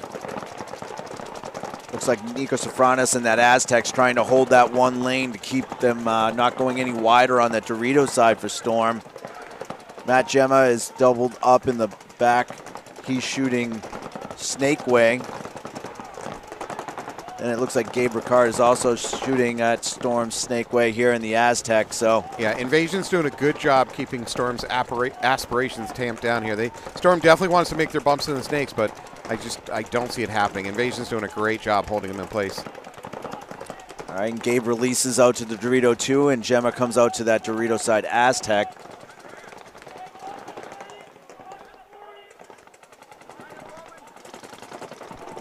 There we go. He finally makes the bump. So Storm is into this near side snake. They're at the S1. They're going to keep going to S2. Storm also fills out to that corner can to help back up their snake player. It's a good bump. There it is. Storm also gets into the other snake. Wow. Invasion put everything they could to stop that from happening, and Storm somehow managed to slip through both of their lanes. Nico Safranis is taking the walk for Invasion, so 5-on-4 for Storm. So Storm has the advantage in bodies and position. Now they're in both snakes. Gabe has a little bit of advantage down this tape, shooting his twister. Invasion is into the far snake. They're at their 50. They are aware that they're not alone in there. I think he takes one off the head. I don't know. I saw spray go high. Doyle's. Oh, no. Penalty on Storm. They're going to lose both their bodies over there at the same time. Invasion player walking off from the same end. So they're calling a penalty on Jakubiak. Number 10 for Storm, bouncing out to D2, trying to stop the bleeding. That was a good bump by Sean Callahan. Is it 3-on-3 or is it 3-on-2? I think we just have 2 over here. 2 Storm. We got 3 Invasion. But nice shot right there. Taking out Gabe. So now it's a 2-on-2. Unfortunately, nope. Just 1 Storm player left alive in the far snake. Is that Sean Callahan? I think it may be. And we've got Gemma over here in the Dorito corner. Not a great place to fight a one-on-one from. The smallest bunker on the field. Sean doesn't know it, though. He's going in too casual. Oh, his gun is down. He's totally casual. Oh, he's going to get shot by Gemma and never hear the end of it. No.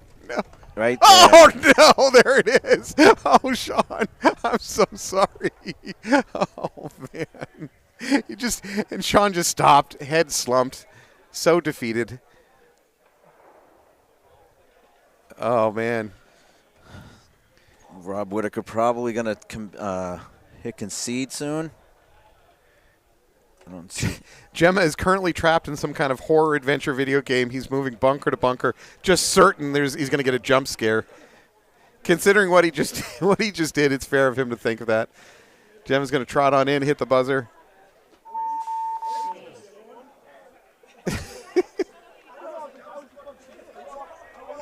Is that Callahan? Yeah. Oh, yeah. He's got a sense of humor about it. He realizes that he was so close to glory. Oh, here we go. We're going to see the transaction between these 2 clowns.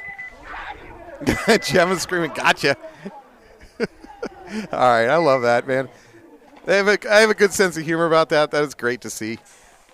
And you know what? Gemma didn't rip him apart either. I think No, put like two trigger pulls, only 1 hit, Sean. Yeah. No problem. Are you going to comment? All right. Congratulations to Gemma. You just came out the hero on that one. You came out the hero mostly due to inaction. Let's be honest. No, awesome. You mostly hid like a trapdoor spider in the corner, and you just waited for somebody to walk in front of you. So let's not go home and pretend that was some big brain play. He just sat very still. Gemma was a landmine. Let's just call it what it is. He was a landmine on that one. Sean stepped right on it. He was a tripwire. Yeah, he was. All right, so we got UGK on the red side. We've got Pmob on the blue. Just had a visit from Carl DeVillis' mom saying that she's very excited about the event that we're going to be doing in July for Carl. So we're looking forward to that one there. Hopefully see a bunch of bandits out for that event. UGK 5 alive across the back, doubling up the home. Pmob 5 alive. They did manage to get to D2. Now they make their secondary out to that far side mini temple. And they're that was a kind of I don't know. That was more of a trip and fall. He didn't overslide. Oh, I don't know, man. No, he didn't overslide.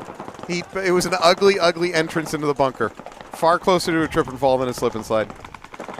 All right. Oh, get going. They're going too slow to overslide. Overslide. All right, so we're still 5 on 5. Pmob and a little bit better. Oh, Pmob loses a player out on the far side. Number 7. Is that Pelkey? He's wearing a Pelkey jersey. Okay. UGK lost their Dorito corner, too. So 4 on 4. So UGK has the Snake corner, the Snake Aztec, and this Dorito 2 that's in a defensive mode to only shoot somebody on their side of the field. Number 23 for Pmob going ahead and getting up into that S3. Looks like Elijah's taking the walk for Pmob, so they're down to 3. UGK loses a body off the Snake side. This Pmob player needs to do damage now. Yeah, and too bad Drew's already passed him now. He can't shoot Drew's now in Snake 3. There's going to be an attempt to, nope, before Mob goes to D3. He's going to go for it. Drew's back's in the wrong way. Nice move right there. It's a clean kill, but he dies immediately thereafter. Honestly, that all the hope now relies on number 23 here for Pmob. He has a backup to him, and he does shoot him. Looks like Cole. No, yeah, he does. So it's 2 on. It's just Krista left, and he shoots her. Wow, that's it. Nice job by Cole. Going to pull this point out and give them a lead, 2-1. All right, what's the call on that one? I think it was Cole that went into the Dorito. There's no overslide. There's no question it was an overslide. I don't know if it was a trip and fall. It was a really awkward entrance to the bunker. It was not something he wants shown again on video, but good work, Matt. He's just a. Matt, I need you to overslide one of the bunkers. Don't do it, Matt. Don't do it. You kidding? As broken as Matt's body is now, I don't think he can build up the momentum to overslide. He's still pretty fast and athletic for, I'm not saying he's not, but man, all year last year he was just endlessly injured. The last 2 years, he's just endlessly injured. He's got bad hamstrings. He's tight. He needs to get some yoga in his life. Some stretches. I guess so. So Invasion's been playing a lot of the same players, Supple, Nico Sofranos. I don't see Gabe Bocard out there at this point, so we got Gemma out there. So Invasion's up 2-1 after Gemma landmined Callahan. Callahan's back out there for revenge. This is the Callahan Revenge Tour game. All right, guys, this is our new view here. Watch this as the breakout comes. We got the zoom out. Brought to you by Preferred Auto. Both teams lose a player. Ryan Allen looks like he's taking the walk for Storm. So it's a 4-on-4. Jakubiak's in the Dorito 2 right here. So Supple and Ryan Allen coming off for their respective teams. Sean pops over to the Snake side Aztec, trying to push down the Snake. Storm is doing a much better job keeping up the rate of fire. Invasion's struggling to get their guns up. They're having to fight their way out of the bunkers to even shoot back. There you go. Nice bounce up by Invasion. They're into their S1 on the near side. Storm's in the Snake 2. Invasion really has no chance right now that I can see getting over there to that other Snake. They're just too far away. Bounces out to the corner to try to limit the damage. That might be Gemma over there in the corner. Oh, another Invasion player coming off from home. Jakubiak's now in this Dorito side wedge. There's an attempt at the pod trick. It's not going to work, sir. I think that might have been Gemma in the corner to try to huck a pod all the way to the S1 to try to trick the Storm player into going and bunkering an empty bunker. It's not going to work. I don't know if Jakubiak knows that he's got all these people in front of him.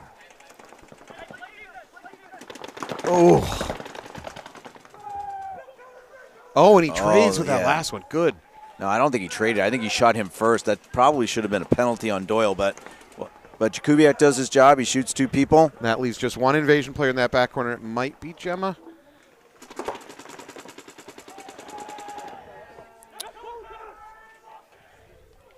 Three alive for Storm, or at least 2. If you're Storm, though, go slow. Don't trust that the field is empty. Sean doesn't trust it. He's back in the... He's just all the way back in the corner. He's like, I'm not moving. I am not moving. I think that's Carter that's going in for the hang. Look at Gemma's like, why are you still way back there? Sean's like, is it safe? Is it safe? Can I come out now? All right. So is it 2-2 in that match now? All right, that's all tied up. Plenty of time in this one here, 7 minutes. Pmob, Underground Kings. We will be taking a 15-minute break to do lunch after this set. And we'll only have one more prelim set after this match before we start going into the playoffs. The top 4 teams will move on, so we'll go right to a semifinal round. And the top 2 teams will play in the finals. Yep. Do you think what Gemma did in that game was smart? I think so. I think it's a big brain move. Right now, that's all I got for the day. Yeah. And I don't say that because I think D3 players don't make smart moves. I think the D3s are so much more disciplined. Mm-hmm. There's a little bit less Wild West play going on out there. I actually think D4 has more, oh my God, no, he didn't type of stuff going on, and D3 is just so locked up. But right now, yeah, I think that's the biggest brain thing I've seen so far today. Setting the trap. Pmob looks like they got 5 alive. 5 on 5. UGK's into the snake too. Yeah. UGK still doubled up a home. Now they go ahead and number 12 bounces out to that back mini temple. He's going to get a check, though. Ref's going to pull him and a flag. UGK's going to lose 2 of their bodies off the back line. So now it's up to Curtis Perry up here. Number 24, my man. He's got to do some damage. He's probably not aware that he's lost a bunch of players in the backfield. If he comes out, he might have the Aztec on that snake side. And he's yelling the 2. Yep. Now UGK also gets into the D3, so they're starting to back him up.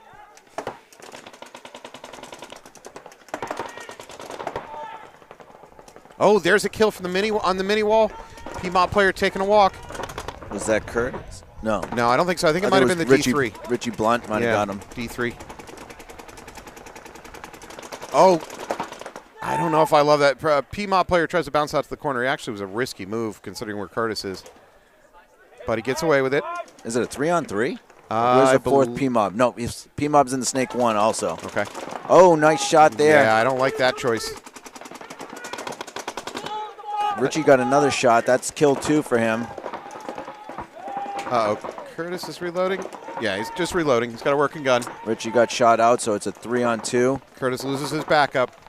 Yeah, and he's got to watch out because the snake 2 from Pmob is just sending pain over there. Yeah, dropping it on him. Yeah, he has to decide how he's got to back all the way up or he's going to play the outside here. And number 25 is going to run him down. Oh! Did he do it clean, though? I guess he did. That's a big move by, is that a 25? 25, is that a Schaefer? Schneider. Schneider? Can't read his jersey. Wow. I mean, I guess you'd say it was that flag. That flag just ripped the backfield out of UGK. Like, for instance, at the very end there, Curtis probably would have not gotten run down if he still had a backfield, still alive, covering him. Okay, well, UGK drops that one. Pmob goes up 2-1, 5 minutes on the clock. I think it might. Is it 2-1 or 3-1? Oh, maybe they're still checking. There we go. Okay, 3-1. 5 minutes, still plenty of time. 2:39 here, tied game. So this point could be the deciding factor in this match. We know Invasion 100% needs it. Storm's already won 2. So we'll see. 2-1 should get you in, but you never know. What do you see? Rain? Maybe. And a wind is coming up. Would you maybe call that a storm? Oh. Oh, there's some serendipity. And there's a chance for rain, which means overslides. Oh, crap. New England Storm, your storm is coming. This is your chance.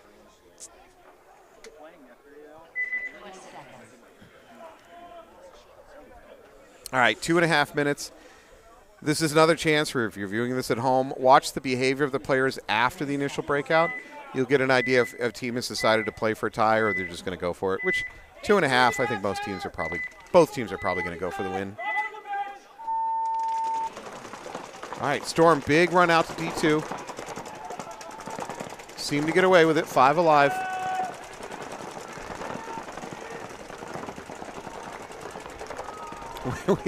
We have an Eddie Painter hiding behind home taking pictures. Nico Sofronis is taking the walk as well. Gemmer's doubled up, gets out to the Aztec. Looks like Aaron Kent is in the home bunker now.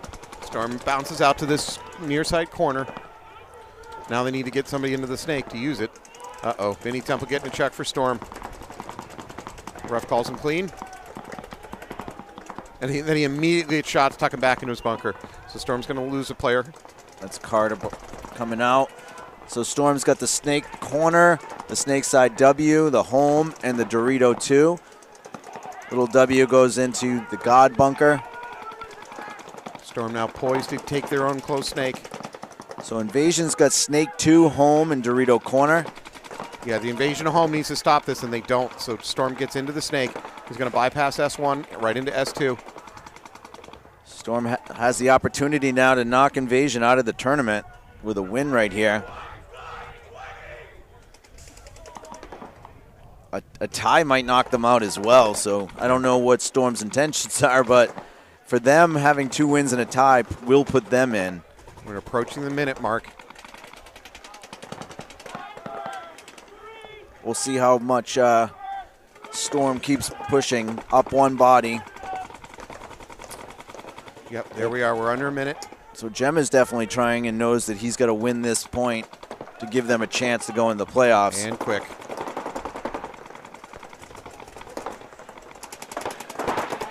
Maybe jump, run highway. Gemma could jump the beam and run highway. There's really no guns looking on the inside. Yeah, agreed. I mean, that's he can't have that much knowledge, though. That's, you know, I'm asking him to make a guess here. Yeah, also the home player for Invasion's got to sense urgency now with 20-something seconds left. Yeah. He's got to be in the position to come down the center. Yeah, Storm knows the count. Yeah. They know the time. It's going to time. They want a tie. Oh, Gemma makes the move, shoots out that corner, then he keeps trying to go, and yeah. it's just too far. He gets blown up. I'm still Abel popped the top. Yeah, Perfect timing. I'm totally on board with Gemma trying it, though. Yeah. He recognized the situation. All right, so that match is going to end in a tie. No point. Game finished. We've got the wind coming in now. Yeah, it's we might have rain on the way. We weren't supposed to get rain today, but it might happen. All right. We are going to go back to the Pmob versus Underground Kings game. 5 minutes on the clock. Preferred Mob has. Did we say they lost their first 2 games? I believe I believe they so. lost their first 2 matches. So, don't think they have a chance to move on. But Underground Kings. 3 seconds. This might be the bad. They might both be on Yeah. no wins. They're just playing for. No, Underground Kings have won. They won their second match, 4-2. So if the Pmob wins, they'll both be 1 and 2. Yes. Okay. And that'll probably put both of them out of the playoffs, right? Right. Yeah. So UGK. 5 minutes. They got time. Yeah, it's doable. I don't think a tie is going to get them in, though, unfortunately. So they're going to need 3 points in 5 minutes. Pmob going up the middle to the tower, also into the far snake. Keep going up the middle into the left side middle wedge.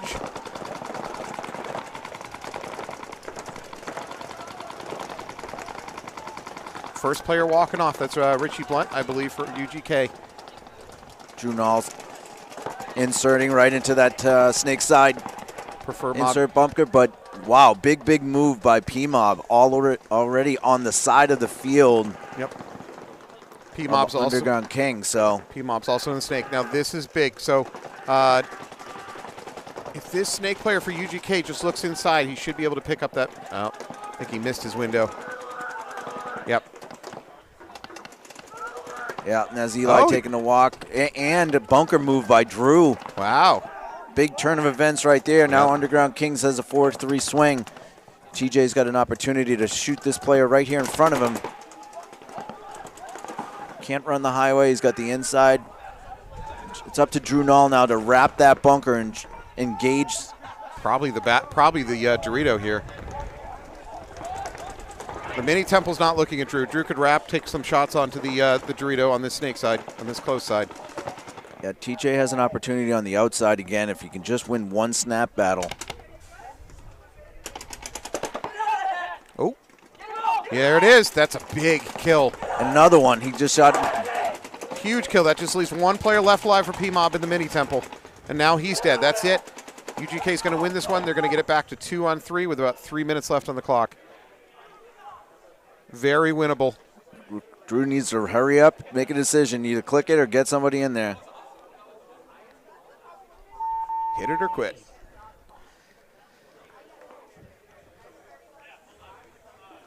It's going to be X ball. 3 minutes left. Pmob's going to be down. I'm sorry, up 1. Very good match right now going on. Well done. That was a good, counter punch match, I'd say, right? So, at a certain point in the game, Pmob clearly had the momentum. They had players upfield, and UGK, I would say the Drew move is probably the one that brought that back. Yeah, Yeah. Yeah. At that point, I'd 100% agree with you. Yeah. And then, of course, over here, I forget who it was. TJ, yeah, shot TJ, two guys, TJ but just went on a tear there at the end. yeah, but Drew definitely made it so Yeah. he had the opportunity to live there, Yep. and Drew at least got up there and turned the one gun to allow TJ to do what he needed to do. So really good point by UGK. If you don't know this already, Drew Nail is one of the best players in New England and a very smart player. So he's both a good player and he's an on-field general. I think he's doing coaching too. He's a triple threat. Yeah, he coaches Alpha Gang D4. Yep. All right, so we got about a minute to the point because this is actually in X-Ball.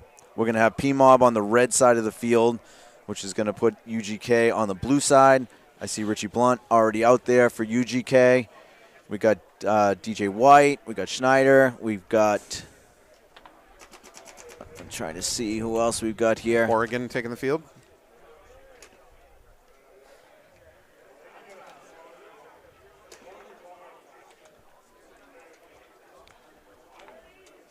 We're now walking on. I got Covey and TJ taking the field over here. So plenty of time to get at least the 1 point, but I really think that Underground Kings is going to need a win to get in. I don't think a tie is going to help them, so they really need 2 points in 310. I don't know if they know that or are fighting for that. Obviously, you're going to try and win this 1 point as quickly as you can. Looks like they got Covey trying to get into the snake over here. Yep, he goes around the Dorito right into the snake. Nice gun slide. Pmob also does the same, though, so they're in the snake. Yep. Covey is up to the S2 for UGK. Pmob's in the S3 now. Yeah, you're right.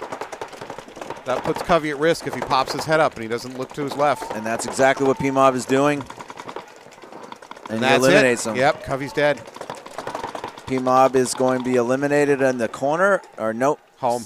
Horrigan walks from home. And Krista's taking a walk as well, so there's only 3 UGK left, 4 Pmob.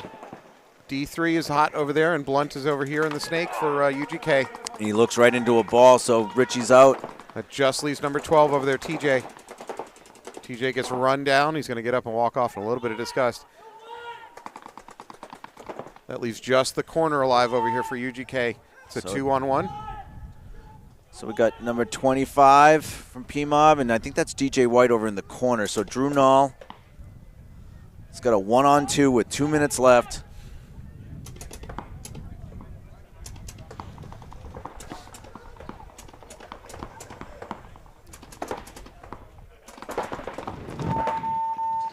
UGK is going to towel out, try to preserve time. Oof. They're going to have 2 minutes for 2 points.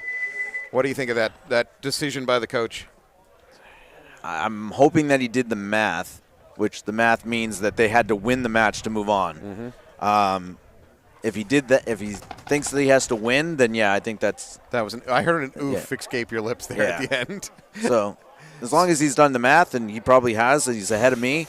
But in that case, they're going to need to score 3 points in 2 minutes. Correct. That's a lot to ask. Mm-hmm. But I think if you needed to tie, then I would have given Drew like another 20 seconds to see if he could snap somebody out and make it a one-on-one. Yeah, pull something. But all right. Well, I mean, if you ignored the overall, event score, and you just that would be the right coaching decision. It's only when you factor in the event score that you can maybe question that decision. All right. We're back into X-Ball, so we got a minute to the point. 150 left in this match. So far, Pmob's done what they needed to do to win the match, so good on them. Now, they're just playing for pride at this point. You're looking back at the bingo. Yeah. We've gotten so entertained lately that we've kind of lost track here. Pond, false start, death, trip and fall, crash in a bunker. No. There was overshooting going on earlier. You haven't seen it lately. Nope. Nobody shot a teammate lately. Yesterday, I saw a lot of shooting teammates. Oh, yeah. That was a pretty common occurrence. All right, Pmob's on the blue side. They're just going to go into a hold pattern, most likely. And a timeout taken. UGK knows that they need to come back here and do something pretty quickly. No, thank you. We will be stopping for lunch right after this match. In webcasting, oh, we lost the camera. Booth camera. In webcasting, this counts as performance-enhancing drugs. I've been sanctioned by several organizations for cough dropping. All right, Krista's coming back out. Looks like TJ, Krista, Covey, Drew Knoll, and Richard Blunt.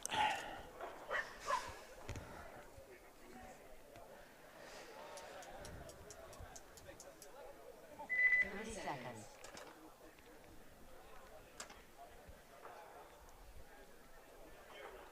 Okay, we did see one barrel squeegee today, but overall, I think the paint's shooting pretty well. I'm not seeing breaking in barrels. I mean, it's a warmer day today than it was yesterday, certainly, but Yeah, and it was shooting darts yesterday. I got a lot of compliments about the paint yesterday. what is it? What is the paint they're shooting? It's 5-star, but it's the NEPXL mandated that the shell be pink so you can see it and break yellow. So Okay. it's that newer two-tone pink breaks yellow. Pmob, did they lose him? Oh, I don't know. He kind of put his gun up, and then he changed his mind. Yeah. Yeah, he's out. ref's going to pull him out.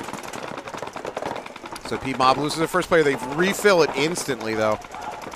Oh, and Wow, Richards doesn't Blunt know is right that he's up got there. it. Yeah, Blunt dies. but from the snake too. And that player's eliminated. Elijah's out, so There's a flag. There's a minor getting called over there on Pmob. This is exactly what UGK needed. still 2 players alive though for Pmob. Just enough to UGK's got to go. UGKs have 3 players alive, or is it 4? I only see 3. Nope, This there's is- the 4th. 3 all goes into the snake. This is Hathaway in the S3, though. He gets picked off. I'm not quite sure by who. Yet there's only 1 left. Just this corner can for preferred mob. Jump, run the highway. Hopefully Drew's on his horse over there. Yelling "get out" is not the most effective way of killing players. Just don't bother.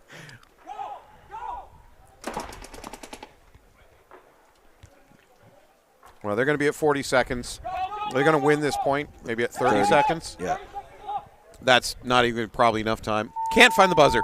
Come on. You didn't see Krista. Krista at least took 2 or 3 swipes before she found the buzzer. I'm desperate here. I'm so desperate. 31 seconds left. It would have been 33 if she could have found the buzzer. I'm just saying. See if that's a factor in the next point. Still dreaded overslide. You know what? I'm playing for a draw here on the bingo. I'm gunning for the tie at this point. I don't see a path to victory. Well, if we get trip and fall, then both of us will be looking. I'll be looking for can't find the buzzer. So you don't want Yeah, at can't that find point. the buzzer. Yeah. True. I need that false start death. Shoot a teammate. I think shoot a teammate is very doable. I think that can happen, especially. Look at this pod. We're having a pod battle out Oh there. yeah, you're right. Full on pod runner on pod runner violence. And there's smack talk going. I feel a little rain. Did we miss our lunch? No. Did we skip right through it? Okay. I think we would This have. match is just really dragging. It's a slow one. I think we would have had a ref revolt if we had skipped lunch. So Yeah. you're probably right. We're a good 45 minutes behind because every Oof. single match has Yes. gone into Has run long. these 2-minute X-ball matches here.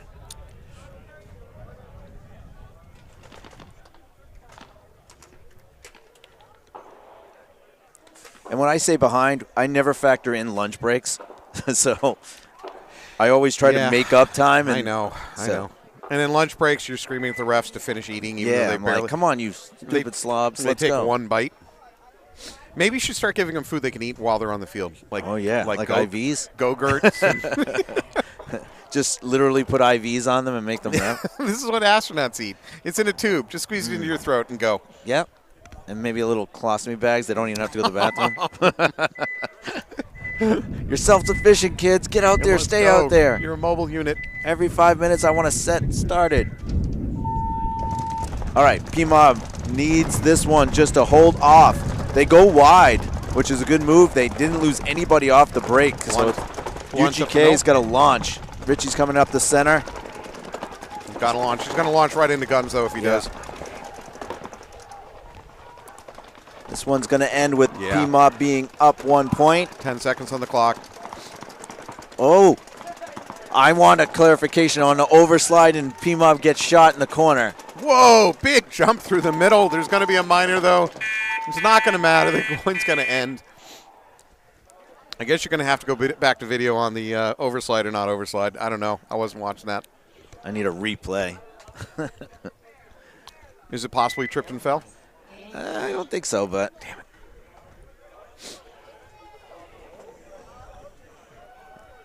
All right, well, congratulations. Yes. UGK. I think we're going to go to lunch break We're now. going to go to a lunch break. We'll be back in about 15, and we'll have a set, one prelim set left, and then right into playoffs. Thank you so much. All righty, guys. We'll be right back.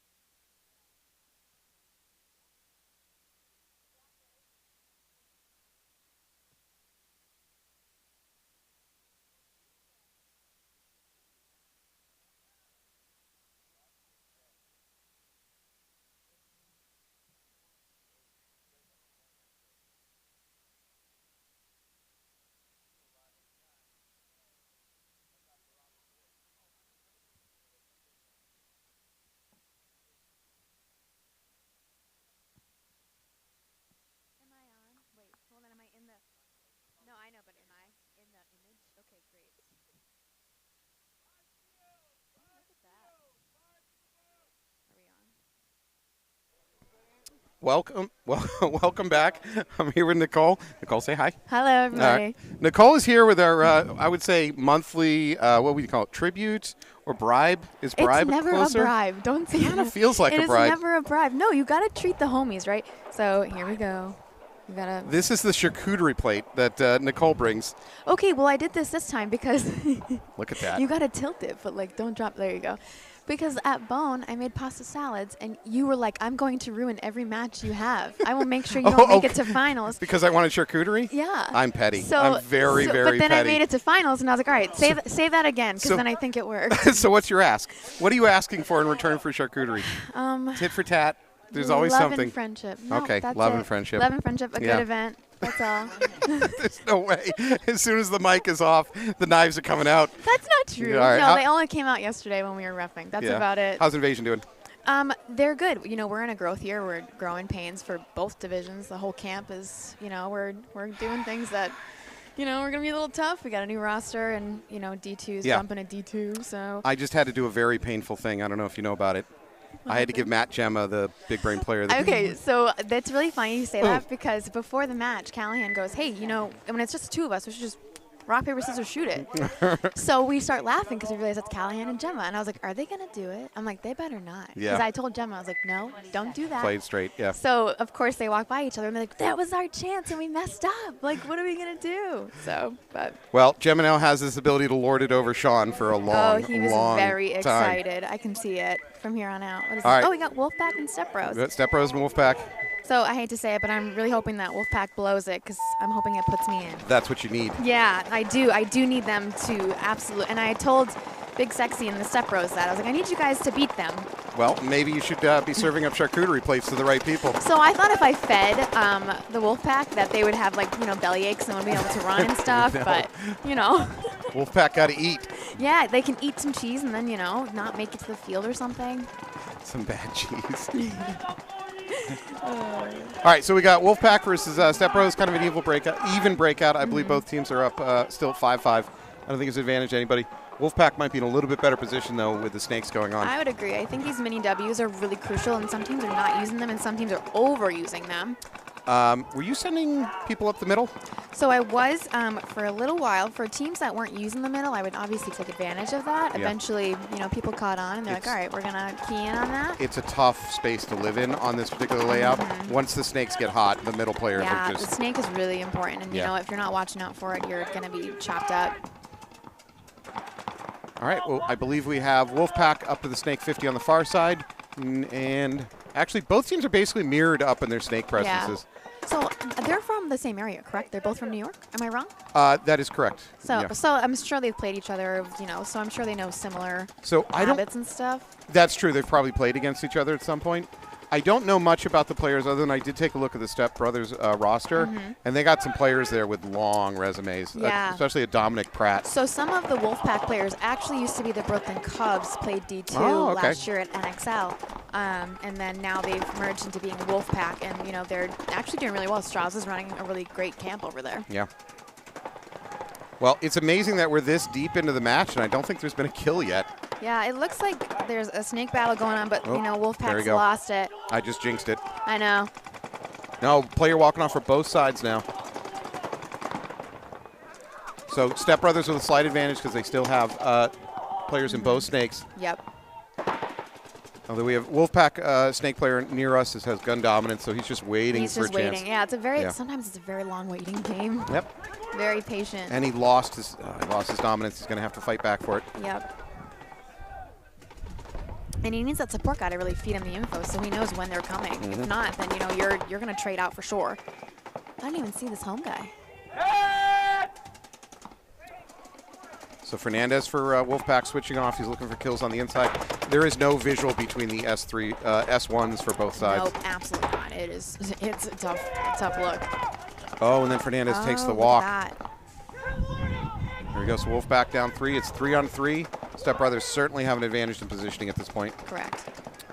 Yeah, I think once you get to this bunker here, like you're pretty much gonna start chopping up bodies and eating away, and eventually you're gonna start wrapping and going. So I'll give you.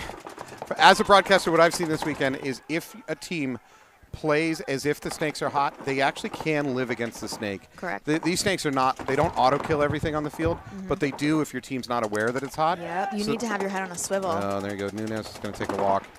That's going to put Wolfpack up 3-2. Yeah, so I'd almost coach my team. Not that anybody would let me coach. I would coach my team, just pretend the snake is hot at all times. So, yeah, we were saying that all day. I was like, never underestimate. I was like, the snake is always hot. So, Yeah. you know, when we're ending out points, the guys are, you know, hesitant because they're like, okay, if I don't act like the snake is hot, Nicole will probably murder me. So, it looks like one of the Wolfpack players in one of those Doritos across the way, and I think this snake's going to probably try to bite it.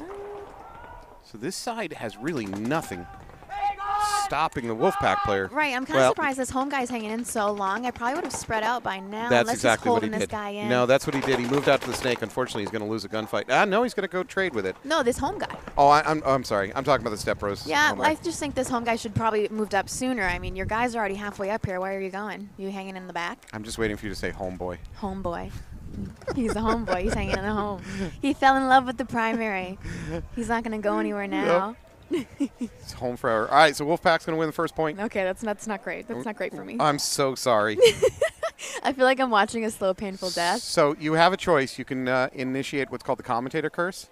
If you start praising the team you want to lose, they pretty much I automatically actually do lose. know a lot of the names, so I probably could do it very well. You have a chance to put your finger on the scale Right. Yeah, so right now that's Aiden Connors, and they call him, the other player is called Beaver. I'm not really sure what the story is behind that, but those are also old Brooklyn Cub players. here. Have you seen his teeth? I have, but they don't. They're neither orange nor particularly large? No. Okay, well then I don't know. He's a nice guy, too. I don't know. I'm like, why do we call him Beaver? But I've never asked the story. You I know should what? ask. A good nickname is one that you don't want. So whatever it is, it's probably a painful story. Like, you don't get to give yourself your own nickname. That's rule number one. And rule number two, the nickname should be painful, especially when it's first applied. And then as the time goes on, you embrace it and love it. But Yeah. No, I agree. I think Chris has started this whole Cole thing for a while. So people are like, oh, like, Cole is your guy friend? And he goes, no, like Nicole. And they were like, oh, okay, Just sorry. Cole. Yeah, he's been rocking the Cole thing, and now everybody is like, hey, Cole. And I'm like, what in the heck? I mean, is that something to do with the USS Cole bombing? I didn't hear what he said. Something about oversliding the bunkers. Oh, that's right. You're now in charge. For as long as you're up in the booth, you're in charge of the bingo on Anthony's behalf. Oh, where is it? It's right behind you. Oh, here we go. Yeah, he's really looking for an overslide. Okay. All right, Let me see. quick death for FTK Factory. Right. So 4 on 5. that was an accidental pod dump, but the home player for Springfield United just missed his hopper. He just missed the whole thing. Yeah, technically that's on my bingo board, but I don't know if I get to count it. If Anthony comes back up and he sees a bunch of squares crossed off for me, he'll be angry. Yeah, I don't want to touch his board. All right. I know you fix it, so. No, I lose all the time. Right, that's the point. Ugh. Yeah, I know you fix it so he wins. Oh my God. Yeah, his fragile ego can't take losing. Yeah, he can't. No, that would be very All right. FTK Factory towels out of this one. It's a fine towel. Yep. That was just a stomping. Reasonable. Yeah, that was not going well. No. Okay, I'm going to ask you. You've been doing coaching. Yes. I'm always puzzled when I see teams win the very first point, right? Yep. Very first point. It's going to be 0. It's 0-0. It's going to be 0-1, and they start killing the clock. Why kill the clock on the very first point when you don't know what the end state is going to be in 10 minutes of game time? Please enlighten me. Why are we doing this? It's a great question. So that is an answer. I go based on experience. So if there is a team that's highly experienced, I want to play less points against That them. is exactly Anthony's answer. Yeah, so like teams like Malicious, even Storm, I was like, I really don't want to play that many points. Yep. Storm has, most of their D2 squad that played Vegas, they have plenty of reps. They know the stuff. I Yep. want to play less points. I don't want to give them as much opportunity. Okay. So we will eat clock. We will towel. I am humble enough to be like, yep, I give. Let me just move on to the next as good one. or better team. I want to make sure. Okay. Right. Okay. But if I think it's equal, I'm not going to eat the clock. Yeah. I'm going to 4-0 you for Okay. fun. That is a next level answer. That's what Right. Anthony's saying. I didn't believe that many of the coaches were thinking that. Yeah, deep. it's a lot of technical thinking. You have to think about, you look at rosters, you're dissecting them. Like, are you better than me? Do you have more experience? How can I, gain Take an upper every hand? little advantage. Oh, yes, absolutely. All right, we had a clean breakup, but now We one did. of the One of the Cubs was out Wolfpack. in the Aztec. Oh, yeah, the Wolfpack is out in the Aztec. But they've got good positioning on that. snake side. Step Brothers trying to counter move, trying to get into that snake Dorito and hopefully into the snake in a second. Looks like a ref's going in to check one of the Aztec guys for the Step Bros, but it looks like he's clean. Who are you rooting for here again? We're rooting for the Step Bros. Okay. We need Wolfpack to lose. Well, then you need to start See all my guys sitting over there? They're all rooting. waiting. You need to start complimenting the Step Bros on their play then. Okay, so they look really good right now. There you go. Let's see. So I believe that's James Lebovich in this snake, and we need him to just not. He's got to shoot. Someone's got to shoot him out. Look at the mini W. They look lovely. No. Beavers in the home. Right. You want Wolfpack to lose? Yeah. So Okay, we're complimenting all right. them. So So pick one of them. Tell the audience how great he's playing, then he'll die immediately. Okay, well, we're going to go with Beaver because he's already in a can. Beaver is, looking on Amazing. the outside. He's holding in this, Controlling the whole field. Yeah, he's like holding in the mini W. Next level play. Yeah. He's playing really tight in there. There's no chance he could die here whatsoever because of his superior gun Absolutely skills. not. Especially, in a can, your chance of 75%, yeah. and then it just decreases from there. Yeah, so but with a player of that caliber, there's no Oh, chance of him I dying. think he should play pro realistically, but Sure. I think Is there he's Super just, Pro? Is that a division yet? I think Tom Cole's working on it. Like the new format thing, I think he's just rolling through the ideas. All right, now for science, we sit back and watch what happens. Correct. All right, Wolfpack over in that Snake 50. I think it's number 16. Yeah. Oh. And he's out. Okay, look at that. Was that Beaver? No, it was okay. it was their snake, right. Lebovich. But yeah, so Beaver actually went to the other can in the snake. The experiment continues. Yep, we're gonna keep going on that one. And it looks like they still have a mini W. So Wolfpack is in good position over there in the far snake, but they've lost their close snake and they're down in bodies. Yeah, and it looks like the Step Bros. This home is like I'm confused. There's a check coming in. There might And be it a hop, looks like, might be a hopper it hit. does. I don't see any shell though. I think that's a That's it's gonna ref be wipes it. rub. Yep, that's a clear indicator. We said a lot of that yesterday while we were reffing. I was like, I don't see any shell, so we're gonna have to call it rub. And you look for blast pattern too. Right, you're looking to see what's up, but this corner, can you talk about it? The bending Is the that bunker over manipulating the bunker or what? Yeah, that's never called though. But No, absolutely not. to get there we got a close in action on the far snake. It's going to be a trade. That's Okay, going to clear out okay. the Wolfpack. I think that leaves just our Beaver and maybe one other Wolfpack player. Beaver's in that snake can still, I believe, which Yep. is probably one of the hardest bunkers to live in. And then the snake Dorito. Yep. And now into the snake. Oh, he's back. He's going to back. home. There's no way he gets shot. He goes to the other can. Okay, Beaver loves the cans. Oh, okay. I think he just blew up a ref. I think he blew up a dead player, actually. Oh, Beaver getting a check, but I'm sure he's clean. There's no way he's dead. Is he out? He is out. Yes! The theory worked. The commenter curse, finally. I'm so sorry, Beaver. I think you're wonderful, but I really just we're trying to prove the hypothesis. Desperate for the win. And yeah. it's for science. Yeah, it was for science. So now we have to do it a few more times. You have to do it multiple times. Step Bros trying to search the field looking for the last player, but I don't think there is a last player. Yeah. That's it, folks. Yeah, when I talked to Big Sexy, he said they are not leaving without winning a match, so they're determined on this one. And I don't know the Step Bros position right now. Are they out for the tournament? So or they have a are chance? out. They lost their Okay. first two, so this is really just For pride and for pride, and they traveled all this way. I was about to say it's a long drive home. You do not like driving home and after. they actually, well, I know Derek Weagle did, but he got a house in Hull, so it was an even longer, longer drive. Hull, Mass? No, Hull. Yeah, Hull, Mass. They rented a house in Hull. Oh. By the water. He was like, I'm going all out. Airbnb'd it? you mean? Airbnb. Oh, And okay. I was All like, right, all right. I think that commute is even longer. Yeah, I don't know. I was like, I think you added more time for yourself. It depends on traffic. You know what I love is when out-of-towners to the Boston area talk about rush hour. Like, when is rush hour? I'm like, you have no idea. You poor fool. There's more like when is a not rush hour. Yeah. Jonathan Rulin is asking who you are, if you want to introduce Oh, yourself. hi. My name is Nicole, or Coach Cole. I coach New England Invasion D3 locally, and then D2 NXL.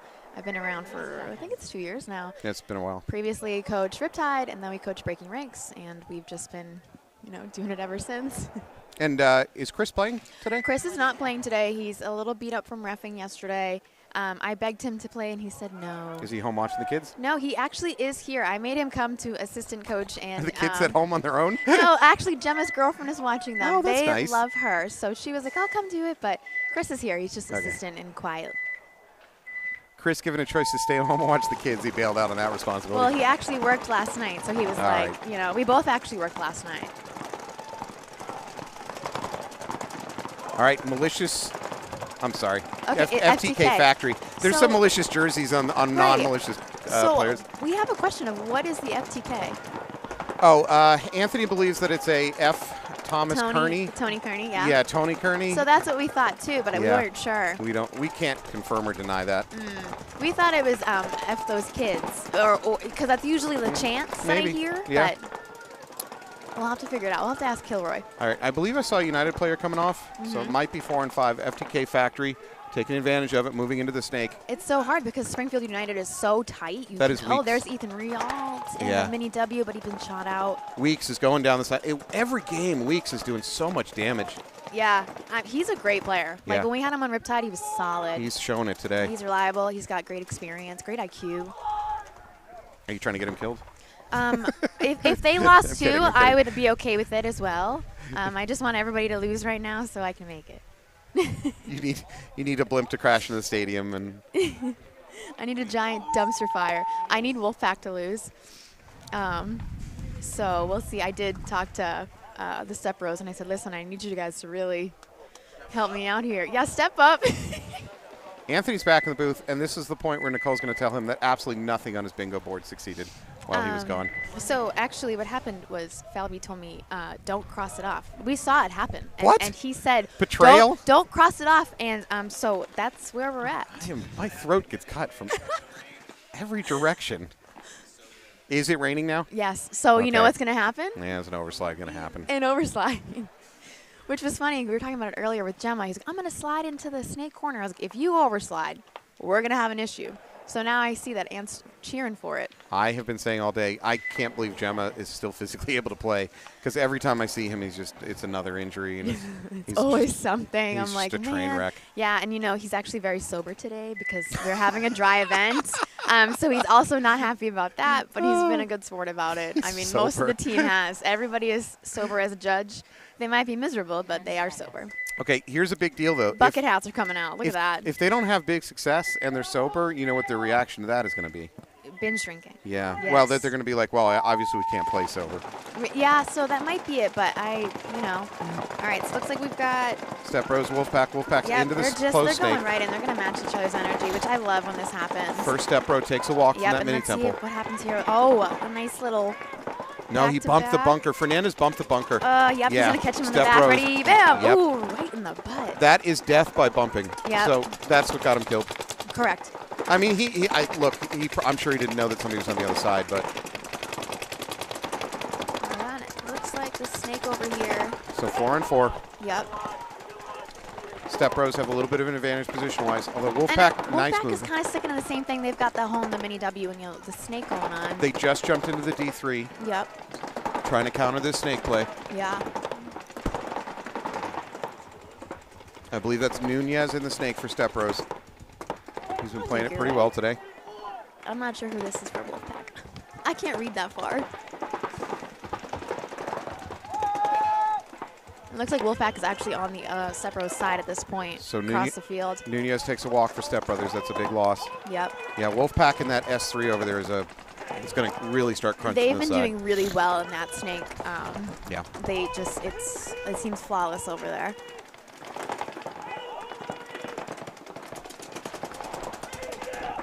Another Step Bro walking off.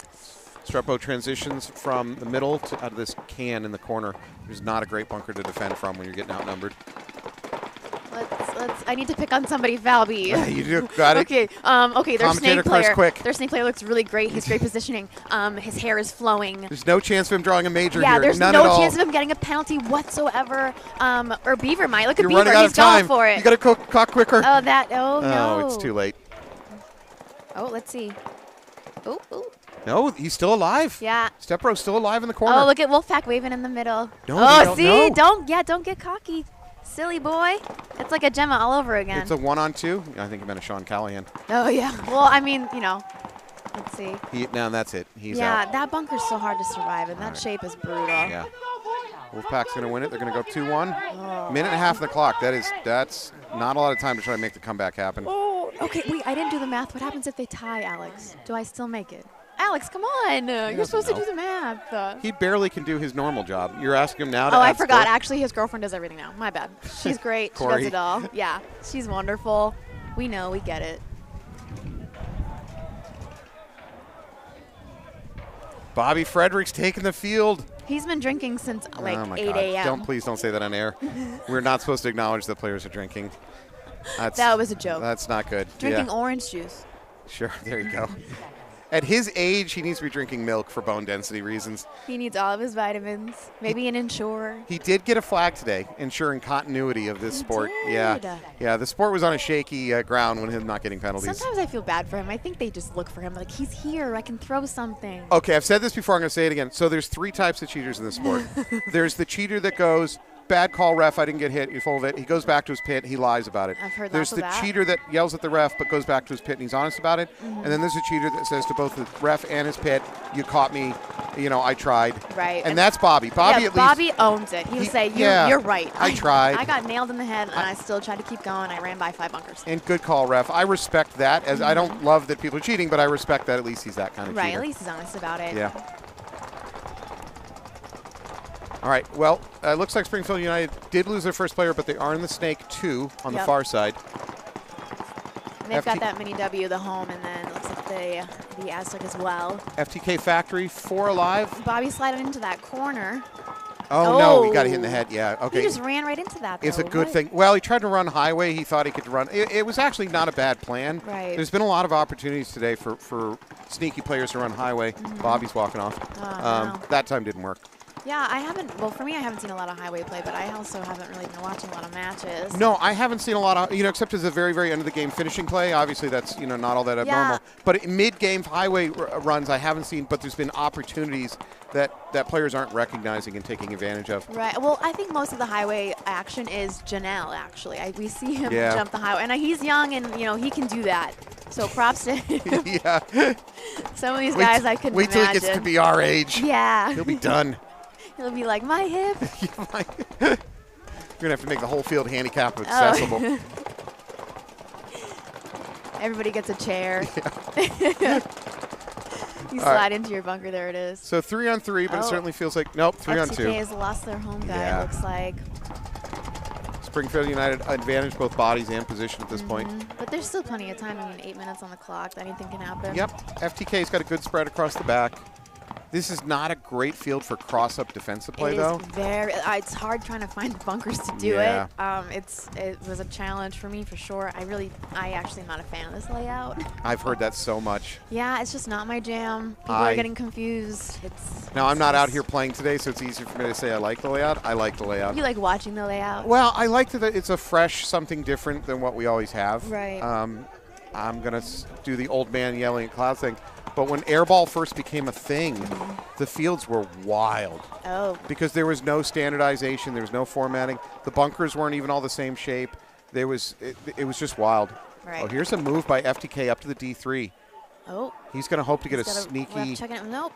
Clean. You know what I think he's doing is going to set up a trap and hope that the Springfield player runs through it. A little catfish, if you will. I don't know if that's his intent in the situation. That's Here what it goes. we call it. It's going to be a trade, though. I don't. Here we go. No, he's clean. Oh, and he's being shot Good up. work, then. He's a dead player talking over for United. Yeah, that never works. Screaming, get him out. Yeah. And who's in this? No, he's getting a check, and he's called clean. Is that Billy Bob? No. That is Capone. Louis. Oh. I believe it's Louis Capone shooting Well, down in the tape this here. corner. Oh, I don't know. United spreading the field out. I So, love that. If FTK wins this, the pivotal moment. Yep. Oh, no, he's going to drive. Well, anyways, I was going to say that player over there on the D3 that just unfortunately walked out, his trap play where he moved up and posted up, that Right. was a great move. Yes, exactly. It's a shame it's not going to pay off for him. Yeah, it's unfortunate. But we haven't seen a lot. I haven't seen a lot of traps set up. So this United player on the far side, he should just drop and crawl the whole snake. There's I love how this United player in front of us is just so far off this wedge, like just in the open. Oh, ooh. Oh, that's gonna And it's bite you in the butt. Yeah, there it is. That is commentator curse 101 right there, Okay, Nicole. it's working. It's working. You 100% got him killed. Okay, great. Okay, next match, please. I mean, that was wow. My apologies. Ooh. Let's see. No, I think he walked off. I think the LS FDK player. No. Okay, that was a United player. Yep. So they're So it's in a a 1v1, one-on-one. it looks like. So tense. I can't tell who this player is. so tense you could cut it with a charcuterie board knife. You always the cheese knife. You can always tell it's a 1v1. It just gets so quiet. Yeah. Gemma knows how to play a one-on-one. Oh my gosh, that man! I was like, what in the heck is happening? But it worked out. I was shocked. How we doing on paint? Okay, I see. Yeah, I see plenty of paint. United. Okay. Oh, United got an empty pod Does in he? his pack. Now he's getting a check. Yeah. No, he's live. Oh, I think he's just got a hopper. So I think this is it. The FTK player has at least 3 pods in his pack. Oh, okay, so it's gonna come down to paint. I can It see might. someone picking it up off the So ground. if that's the case, then yeah, what I call second strike rounds, not first strike paintballs, second strike. just start throwing them Yeah. at that rate. If that's the case, if you're out of paint, you need to start closing that distance. Yeah, you got to do something. You got to you're not- save what you have and start pushing the agenda. Yeah, you can't stand back all this distance and just try to long ball it. Nope. And I don't know if he thinks that that pod is full, like because Oh, it's still in his yeah, pack and yeah. it's open, Yep. and that's why he's playing this way. But the second he realizes that, I feel bad for his soul. Okay, good move. Here we go. Here we go. We're But pushing got to him. keep going. That's a Yeah, start. you got to just keep going, man. Because this guy's not going to go anywhere. You got to just start squeezing him out.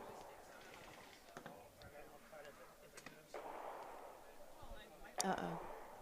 Oh, I thought he was looking like, oh, no, I'm out of paint. He's going to figure it out soon Yeah. if he hasn't already. Yeah, Wait. I don't know if he knows that that pod is empty because that lid is wide open. The FTK player, It looks like 2 pods. he's pretty content to just stick with the bunker he has. Yeah, I mean, he's the perfect height for it. Okay, here's a wow.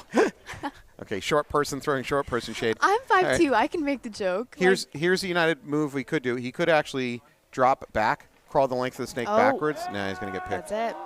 See, you did Yeah, it too. You he's did got it. that. Yeah, I cursed You did him. that. This is Billy Bob, I believe. Good job, Billy Bob. Towel. Towel. Oh, What happened? he slipped and fell. It's a slip and fall. Was that I don't know. He went to go hit it. trip and Oh, fall? I get the trip and fall, right? it is a All trip right. and fall. Go ahead. All right. Do you have a marker? I do. Give me the camera. Trip and fall. I'm still in this, baby. Trip and fall. I just need a point reversal. Okay, so maybe I'm the good luck charm for you, I and need I'm s- trying to be the bad luck charm for Yes. everybody else. All right. Point reversal. I just need some dirty play. These Okay. guys are capable of dirty play. I believe in it. You think so? Yeah, well, I don't know. I don't know, but I got to They are believe. from New York. I got to believe. A Wow. minute 30. Yeah. 30 seconds. All right. Step bros. We Strap gotta rows, go. minute and a half. So, okay, D3 versus D4. Yep. All the year watching it, this thing I see, one of the most noticeable differences between D3 and D4 is D3 generally, when they have the clock is working against them and they got to push, they recognize it and push. However, and D4 doesn't. Too many D4 teams just die sitting there. Yes. However, this weekend, I got to be honest, I've watched D3 teams that need to push with the clock in this situation, and they're not. Too many teams. I'm not saying Step Bros in particular. I'm just saying in general. In general, a lot of it is, yeah. I don't know if it's the first event and teams are Oh, rusty. and you know what? Actually, it looks like Wolfpack lost their snake. I think maybe both players. No. No, he's clean. Step Bro oh, still and alive. they're going to try to fill that snake again. They're not going to let that be empty. 5-on-4 in favor of Step Bros, who you need to win, right? Yes. Yep. Yes. I don't know what to say to make it happen. Who am I talking about? Oh, there's Beaver again. Beaver's in the home. He's Boy, doing great. He's taking all the commentator hate out of this one out of Nicole. I know. I mean, he's like the nicest one, so everybody else can be a little mean. We're under 60 seconds. Good move by Step Bros into the snake, the near snake. If he looks left, he might have a shot on that D3. Right, they gotta start pushing the agenda. 47 seconds. Clock management is huge, and I feel like no one's checking the time here. All right. Because I don't think I would be slithering in here with 37 seconds left. Now, Looks pop like- up, look right. He can take that I Dorito. know. But Come you know what? on. Beyond that, his teammates need to move. This number 2 of Step Bros in the middle of the field, he's on both knees. Now he's standing, but he's not moving. He's just Right. he's content to stand there, and that's not what he needs to do. Yeah, and it looks like, I believe that's Aiden Connors in that mini W for Wolfpack, and he's just kind of holding this cross. He is very comfortable where he's at. We're at 13 seconds. Yep. Oh, it looks like they shot Beaver from the home seat. It worked out, and It now they're worked again. hopefully. I know. I feel really good. But I don't think 6 seconds. Come on. Oh no, he's out of bounds. No. Was he dead? Was he dead before out of bounds? Oh no. Can I get a confirmation? Was he alive or dead when he went Oh. out of bounds? They're asking for double majors. That's desperation stuff. Yeah. Oh, here we go. Let's hear it. Hold on, let me ask Anthony. Anthony, do you think that player was dead before he went out of bounds? Don't say anything if you think he wasn't. Okay, there it is, folks. That's a player out of bounds. That's it. That's all she wrote. Out of bounds, I'm taking it quickly before he notices. Okay, quick, go. I mean, it might be legitimate. I don't know, but the player definitely ran out of bounds. He did. He would touch the net. Literally touch the net. He was Didn't out rip. of bounds. I'm still, Anthony just. And I don't know. He was trying to, he was slapping that buzzer around. I don't know if he actually found it. But you and Anthony over there, overslide is all you need to win. And as the rain comes in, the odds are getting better. Yep. I love me a wet field. All right, well, that is the end of that match. We're going to go to the playoffs next, and you don't think you're in at this point? I don't know what happened. Yeah, no, we're out. I needed Wolfpack to lose it. Oh, no, I'm sorry. We still have FTK Factory and Springfield United going on. We do. There's a lot of arguing on the field. It's all love. They're all from the same area. Yeah, I don't know if that's love. Your interpretation of love is a little rough, Nicole. No, I feel sorry for Chris Sudley. No, you know what? I'm a lover. I'm nice to him. He'll tell you otherwise. That, I'm not sure that what we're seeing on the field right now is love. Okay, well, there's some anger. There's some passion. I'll give you that. I know. The Wolfpack is pumped over here in their pit. They're saying, see you later. Bye. Have a good time. Oh. There is a lot of smack talk Yeah, being we got talked. a lot of beef going on in these pits. Uh-huh. It's like an Arby's up in here. There's so much beef. Which is crazy, because yesterday we weren't tolerating any of that on field two. Arby's? Some players need to get reminded about what is and what is not appropriate behavior out here. So that's what we were doing yesterday. Yeah. We just thought we'd set the tone and be like, hey, we're going to mold what you should be doing. And, the field ran so smooth that way. We had no issues, no complaints. Good. We held everybody to a standard consistently, and I think people were like, all right, this is – you turn the corner and you're like, all right, I cannot do anything wrong. They will call me out. Good. Matt Jones used to be our head ref for years, always said that you got to set the tone early. Yeah. If you don't, you lose control of the event. Yes, absolutely. And then you have to be consistent. If you're going to make a call, that's your call for the day. Big dive into the snake from FTK Factory right on the break. Yep. Actually, both teams getting into their S1s. It looks like United's in this tower in the middle, but he's going to bump up. That is. Oh. No, he's alive. He's alive. No, he's out. I was He's going to say. He's There's out. no way. Yeah, no, you don't live in the middle of this field if the snake's out. Really Unfortunately, it looks like he's hurt. Oh, no. I don't know why or puking. What. He might have gotten shot in the throat or something. He's kind of. Let's see. There's no limp. I think it's a puke. Yeah. It's a performance regurgitation. Yep. It's a training. Yep. Poor thing. All right, United FTK Factory. FTK Factory looks like they're spreading out. Yeah, player walking off for FTK though. So it's 4-on-4. United is Weeks. In their snake. Yeah, Weeks. He's feeding all the info right exactly where he's at. Oh, he has got a gun on him, and he's going to lose gun dominance. Weeks has a chance to get back out on it. Yep, there he goes. He's just got to wait it out now. Let's see what happens. And that looks like, is that Ethan? Yeah. Ethan Rialt? So, yeah, Ethan and B. Weeks. Ethan Rialt, a winner of a Big Brain Award last year. Oh, yes. So we know he's a smart player. Is he thinking? That's why he's picked up. Is he thinking of jumping and running the highway? I just saw a little bit of a. I know, he got a little antsy. Yeah. Yep, the body language was like, I want it, I want it. I think he's actually focused on this mini W, but I'm not sure if he can really do anything over here. We got 2.5 minutes. B. Weeks is really trying to tempt him to, challenge up and gunfight him. Yeah. United needs to come up with an answer, though. They're at almost the 2-minute mark. Oh, absolutely. But you know them. They always will launch at the last second and bank on majors or some sort of miracle. Chaos. And somehow they always pull it off. Yeah.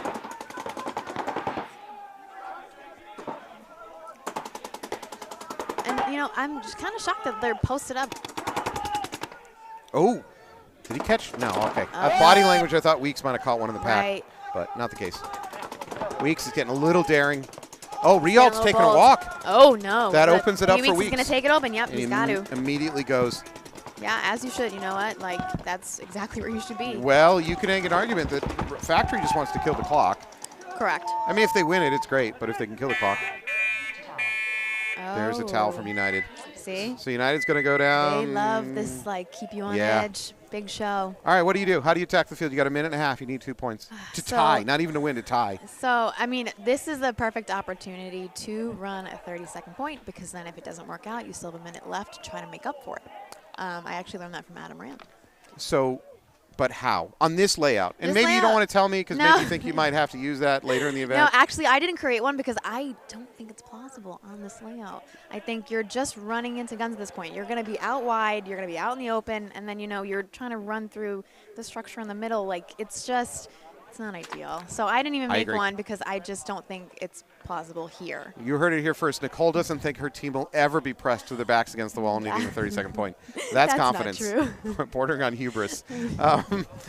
No, looking at this layout, I don't want to be in that situation either because if you go out wide to the snakes, you're going to have to drop and crawl. Drop and Right. crawl is a slow way to move upfield, even though they're nice long snakes, and maybe you can move up them fairly quickly as snake goes. But it's still slower, right? Right. Than being on your feet. Going through the middle sucks You in got this the field. beams and the giant brick, and you've got so much going on. You can't really. You have to get around everything. You're It's- jumping a beam, and then you're. It's going to slow you down to try to go Right. through the middle, and the middle is, or you run around them and then you're getting funneled into what I call like kill zones over here. I don't. This is just not a great field to try to win in a what I like to call a fixed bayonets and run at them kind of situation. Right. So, Right.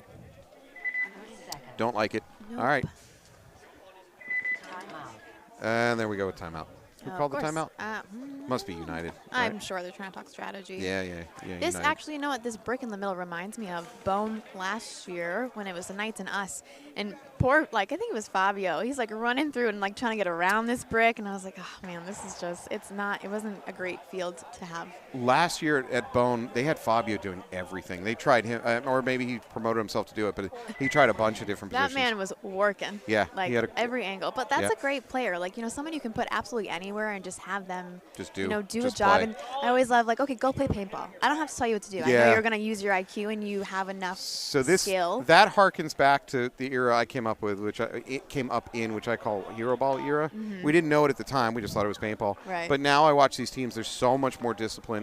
They're so much better about supporting each other Right. and making sure they got lanes covered. Yeah. We didn't grow up doing that. We were just like, you just find the 5 best or 10 best, really, and you just put them on the field, and you said, "Good luck." I mean, Have fun. you looked at the field layout, you came up with some Right. basic strategy, but mostly it was just 20 seconds. find 5 dogs and just let them on the field Right. and hope for the best. We really didn't do a good job of any of the rest of that stuff.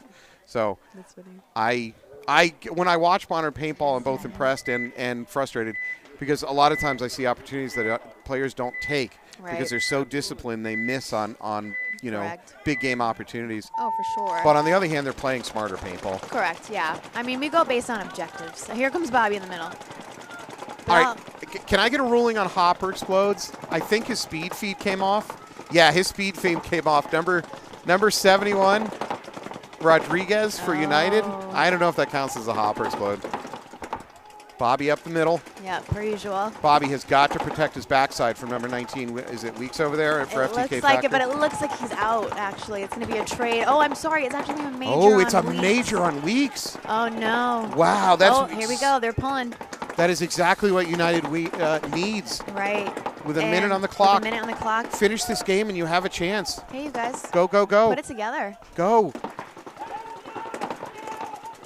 Come on. There you go. There you go, Bobby. Yeah, send Yeah. Bobby to his death, and then you got plenty. We're always willing to send Bobby to Yeah, his just death. send him out. All right.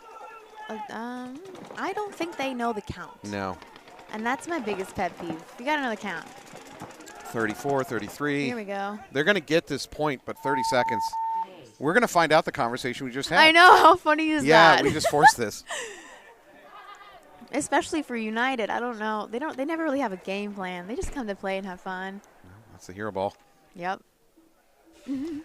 Well, I want to give United credit, but also I'd say that major just apps on Weeks. What a gift. Oof. What a gift. Yeah, Weeks has got to be. I mean, I'm going to have a hard time criticizing Weeks because he's played so well all day. He's done You know so what? much I work think for his that team. it's your fault because you said that. You That's were right, I like, he's doing commentated. so It's good. Weeks. There's no way anything goes wrong with Right, Weeks. and then, make yeah. the penalty. Ugh. Sorry, Brian. My bad. All right. No ruling on the hopper exploding? I got to be honest, I it's don't not think real. he can hear you. Yeah, and I don't think it's really a hopper exploding.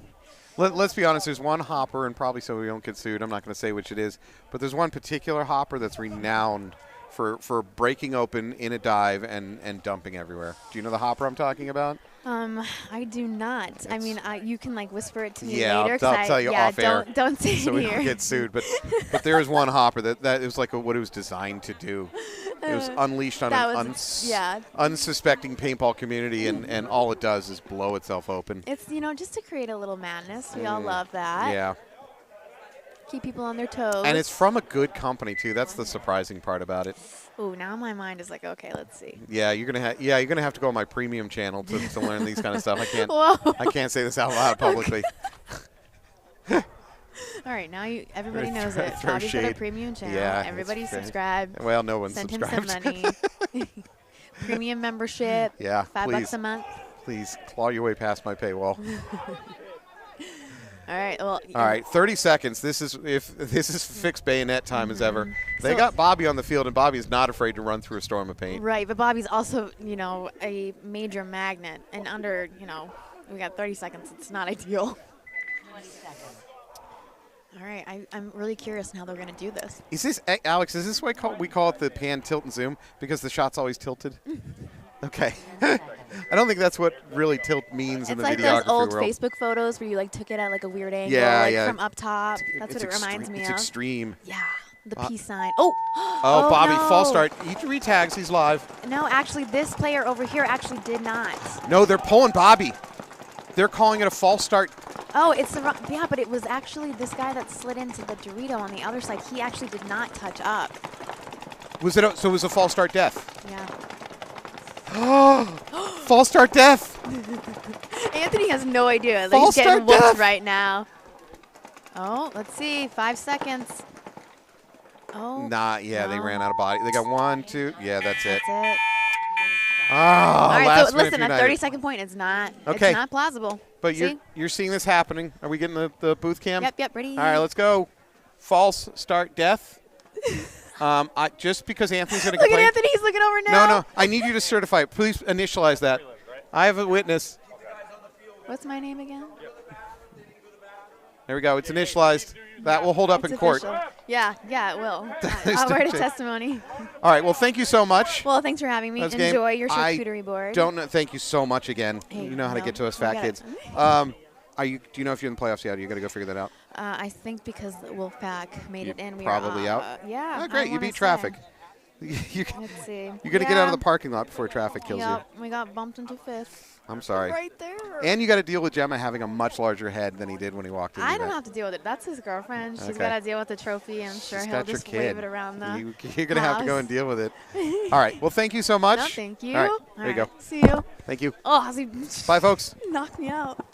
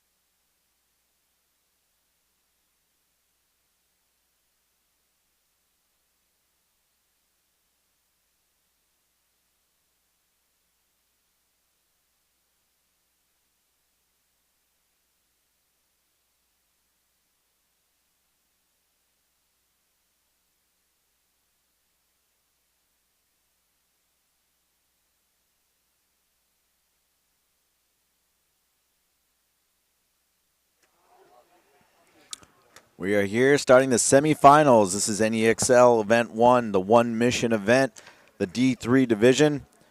The winner here will get a $500 additional prize that's going to be donated to One Mission's charity on behalf of the NEXL. So good luck to the 4 teams making it. Right now we have Malicious and Wolfpack, and it'll be followed by FTK Factory and Storm. 20 seconds. How you feeling about this, Matty?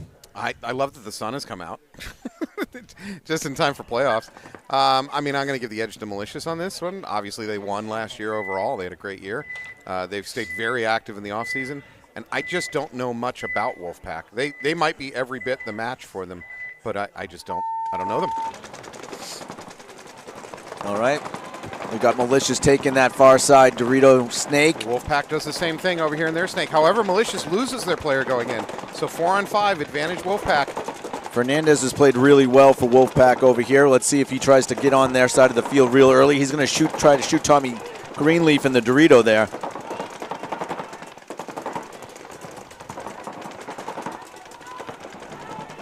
And Janelle is stuck in that mini temple. We really need to get him upfield. Yeah, Tommy's going to have to watch out. I don't know if he saw where he was getting shot from because he's playing really big. He's very exposed to this side.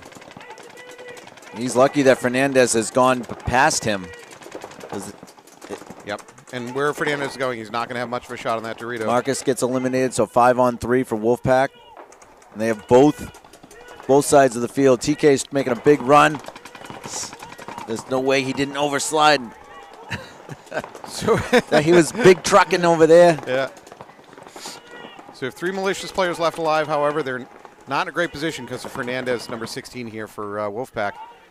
Well, Fernandez does not have a good shot on that Dorito. I'd like to see him come off that and start hunting for other kills. There's just too many visual blockers.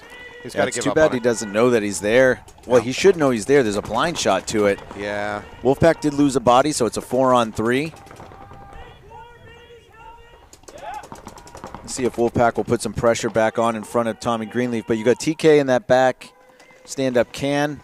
You got Tommy in the Dorito too. Where is the other? So where's Jonelle? Jonelle is in the mini temple okay. on the left side. Okay. From our viewpoint, left side.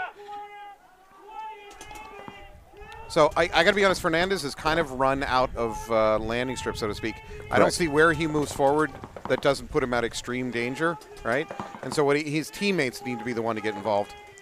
But do you see what I see, though? He knows he's in Dorito 2. They're calling it out. He could blind shoot right over that little W right into Tommy's head. I mean, he would need to unscrew his barrel and really drop it on top of him. So I think if he shoots at it, I don't think it's going to No? I don't think the arc would put it in. Okay. Greenleaf would have to be sitting higher. Oh! Nice shot right there. Good shot. Shoots TK. Fernandez takes matters back in his own hand, shoots TK. That's going to allow him to crawl the outside of the snake, get a shot on Dorito. He doesn't know about, I don't think he knows about Janelle's position. No, Jonelle hasn't done much, so I think that maybe he could be laying a trap here, but it might be too far. Fernandez is going to wrap here. And Janelle is setting a trap, but Fernandez doesn't. He's not going to fall into it. He's going to blow up Greenleaf over there. And now he's going to run into Janelle. No, Janelle takes that decision to make, takes that time to move. Mutual. I don't. That was the wrong time for Janelle to move. All right, Wolfpack's going to go up 1-0. Yeah, that was a real good point by Wolfpack. Let's go on to another. We got New England Storm versus FTK Factory. So they played each other earlier, and Storm won. Yeah, Storm has looked real solid throughout the day. When I say solid, of course, it sounds like a generic compliment. What I mean by that is I haven't seen anything sloppy. I also haven't seen a lot of explosive stuff out of them. They just do the right things and kind of win the games. I know that's generic praise, but I mean it. Yeah, they have a lot of consistent players. Yeah. Led by Jakubiak. If I am New England Storm, I find Weeks and I kill him. It's Brian Weeks has been like the spark that's been driving the engine for FTK Factory. I don't think it's Brian. It's the other Weeks. But yes, Alex, I think. Well, okay. I looked at PB Leagues. He's on the roster as Brian. For FTK or for Malicious? No, maybe you're right. If I'm right, is oversliding already happened? It's painful. Things have changed in bingo since you left. All right, Storm clean breakout. They do get to the D2. Still doubled up at home. They're also in the mini wall and the mini temple on the near side. Boy, that D2 is way out on his own. He's got... He better not die because I don't see any of the other Storm players being there to fill in for him. That looks like Abel. That came into the bunker there. And it Yep, Fernandez. Small bump up, yep. Abel gets into this Dorito at the end of the snake. maybe Ryan Allen went into that little mini W. And then I don't know if that's Dunderdale.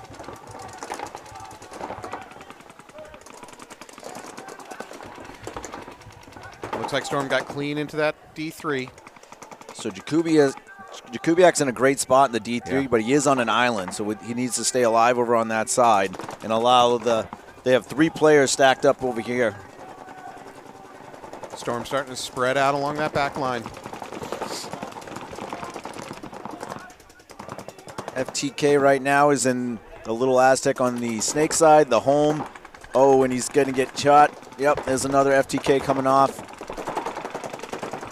FTK dropping too many bodies at this point. It's going to be 5-on-3. All right, so you got Kilroy, I believe, is in the snake side corner. You got Weeks here. You get shot in the hopper in the head, and so 5-on-2.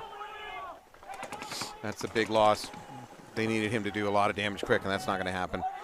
All right, Abel is on this side. That's probably the right towel out. Yeah, for sure.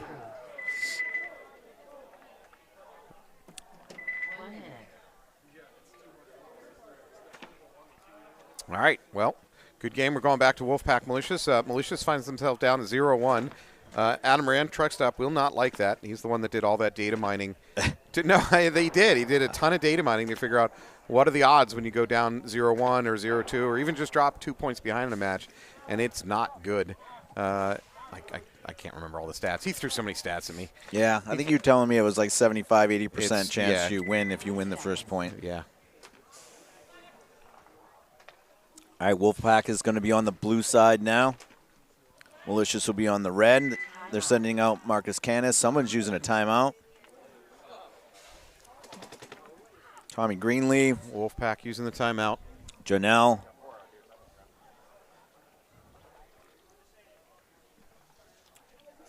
Who's number 15 for Malicious? Let's see who that is. TK's not coming out for this point. Are those names on the back of the Malicious jersey, the ones running vertical? Are those names or what are they? No, it might be the just a team name. Barrel Squeegee. Yeah, I think you already got that one. All right, you know, bingo's changed a little bit. I got some stuff filled in. So while you were gone, I got a false start death and an out of bounds, and a trip and fall. So are we playing the game or we're not playing the game? We are. Yeah. All right. So false start death. What else did you get? Trip and fall. All right. What else? I think that. Well, for me, I got an out of bounds. Oh, so I got out of bounds. Crap. Damn it. Even when I'm moving forward, I'm moving backwards. Hey, if this game is, can I get every box? Because there's a chance I might get every box. Yeah, you might get the full fill-in. I need to shoot a teammate. You need a bunker overslide. I think the odds are in your favor. Or I need a gun down. What else to win? Well, an overslide would be an instant win. Argue with teammate would be an instant win. All right, Wolfpack into the far. Actually, both teams into the far snake. Wolfpack does lose a body. Oh, these guys are on the same bunker. Yeah. Poison. We'll see who shoots first. Wolfpack does. And he immediately gets the kills. Oh, man, I think that's Marcus that doesn't know it. He's right there. Marcus is getting ready to go. It's going to be a trade. But honestly, he's already done damage from that bunker. So Wolfpack, everything went right for them on that one. Well, it's a 3-on-3 right now. So Malicious has the snake corner. Janelle's in that little Aztec. And then it looks like Calvin's right here in front of me. Wolfpack makes a bump up into the Dorito at the end of the snake. Malicious, I think, is in the snake now. Yep, they just made the transition from there, Dorito. So for Wolfpack, we got D2. We got the D at the end of the snake. Yeah, Calvin's on an island right here. He's gonna need to figure out. And the can. Janelle's got to watch out from this snake, too, if he's exposing too much. It's usually the first thing that they look for when you're in this snake, too. Wolfpack bumps up to the D3 immediately. The Malicious loses their snake player on the far side. Yeah, Janelle's going to watch his pack. Oh, Calvin gets shot by the back guy. Trade over here, Malicious and Wolfpack. Honestly, that's in the favor of Wolfpack right now. I think Janelle got hit. Yep, He's getting pulled. Wolfpack's going to go up 2-0.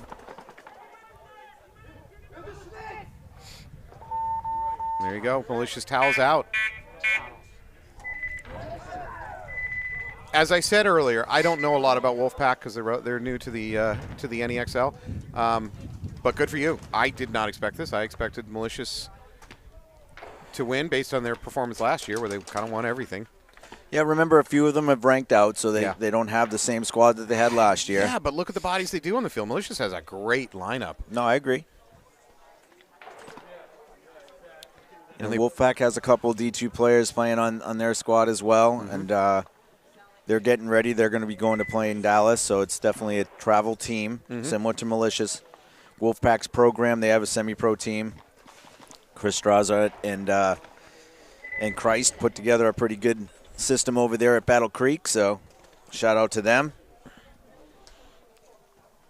Battle Creek is where they make cereal. It shouldn't be the name of a paintball field. Battle Creek, Michigan. All right, FTK Factory on my left, Storm on my right. Storm up by 1 point. Oh, FTK Factory immediately loses. I think it's Kilroy trying to get to that mini wall. That's Billy Bob. Oh, okay, Billy Bob.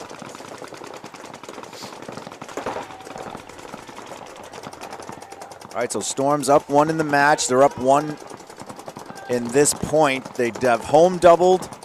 Weeks launches into that snake on the far side. Storm now takes the snake side can, as well as the insert bunker. And now they're into this Dorito wedge. This is Brewster here in this Dorito wedge. Looks like maybe Sean or Dunderdale is in the back center. That actually might be even Ryan Allen. They all kind of look the same. It's definitely not Sean. So it's either Dunderdale or Ryan Allen back there. So FTK is relying on this can in the near side corner to hold off the snake push by New England Storm. FTK's, Weeks is over there battling it out. Bruce is going to try and go around, which he does. Oh, good move by Brewster. He gets gun dominance for just a second, and then he makes his move. That's exactly how you should play this stuff. Paintball is in some ways very simple. You win your gun dominance for just a window, and you make your move. All right, so it is Dunderdale right here on this side. Oh, bad death. I don't know if that's Roy Brower. But Brewster's doing damage. The home player walks out for FTK. So it's a 3-on-4 right now for Storm, and he's looking to trade. Run through. I think it's going to be a clean. That's not a trade. Yeah, he's going to get shot by the corner, though, so it's a 3-on-2.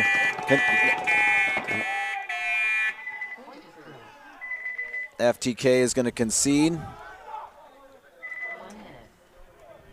That was an exciting point. Yep, for sure. That's a good ball. Two good teams going back and forth. Instead of seeing playoff ball where the teams lock it down, get more conservative, more tight, that is not what we just watched. That was two teams just going at it. Good stuff. I'm not even rooting for teams anymore. I'm just rooting for good action. All right, come back to the field. We're going to have Malicious versus Wolfpack. 7.5 on the clock. That's not really an issue right now. Malicious down by 2. This is not a position that they normally find themselves in. That said, Malicious is such a versatile team.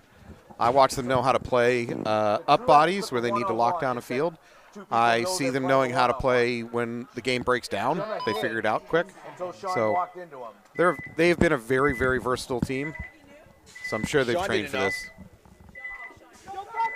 Here we go. Malicious on my left. Big run into both snakes. I think it's successful. They do send a body up the middle, which is not what you normally see. Oh, nice play by Adam Rand there to counter Fernandez, who's been doing very similar moves over here. Janelle now not playing that back Aztec. They're unleashing him a little bit. Malicious swarming on this one. So that was They're up by a body, and they got great positions. 1 kill for Janelle. Wolfpack does make it into their far side snake. Janelle is crossed onto their side of the field. He's going to put one in the mask. Is he hit, though? Yeah, he's hitting the hopper. He's hit. I don't know why Jake is not looking at him. He's hitting the hopper.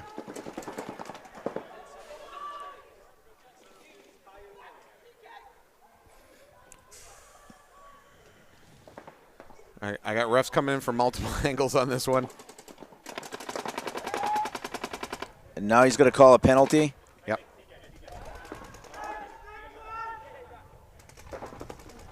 Another Malicious player walking off, number 99.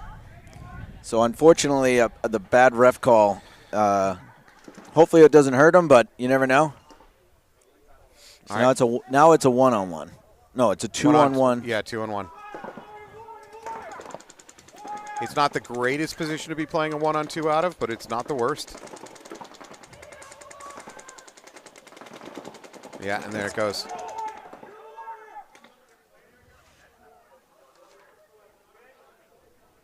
All right, Malicious going to take this one as long as it's a clean hang. Wow, so Malicious? What's the plural of Malicious? Malicious? I'm going to say Malicious.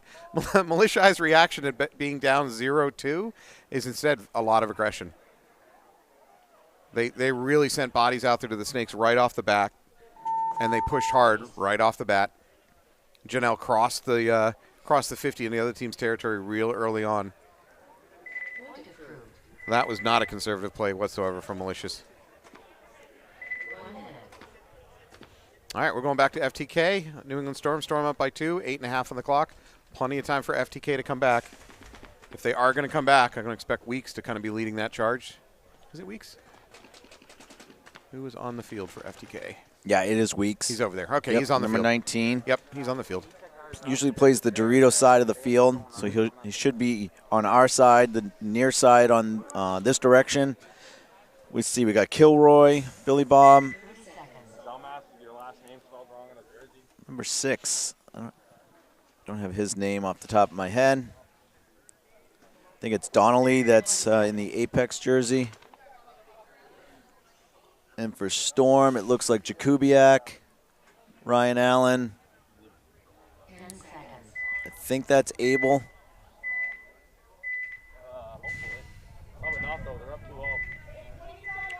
All right, Storm up by 2. Let's see if they go Roy conservative. Brower's going out as well, so Abel goes into the God bunker. Jakubiak goes straight into the D2.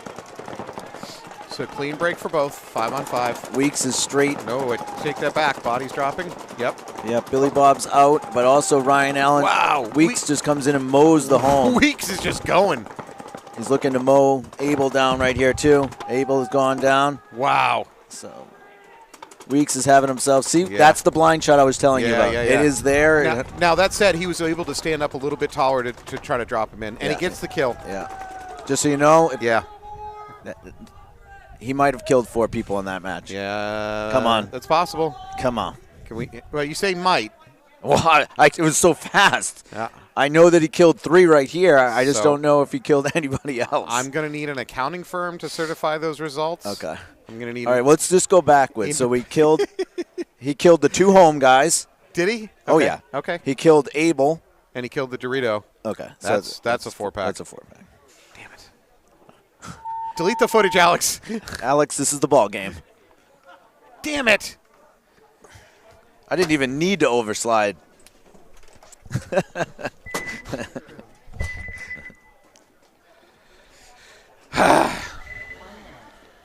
Good game, sir. Once. 1 out of 11 now, I think. something like that. It's been just bloody awful. Why can't somebody just shoot their teammate? That's all I ask. Yesterday was a field day on that. I know. Started it one day too late. All right, so right now we have Wolfpack coming out on the blue side, Malicious on the red. Wolfpack is 2-1. Let's see if Malicious will keep their foot on the gas here and be, aggressive, or if they're going to mix it up. I bet they'll mix it up. I don't think Adam Rand rolls out the same game plan twice in a row. Well, they were very aggressive up the center to counteract Fernandez. Yep. We'll see if that makes Fernandez not go Oh. Excuse me, to the bunker that he's been normally going to.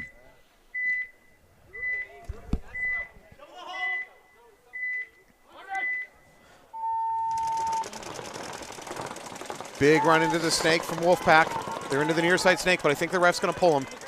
He's getting checked. There it is. Wolfpack down a body already. Ref had his hand on a flag. He thought about it for a second. Yeah, and he didn't change the outcome. No. Janelle's coming off too, so a 4-on-4. Yep. So both snake players were shot.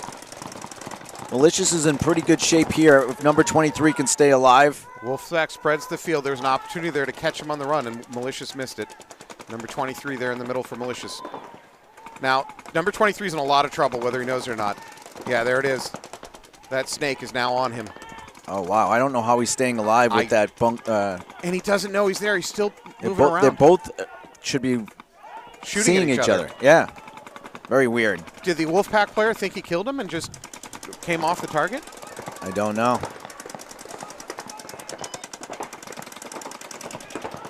Wow, that's the difference in the game right now. I'm at a loss. Why?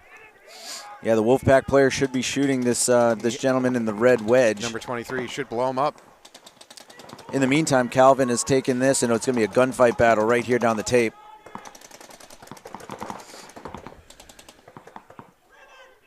Wolfpack into the S2. I don't know if he's aware that he's not alone in there. So at least now he's going. He sees that he's there. The Wolfpack player in that. Now he's waiting for him to come back. That's Connors. There it is. Yeah, I was going to say either way he's getting blown up in the back. He actually got blown up both. Finally, the other Wolfpack player on the far side looked Yes. at the same time as Connor poked around. He's getting a check. No, they call him clean. I wouldn't be surprised if number 13 here for Malicious launches right now. Or the other way around. Oh, he's going to run. Oh, he does it.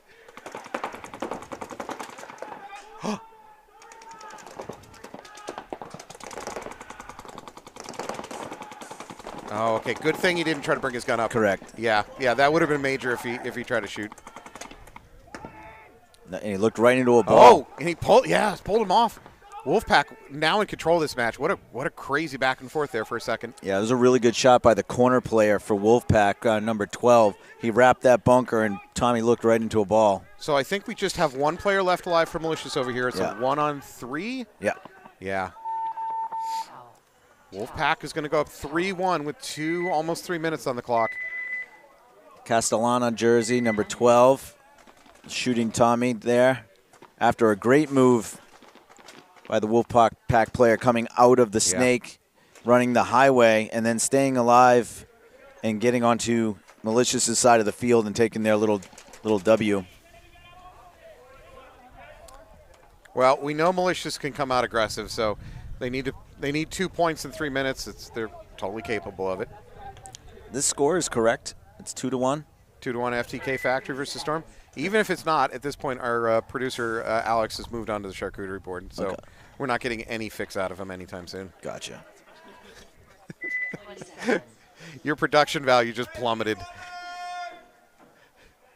Oh, yeah, they were up 2-1. That's right. And Weeks came through and got me a 4-pack win. That's right. I forgot. Right. How did you forget that? Rubbing it in my face. All right, let's see what happens here. 7.5. Lots and lots of time. So Weeks stops short in this little W. Storm is in the God bunker. Clean breakout for Factory. They do get into the snake. They're up to the S2 in the close snake. Well, I don't know. FTK Factory player pulling back as if he got hit, but he's not hit. Sometimes I'm interpreting body language up here, whether or not there's a hit. A little bit of an interesting tactical drop back by the FTK Factory player from Snake 2 to Snake 1. Yeah, Kilroy is back into Snake 1 now. Storm is in Snake 2. Both teams have 5 alive. FTK Factory a little bit stymied trying to get out to that far tape line. Weeks, who's done so much work out there, is kind of stuck in this mini wall. They need to find a way to get him out there. Good move by FTK to get out to that Dorito little corner. Yeah. Just to protect against, I think that's Abel for Storm that's in the snake over there. Bad death right there by Ryan Allen. I think that's Ryan Allen coming off. So who is the gunner that's stopping Weeks from getting into the snake over there? It's got to be something over here. Yeah, Is it the mini temple? Probably was. Yeah, but he came off of it. Yeah, he's off. He can go at any time now. So I think it's Carter and Jakubiak over here on the Dorito side, then Abel and maybe Dunderdale. Oh, I'm sorry, Roy Brower is behind him. Then we've got Kilroy coming up into Snake 2 now. Yeah, so Roy Brower comes up into the Dorito. FTK is in real good shape. 5 alive. Nice little That's difference. Interesting. Yeah, that was a good 19 weeks is coming across. They're gonna trade. Good, that was good. Yeah, that's a that fine was fair. trade. There was a weird angle he took to get there, but he made it work. Yep. I was kind of surprised he managed to make it from that wedge over to the snake without getting shot. Good move by Roy Brower, immediately taking it and shooting out Kilroy. I guess he missed Kilroy. Wow. It's actually fire 3. It's only these two for Storm on this side. So Carter and Jakubiak are in Dorito 3 and 2. When FTK puts this together, it's a 4-on-2. Yep. FTK is spread across the back, both corners and home. They're also up in the S2 and the close snake.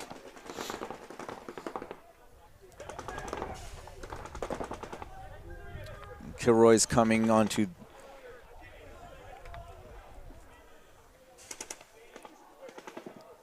full sneaky mode here for this FTK. This was a good switch off right here. Yeah. Because like Carter was saying, he couldn't see if Kilroy was going to come. He's hit in the hopper. Kilroy gets it in the hopper.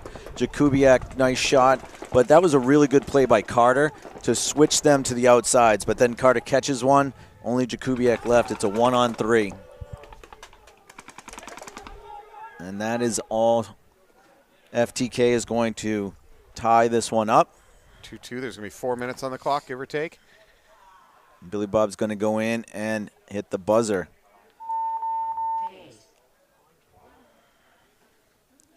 So overall, good job by FTK. A lot of poor deaths over there. Like Ryan Allen died, kind of sloppy. Could have definitely used his body. I don't know who shot Roy when he came in after Abel into the snake as well, because that really hurt. So definitely things to clean up for Storm. Good match there, 2-2. Wolfpack has a commanding lead with 2:52 left, so we'll see if they go into defense mode or if they're going to play a regular point. What are you thinking, Matty? I was thinking back to the Weeks move. He made an interesting move. I'm kind of fascinated by it. You know, obviously his mission was to get into the snake. He felt like he got to the mini wall and got stymied, and so he changed it up by going up the middle to that wedge, and then went sideways to get into the snake and trade. I think he was hoping to catch a pack because he was first shot at Abel while he was crawling and was trying to shoot down on him, and then he was like, shit, I'm not going to get him. If he pops up right now, you know, he's going to get me. Yeah, that's a good point. Okay, Malicious has to go aggressive, obviously. I'm expecting Janelle to go straight into the snake. Yep, there it is. All right, so Wolfpack has 5 alive. Same with Malicious. They're into snake 2 with Janelle, Baby Shark. They're also up to that mini wall on the far side, poised to get into the far snake. Janelle stops at snake 2. Wolfpack is probing, trying to get into this Dorito. They do get across. Nice bump into the snake by Wolfpack. Yes, this looks like number 16, Fernandez.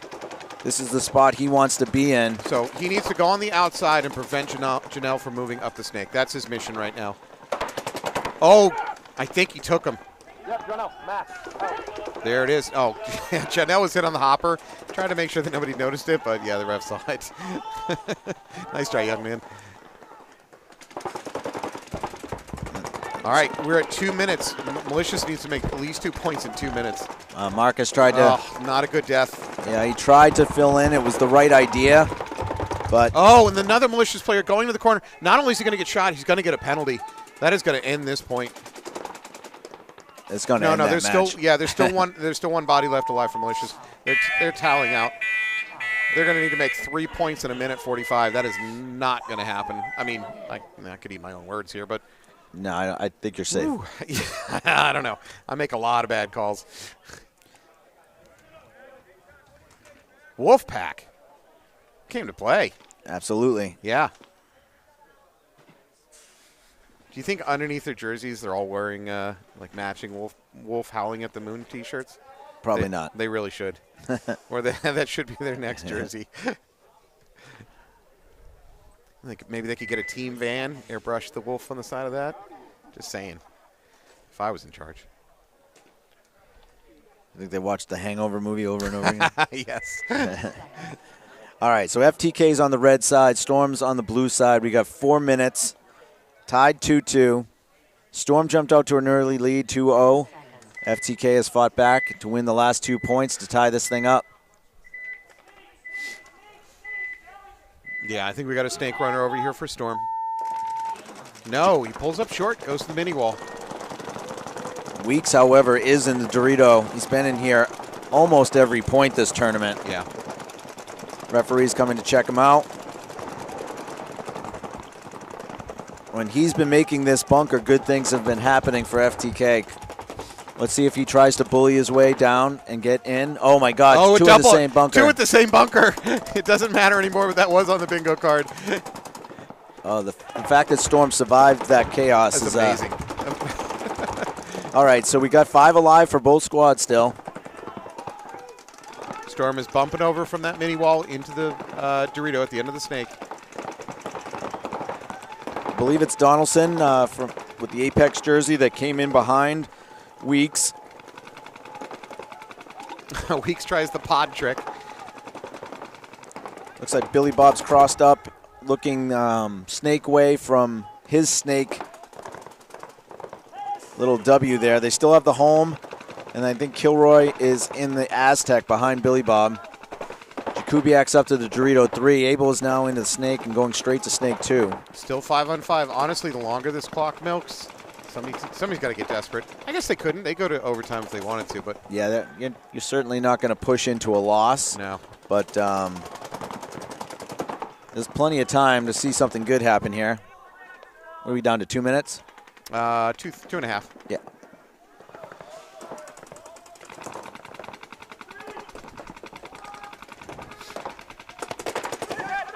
Ooh.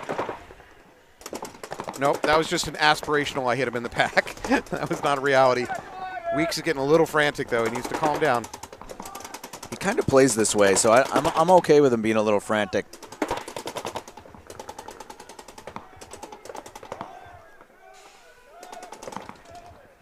He plays over the top more than anybody you've seen. Yeah, I know. It's very nerve-wracking to watch. Oh, he's going to go. He's going to launch. I think he's going to get him clean. No, it's going to be... Yeah, I guess he got him clean. Well, there's a counter run through. Now that one's going to be clean. Allen takes Weeks, and he takes the D2. Great run through by Allen. And Jakubiak and all the chaos is on FTK's side of the field. Right now, the Storm needs to really react. I don't know if this is Roy Brower, but he has got to get in the game here. Because Jakubiak is way up. Yeah. He could be bunkered very easily. If Jakubiak's ground-based radar can pick up on that position, that Dorito's going to die. Yeah. Whoever's in the center, I think that's Carter, also needs to get up into the game here right now. So we're at a minute 10. I'd say that this is committed. I can't imagine toweling at this point. Yeah, no one's toweling. No. Oh, Billy Bob, bad death. But like I said, Carter needs to get in the game right now. Carter has an opportunity. See? Oh, there we go. A death from Storm over on that far side. Yep. This might And just Carter. go to a tie. Wow. Good shooting by FTK. No, now Roy needs to actually just try and waste the rest of this time out. Because, Yeah. yeah, Oh, no. Carter just needed to play closer to Jakubiak, and this game really had a good chance of being over. Good drop back by Brower. 30 seconds to go. He needs to go back one more bunker. Yeah, you know what he also needs to do, and he is doing, is just throw enough paint to make the other team cautious. Yeah. He can't let the other players feel like they're free to go. Oh, man, I don't know how he got caught, but Yeah. that's the tournament right there. Yeah, it is. They're going to 10 seconds as long as it's a clean hang. I don't know what Kilroy's waiting for. But Yeah, it's under 10. he puts a little explanation point on the victory there. Wow.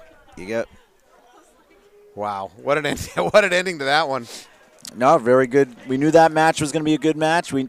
This whole finals has been great. So now you're going to see FTK versus Wolfpack in the finals. So really good job. All right, Malicious. FTK. Malicious, if you have any pull with either God or the refs, now is when you need it. Or Satan.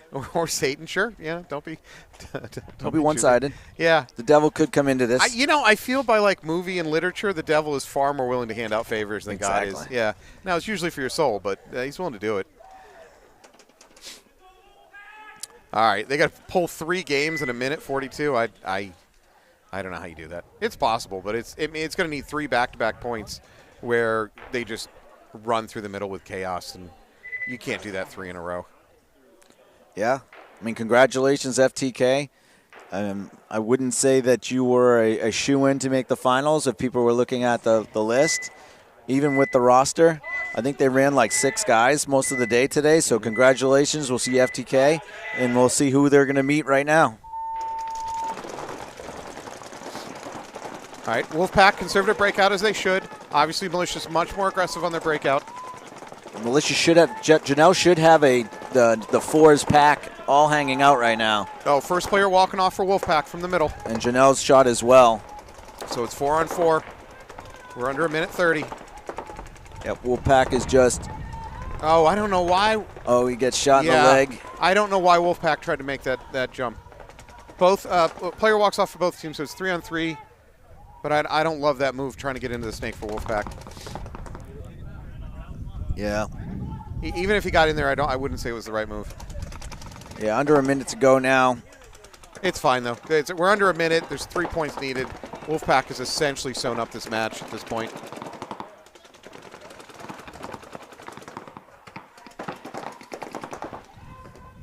We're at 45 seconds. Marcus is going to try to go close it out, but he was looking to his left. He should have been looking to his right. Oh, another Malicious player getting chewed up by the cross. And that is, I think that's going to be it. Goldie's trying to run down. Maybe he's going to try to win this thing. I guess why not?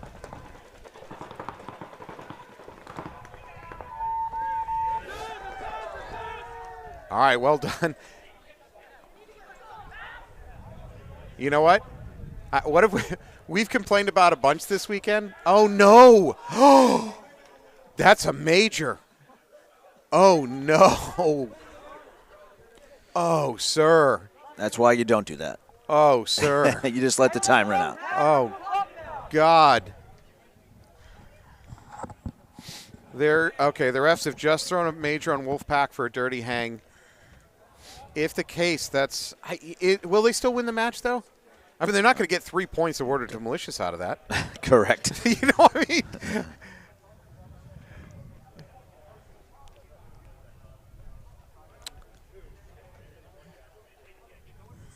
Okay, well.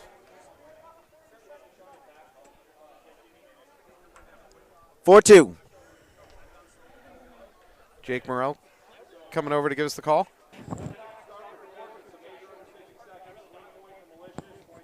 Yeah, okay. So Malicious is going to get that point. Wolfpack's going to have to start down a body. But with 22 seconds on the clock, it's really not a huge deal. I'm not advocating to cheat when you're up by a bunch of points. But if you're going to get caught, that's the time to get caught.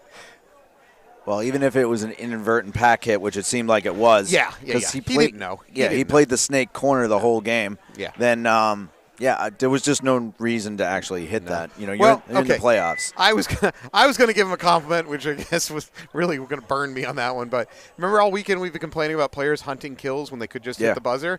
He did exactly the opposite, which is he utterly ignored the snake player over there, ran the whole length of the field to hit the buzzer. It's just unfortunate he had a hit on him. Yeah. But he didn't need to go for the buzzer. He didn't need to go for the kills. I guess not. At that point, you just guard your buzzer. Yeah. But it's all right. Yeah. 99.9% they're going to be going into the finals. Yeah. 22 seconds. Malicious needs 2 points just to tie it up. And since it takes, 2 to 3 minutes to run the length of the field? Or Anthony, as Anthony believes, 2 seconds? 6 seconds. 6 seconds. You think it's 6 seconds? I think it's 6 seconds. some reason I got it stuck in my head that it's like even at highest level runners, it's like 9 seconds or something like that. Yeah, how long is the field? You're crazy. Okay, how long is it in It's 150 feet, which is what, 30 30 yards? Thir- And a really, really good 40-yard dash. The NFL Combine is 4.2. So maybe, I mean, if you have Olympic level, maybe 3 seconds. Yeah, and not, that's not 8, right? Hold on, that's without carrying a pack and without a gun in your hand. I think 8 seconds you could be carrying cinder blocks. I don't know. I mean, you've seen me run. I think 8 would be fantastic. But I'm just saying, I also don't think it's. It's not 3. It's not. No. It's not 5. It's 6 seconds All right. with a pack and a gun. You and I still are supposed to have our runoff down the middle of the field. Oh my God! Why would you want to do that? Why would you not want to have a drinking game For instead? the clicks. For the clicks. Oh. We need views. Oh, we need views. This webcast is on its last legs. We know that. We need anything to get more viewers. All right, so Wolfpack here is on the red side. Do you know there's a petition for us to play strip bingo at the next event? No, Imagine the horror. that would be horrible. Although with my winning streak, I'd have like one sock off. I'm going to have to come in with so much clothing on to protect myself. Yeah. I'm going to be like that kid in Christmas Story. Exactly. It'll be like the third week of May. It'll be like a 85-degree, Yeah. early summer heat. I look like a Bedouin. I'll have so many sheets on me. All right, so Malicious needs 2 miracles Yeah. and really a third miracle in overtime. Well, or some penalties. A couple majors. All right, so Wolfpack, 4 players. Malicious 2 shooters on the break. That's not what I expected. Janelle trying to run up through the middle. He gets that brick. He can't stop. He's probably got a hit on him. The ref's coming in to check. Don't assume that he's got a hit on Now him. calls him clean. Okay, when I see a ref go in like that, that's usually not a good sign. We got 4 Malicious in the middle. We've got 6 seconds on the clock. I like that move, though, by Malicious. That was That's game. Oh. Wolfpack's going to win it. They're going to move on. good sportsmanship here. Yeah.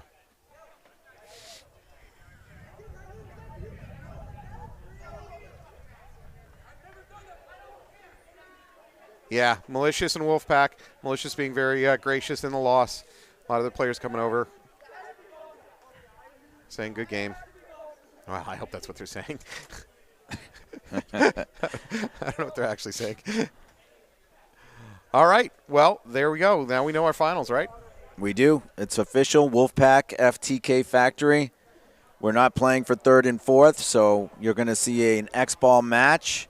Again, the winner of this will get an extra $500 in their prize package to donate to one mission from the NEXL in their team's name. So, and we're running out of chances to tell you this, but if you get a chance, go and donate. You're seeing the QR code in the bottom left-hand of your screen.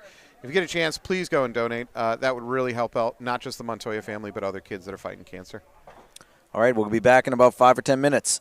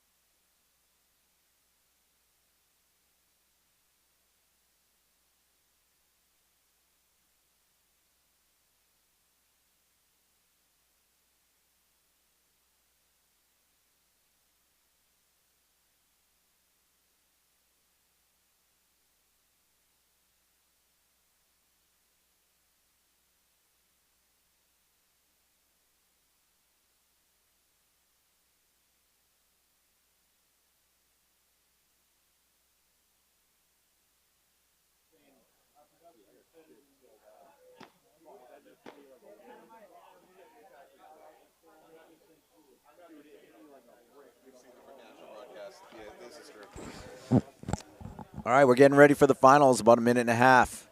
We've got FTK Factory. For those that don't know, that Now you know. stands for something bad. Tony Kearney. Friends to Kearney? Yeah, something like there we that. go. All right.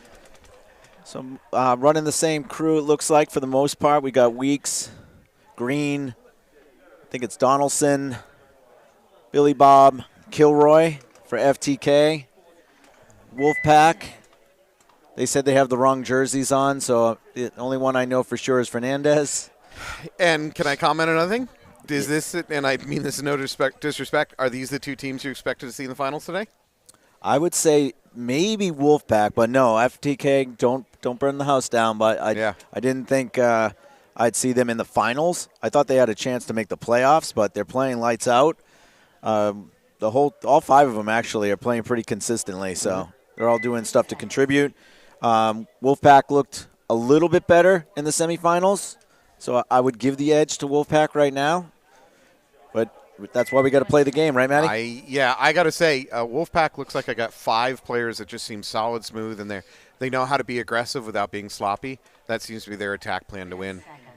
All right, 10 seconds. Wolfpack's in the blue, FTK's in the red. The Pride of Battle Creek, Wolfpack. Can I get a howl?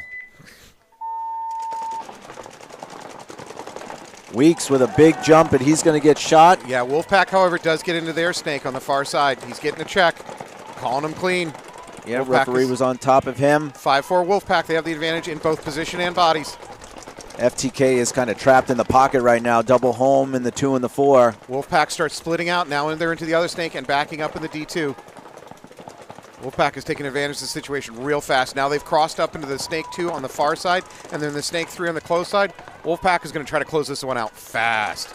Yeah, three bodies down, so it's a 5-on-2. Oof. And that's a concession. That's a quick concession by FTK. Yeah, there you go. Well, we talked about how fast a point could go on this layout. 27 seconds, or 37 seconds. Sorry, my math was off.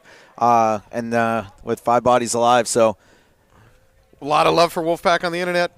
Alexander Kunin, Chris Straza, Zach Hertz. Yeah, and if Adam Rand and his and his stats are correct, yeah. Data mining, hive mind supercomputer. Wolfpack just took a big advantage. FTK left him a lot of time. You know what? Wolfpack's biggest thing they did there was probably shoot Brian Weeks off the bat. Alex Weeks. Oh, I'm sorry. So the roster is wrong online? Did you look on Malicious's roster, or did you look on FTK's roster? Why are you challenging me like this in front of everyone? This is the 3rd time you said the kid's fucking name wrong. I feel so attacked. All right, so right we are playing X-Ball. I'm looking at the wrong roster. Maybe it's all Alex. good. You've carried me through this whole broadcast. You know that, right? All right, we got Billy Bob coming back out. We got Fernandez coming back out. You got a Connor sighting. Yep, Connor. Let's go Pack. Yeah, like you said, McGrade. The further you are from here, the more the internet is supporting you. Probably because they're all home watching. Yep. Faraway teams have the best support online. Number 12 from Wolfpack. Let's see if we can read his name. Castellano. Yep. Thank you to everybody this weekend that has supported the One Mission, trying to help kids with cancer. You still have an opportunity to do so. I know that number 3, his name says Beloy, and I think he already told me that is not his name. So he's like, I have a name. I'm not just number 3. And I'm like, I'm giving up on tracking names, so I've gotten my hand slapped by you. All right, Wolfpack's on the red side. They are up 1 with plenty of time. FTK on the blue side. Here we go. FTK with a little bit more conservative breakout this time. They do go wide to the close side cam, but other than that, pocket play.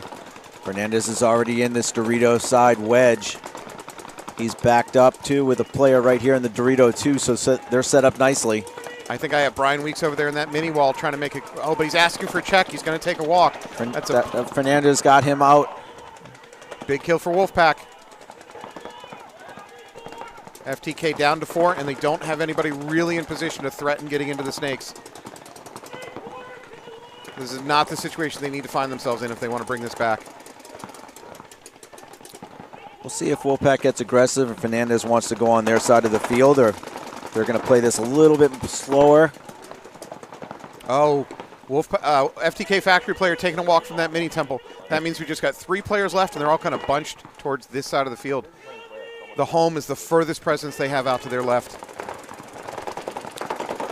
That was Donaldson taking the walk. Billy Bob's in this little W here, and he makes his way over into the snake side I like that Dorito move. insert. At the same time, home gets all the way out to the corner. I like it. Jacob Green filling out. Wolfpack should not allow that to happen, but it did happen. I think they're kind of content right here, and they're going to push down that side. They're going to come up in the snake 3. We'll see Wolfpack in the snake 3 going to try and pinch out Billy Bob. Right, he's got a beat on him right now. He's going to start rapping on that outside. That's number 3. Derek Correa is watching on us on a plane. That's insane. How much is he paying? Yeah, Billy Bob got shot. You're going to probably see another concession. You got a penalty now. So we definitely want to see a concession probably from FTK's pit. Yeah, there's still a lot of time, but this is a no-win situation. He just got shot in his hopper, so that's the last person. There we go, the concession. Yeah, FTK towel out. That's the appropriate thing. Wow, just from the moment that game started, Wolfpack took control, and mostly doing it through shooting. 5 alive. You gotta love those points that you end up dominating and winning with 5 bodies alive. FTK kind of has to reassess what's going on right now and come up with a little bit different plan. FTK didn't even do some wildly aggressive game plan that got them burnt on the run out. They didn't have a wildly giant breakout, and they still didn't win. So maybe it's time to go to a really aggressive breakout. I want to say hi to Derek Correa, who is watching us on a plane. Nice. Where's he insane. going? Anywhere good? I don't know. It's just another player. Someplace warm, I hope. Yeah, it's got to be warmer than here. It is getting cold here in Maynard, but the finals are heating up. Ooh, good one. Yeah, thank you. That was good. I was quasi-professional. That's going in my sizzle reel that I'm going to be sending to local networks to see if I can get on air. We might have to bring back our 70s look for the next event. Yeah. Do you have time to grow out a mustache? Oh, yeah, I got Yeah, you can go full Fu Manchu. All right, so Wolfpack up 2-0. FTK Factory. I don't know if they're being coached by. Let me see who's coaching them down there right now. I'm gonna have to come back on that, but it looked like one of the Storm Black was down there helping them coach. I'm just getting a friendly hello from my fellow tech up at AG, Alex Lescart. Hello, Alex. Alex is a very good tech working for Eric up at AG. AG is the site of our next NEPL, so if you're listening to this and you want to play some 3-man or 5-man, May 4th and 5th. Oh, there we go, graphic. Alex is spot on. Alex, our producer, waiting till the end of the day to start getting really good with the graphics. The rest of the weekend starting. Has been trash. Oh wow, that's a backwoods compliment. And he's cutting my mic. Alrighty, so we have FTK on the red side, down 2.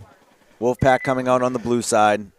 Plenty of time left in this. You certainly don't want to go down 3-0, so if FTK wants to make this a match, this is the point to do it. Yep, this is your Alamo moment. Hopefully you guys are having a good time watching this webcast. We try to do a lot here. Alex always pulling out some new things.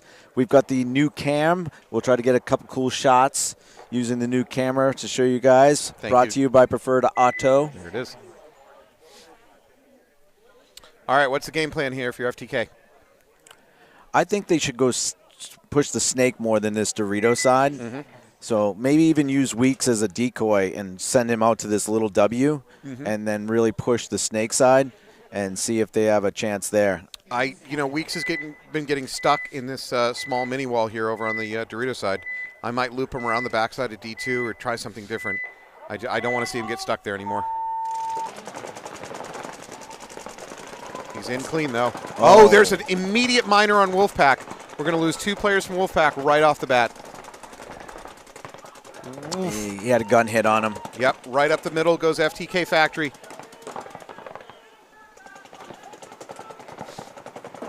If I'm that factory guy in the middle, I'm going to drop, crawl to that next wedge, and get my gun really posted up on the Dorito side. We might be losing another Wolfpack from the D2. He's asking for a check. He's clean. Oh, no, he's eliminated. He's out. There it is. He got another kill from up the middle, number 7 for FTK Factory. It's a 4-on-1 or 4-on-2? I think it's just 1, unless there's one in that can in the corner. No, just the one No, Wolfpack. why are you running out? Billy Bob's shooting at nothing right now, so Yeah, he's got a good paint sponsor. It's fine. Nice comeback by FTK Factory on that. Not really on that point, but on the match. They're going to at least drag it back to 2-1. yeah, it was a must-win point. Yeah. You know, that penalty definitely hurt Wolfpack. Yeah, good point. You said it was a gun hit on the breakout? It looked like one. I think it was on the side of his loader. I don't think he, it's one of those things. You don't know you have it, but you're out there shooting still and affecting the game. They have to throw the yellow. Could you see a future where the refs are not mic'd up but radioed up, maybe earpieces, and you have off-field spotters calling in hits that they see, or, maybe not calling in the hit, but calling in, hey, I think I see a hit. You need to go check player X, on the left side of their hopper. Yeah, well, all last year we tried to get Kyle, Nicolo, or Correa back for this event. They'll be back for event 2. Having the ultimate judge up here in the tower definitely helps with the radios. So that's something we did last year. Unfortunately, we couldn't get any of our ultimate refs to come for this event because they're all getting ready for Dallas. But I don't think we'll have that problem for every event's going forward. Yep. All right. A, thank you to Mike Barney. By the way, you do more good work for the community than I do, so you're really the man. 2, Chris Straza went through just a roller coaster of emotions here. First, he says no penalties. I'm assuming he's talking about Wolfpack, and then immediately follows it up with idiots. Yeah. Well, it's a love-hate. These are his guys. Yeah. They play out of his field all the time. This is his program. He knows that what they're capable of, and penalties are going to hurt. So. Oh no, I think he's calling the refs idiots. Oh, he's not. No, I'm kidding. He 100% is not. No. All righty. So we got the same 5. It looks like for Wolfpack. It looks like the same 5 for FTK. So just spinning them around. Remember, we're playing X-ball here, so it's got about 2 minutes. This is tough to rotate the same 5 guys each time. By and large, modern players are in so much better physical condition than we were even just 10 years ago. A lot of these guys really put their energy into not just knowing how to play, but how to keep their bodies ready for this. Green's making his way out there as the last player for FTK.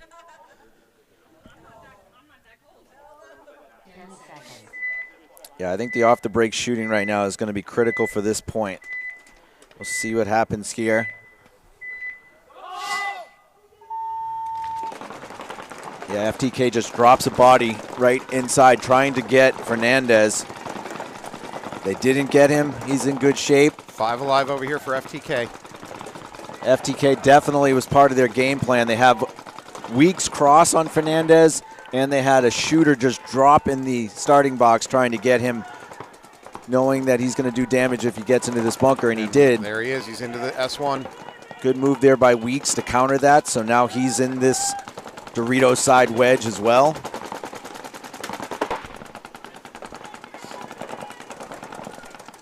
All right, so 5 alive for each squad.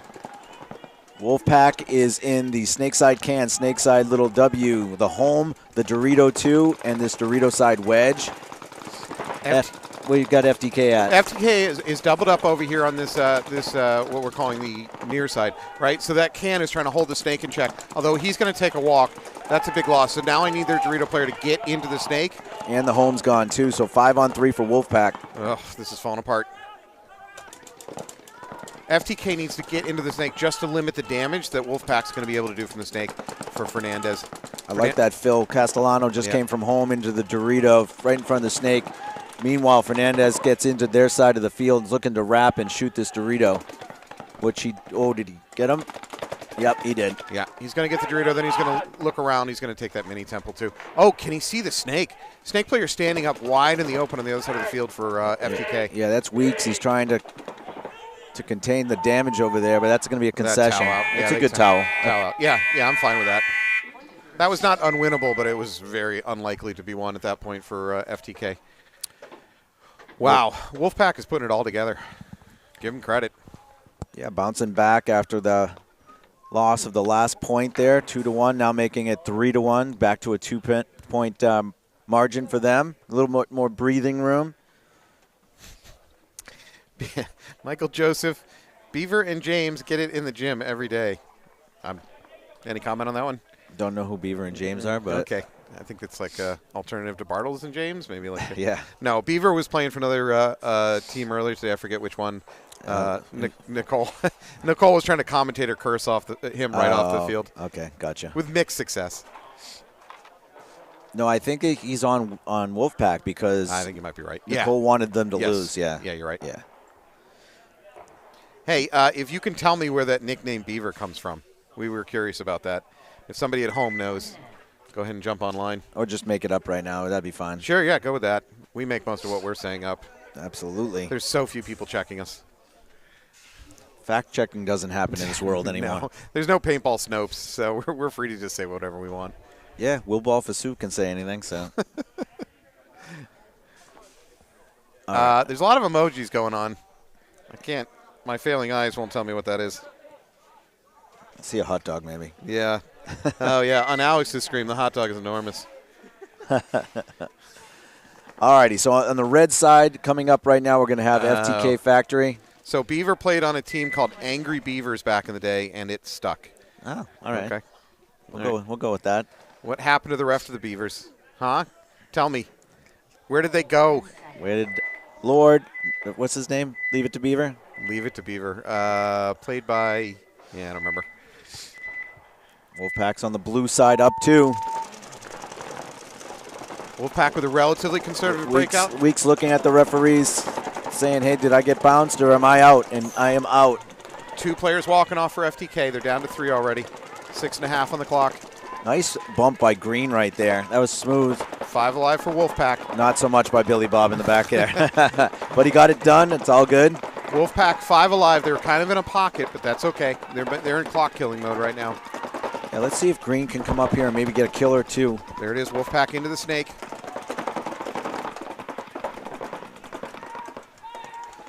Wolfpack into both snakes now. Big run. They're smelling blood. Castellano's up to the snake, too.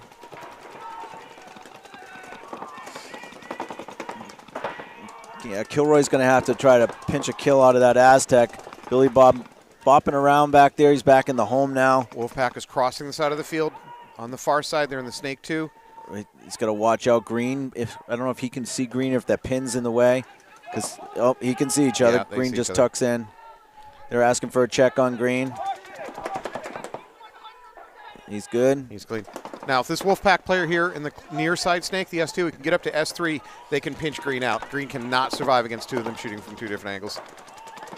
That's going to get harder, though, now that they filled in that back Dorito. Billy Bob's just bopping around back there. He's went from home back over to this Dorito corner. Kilroy also went out to the other corner, which is a good bump. Because if he tries to go back, is the Wolfpack player in snake another 2? Check on Green. Another check on Green. They're going to call him clean. We're at 5 minutes.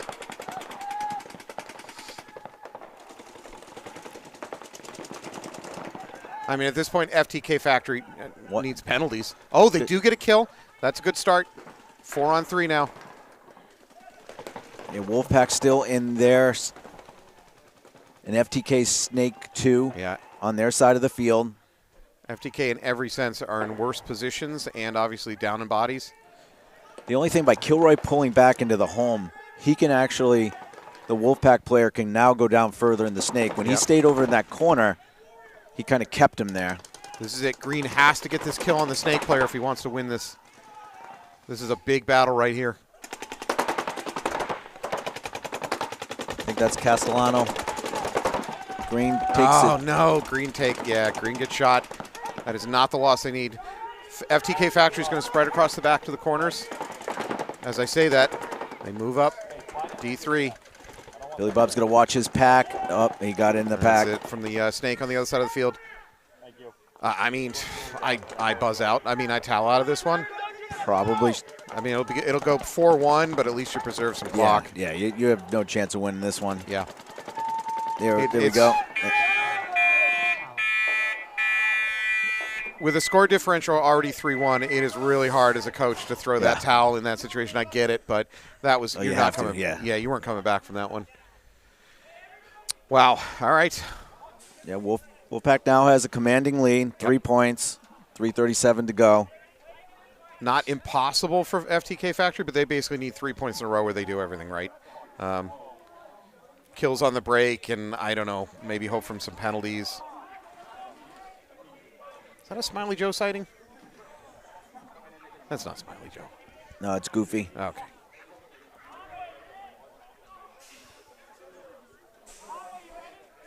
All right, I want to say thank you again for all the player support for this event. The One Mission NEXL Event 1 has gone off flawlessly. And the winner of this match is going to have an additional $500 donated to the One Mission cause on behalf of the NEXL on top of their normal prize package. So we want to say thank you for all the teams coming out and give everybody, Twan, Cam, and the whole One Mission family the support they need. We're going to be over $10,000 once we get to adding our $500 to the AG Knights, who won yesterday. Congratulations and thank you. And then whatever winner happens today. So we doubled our goal, our initial goal of $5,000, and we're going to end up at $10,000 for One Mission. So yeah, it was a great weekend. It far exceeded what Twan expected out of this. He was hoping for what, 4,000, 5,000. Yeah. And thanks to you guys out there, we're like blowing past that amount. And this isn't the first time the community's come together to give. So it's not like we could say we have people getting to donation exhaustion, but that's not the truth. Truth is our people up here in New England are really rallying together to help. Yeah, we're hoping to see everybody for event 2. That's going to be our Double Down event, where if you're going to the AC tournament, we're going to be giving away an AC entrance fee as well as paint for NEXL number 2. And then we've got NEXL number 3 you see up there is the CD3 event, which will be in memory of Carl DeVillis, where he wore number 3, played for the Bay State Bandits. That one's going to be for mental health and suicide awareness. So we'll be doing something similar that we've done for this to raise charity for that. And then the 4th event will be our All-Star Game event. And then anybody who makes that All-Star team is going to get a free All-Star jersey. You and I are going to have to pick those teams by the end of event 3. The power. Yeah, the power coursing through my fingertips. I know. I'm utterly corrupt, too. And then any of the up-and-coming players that are looking to get into the next tournament, we have the NEPL, which is going to be May 4th and 5th. That's our 3- and 5-man leagues. So just go right online. The first one's going to be up at AG Paintball. Eric does a great job up there, has a great venue. Just a heads up, I'm going to be picking all front players, no back players. And you're going to tell people, don't run up the center. No, I'm going to tell everybody run up the center. Are they going to let us coach? All right, here we go. FTK Factory on my left. They're in a desperate situation. You just made a good idea. We should pick and we should do lottery. Yeah. And I'll coach one team and you coach one team. I'm down with it. I got to let you try to win something because you suck at bingo. Thank you. I appreciate it. Weeks. He's going to blow him up. Oh, he might have got a penalty there. Yeah, I don't know about that one. No, is he clean? If he's clean, it's great. If he's dirty, that could be a penalty. Because he definitely looked like he might have spun on that one. No, he's clean. All right, well, that might have been the last grasp of FTK to try to pull this one out. That was a critical 2 seconds of this match. Yeah, I don't know how Weeks missed him, but I didn't see anything for sure on Fernandez. So. I missed closer targets. Down to 248. There we go, FTK up into the D3. Yeah. Ref checking him, though. Yeah, he might have got hit in his side. Yeah, on the pack or something. Nope, ref calling him clean. This is a desperate situation for FTK. They're down by 3. Good highway run. Is he going to trade? No, he's not even going to trade. Well, he got shot crossfield. Yeah, it was good not to shoot because that would have got a major. I'm still okay with that attempt, even if it was unsuccessful. FTK's got to do something here. Yeah, Kilroy just ran into a gun. Oh, big run through. I think it's going to be just a trade, though. Not even a trade. Oh, nah, I don't know. I wouldn't hit that buzzer if I were you, sir. I thought I saw something, a yellow mist come off of him. At this distance, I could be wrong, but. They're going to go in and check him? Yeah, they're going to check him hard.